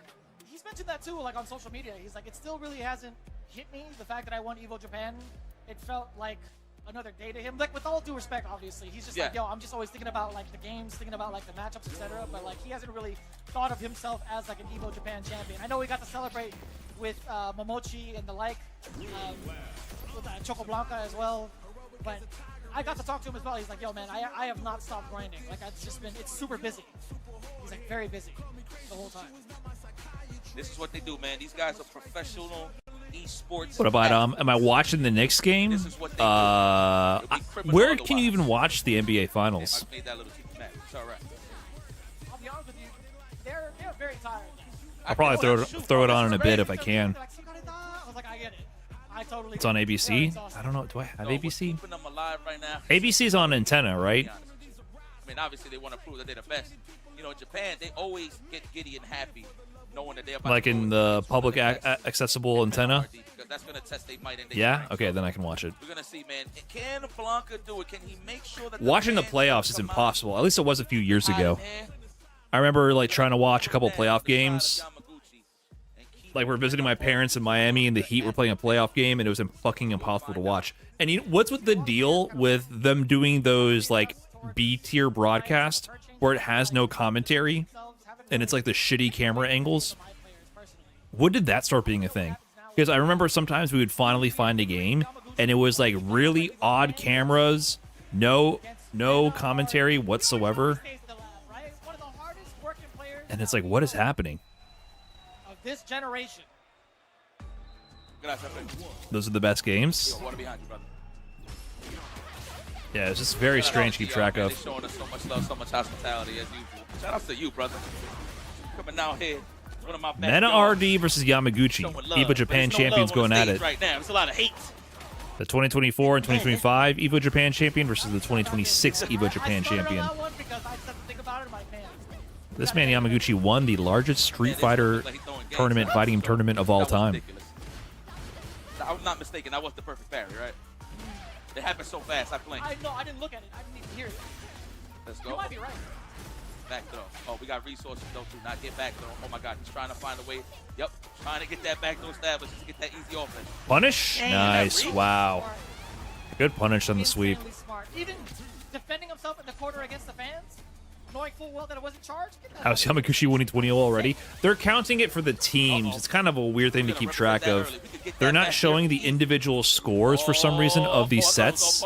This is 10 points per set win. Japan, Tokido, and Tachikawa have won their sets. They got 10 points each. But that seems messed up. Great. Layers. Oh, about to say. He was about to run with it. You thought he wasn't going to do it. He got a round to give, son. Yeah, boy. Mena RT. That was a round and a half. The way he executed into level 2 to get the Blanca-chan. I love how Yamaguchi plays. How does he play? I don't know if I have a style for Yamaguchi in my mind. I've never seen him for long enough stretches to know.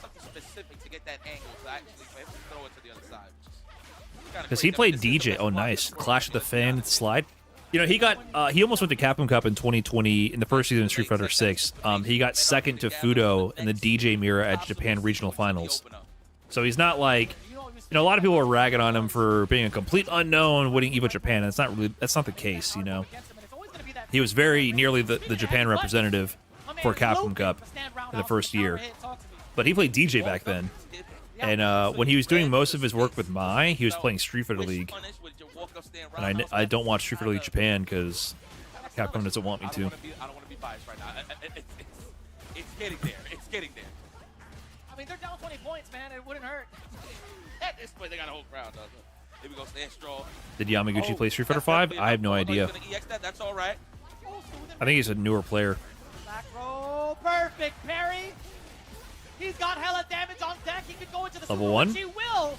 Level 1, saving all the bars, saving 2 bars to him, and still managing to clutch it out. He was good in Street Fighter 5 towards the end. I don't recall seeing him in Endgame Street Fighter 5. You said he played Cody? Yeah, I don't know. I don't remember that. Yeah, good stuff there. Uh-oh. Time to deal with the who gets this, and he's not trying to play with that. You're in the corner. Oh my God, he can still activate. No credit to Blanca-chan anymore, though. Nice whip punish. No drive rush there. Wasn't sure. Damn. You know exactly what to press, huh, young man? Low profile, the hitbox on back medium? I think so. Or just did it outrange him? Might be the later. I gotta check that out now. Now you got period. Nice uppercut. Yeah, you on one. There's so much things to worry about when you fight Blanca. The fact that you're still stern to anti-air, pretty solid. Overhead? No. Thought he was. And an RD. One interaction away. He can't take normal throws. So what's it going to be? Next interaction. Oh, no. Probably didn't think it was going to be 3 fans, right? Trying to catch like a drive rush right afterwards to follow the fan, hit him with a slide. I agree. Yeah, instead of him committing to like the whole fan throw, right? Exactly. I can see that. But either way you spin it too, it's going to be 3 out of 5 territory when it comes to the anchor 1-1 match between Yamaguchi and Mena RD. So there's going to be a lot of data 1-1 being driven between the two going forward. Again, Mena RD coming out the gate swinging with that Blanca, but Yamaguchi with an answer almost immediately. I can only imagine what Kobayashi's telling this man. Yeah, man, that's right. Don't panic. Keep throwing the fans. Remember who you are. It's like, hi. Giving them the Mufasa? That's pretty fun. All right, what do we got? Yeah. Team DR is getting a little bit cooked so far. On the hair follicles. Ooh. Yamaguchi did really well at Topanga League. Yes, he did. Yeah, so he's been doing work in Street Fighter 6. Oh. But his CPT Premier placements weren't, like, obviously winning the largest tournament ever caliber. But he definitely had some peak performances. You know, I think this is so cool considering that, you know, newly announced for Mena that he will be in SFM Japan, right? And of course Topanga. And he's dealing with his teammates. Like, you know what, let me bust your ass here before we train. Nice. Yeah, way to walk away from it and not be antsy with the rest, right? There's a couple of delays between that swing. Ooh, what a way to stop that one. The crouch heavy punch. Well, her install costs 1 bar. Oh, nice. And the low forward. Is he kill with level 1? I like that. Optimal. Wow, Man, nice. So sick. Talk about getting all the juice out of the aura. Crazy that these two are Street Fighter League teammates. I forgot, dude. Mena RD, Yamaguchi, Higuchi, and Momochi are Street Fighter League teammates. I forgot. That doesn't make any sense to my brain. Crouch strong into the drive rush. Uh-oh. Funko Pop. That's a tough decision to make. Pikachu too? Didn't I say that? Counter hit. GG. Hella damage incoming. Give it to me. Oh. GG. Mena RD. There it is. 2-1 scenario. Men Team DR on the board here. My mistake. You're right. 2-1 scenario. I'm tripping, bro. Oh wait, this is the first of 3. Okay, so this is for 30 points then. So they're doing Street Fighter League rules. Does that mean Brian D's gonna get benched?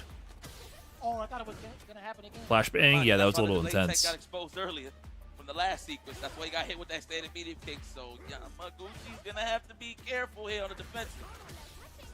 That did feel a little seizure-inducing, not gonna lie. Was that reaction of him? Standing, yep, I knew it. Standing medium kick. He's gonna do it again. It's worth 20 points? Okay. Standing medium kick. Oh, not even. He's looking for that parry, killing those frames. He's gonna do it again. Overhead this time. Wow, going through the cycle of offense. Yamaguchi's hanging in there though. I like the idea just backing away too, just waiting for the normals. Damn, back-to-back roundhouses. All the heavies connected for Yamaguchi, going for the install. Oh no. I do have some heavy buttons on her. Parry slide up. GG. Oh, not even. Damn, yo. Forced to burn it. I swear, I feel like those cuticles is never gonna reach, and they do. But it's like properly timed. It's not like he's walking back and doing it. He's walking forward to catch the walk back. Nice. We in. Throw. No. One throw. Ooh, don't whiff. Look at that. Look for that punish counter. This guy is scumbag. I love it. See the little walk back stance, the blocker. Oh. Nice, perfect parry timing. Okay, I was about to say. Level 1 immediately. I agree. A little bit of damage to the drive cage. Oh, trying to rainbow ball out of there. Smart choice instead of going for the parry. I think Mena was just okay eating the fireballs instead of taking the drive gauge ship damage. Yeah, because in fear of the slide. Level 1 again? No? Good call. Overhead. GG. A lot of damage incoming. Not gonna have to spend level 1, right? Well, the oxygen GG. every round Team Japan wins. The oxygen is just getting removed out of the crowd. And I know Mena's not liking that, so I don't think he's going to share that oxygen a little too long here. Let's see how he continues. Why does the quality look so ass? Welcome to Capcom Fighters. I don't know why, but Capcom Fighters streams are always horrible bitrate. Go check on the way down. For all of Street Fighter 6. Damn, that's a hella meter being brought back for the side of Mena. It definitely makes me miss Team Spooky streaming, because quality used to be way better. Speaking of which, I got to check the score. Oop, oop, oop. Another one? Just for... Oh. He thought he conditioned him enough to sit there and block. Ooh, Blanca-chan going? I thought he was going to turn that into magic. I thought he was going to hop over low-key, but he was parrying. I think Risk Reward, he didn't want to put himself in the corner. What a call-out! Damn. What? Not dead? And the throw! No fear. No fear. Putting points on the board. This is on Twitch, but on YouTube it's not better, I don't believe. And for me personally, for some reason, my YouTube streams are always worse quality. The OG was? We don't gotta talk. But there it is, the captain, my president of the Dominican Republic, just tied it up. 20 apiece. So I do believe we're going to switch now. The Team DR will be going on the away side. They have grade A Street Fighter top shelf. Please keep my tab open. Me and Vicious are gonna be at the bar this whole time. We guiding you through this awesome Street Fighter action.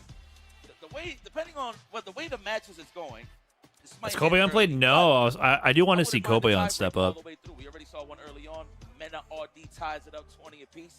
Why did Mena have his shoes off? You gotta get cozy. Kick your shoes off, man. Between the two teams to see who's going to be playing up from the side of Dominican Republic, right? Away team needs to get settled in. Is King of the Hill rules? No, I don't think so. Seems more like the Street Fighter League format, but with 4 players. No, it's scary to say. So I think the idea is you can't have a player be benched the whole time. Japan has slightly different Street Fighter rules than Street Fighter League USA. There's so much more potential, right? Comparing to how his season was previously. I know we harp on the Dominican Republic's pride a bunch with Mena RD, but I mean, he is the show stealer. He's also the showstopper, right? Like, there's not enough you can say about it. But what I want to know right now is. So what I would assume Brian D has to play this time around, and Kobayan has to play. Into round 2, right? We saw. Want a World Tour to exist with Tifa. If they're gonna make the Tifa Gambit they're gonna want to sell as much DLC content as possible. They would obviously want World Tour to be around.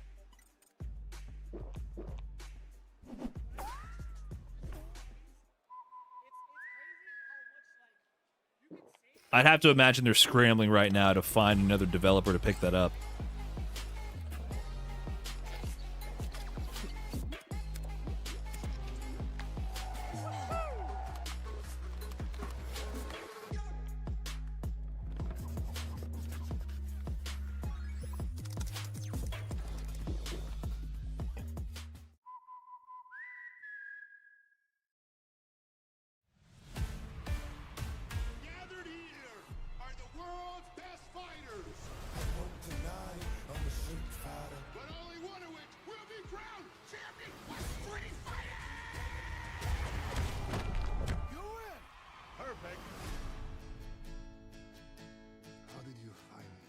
I'm paid to find champions, even if they're lost.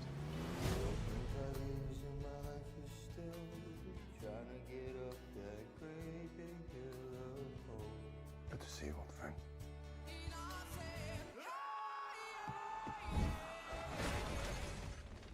Still reckless. All right, so here's what I'm thinking, chat.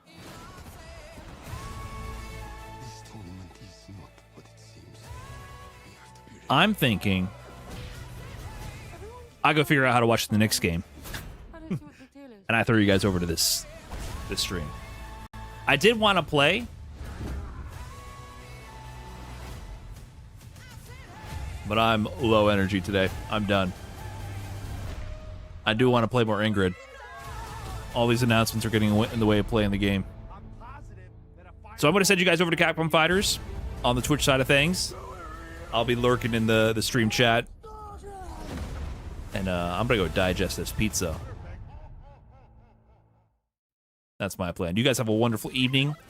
I will catch you guys next time. I don't know if I'm going to be restreaming much of this or not. We'll see what's going on. I am going to be trying to play more Ingrid, though. And I'll see you when I see you. Thanks for tuning in. Take care, everybody. Peace.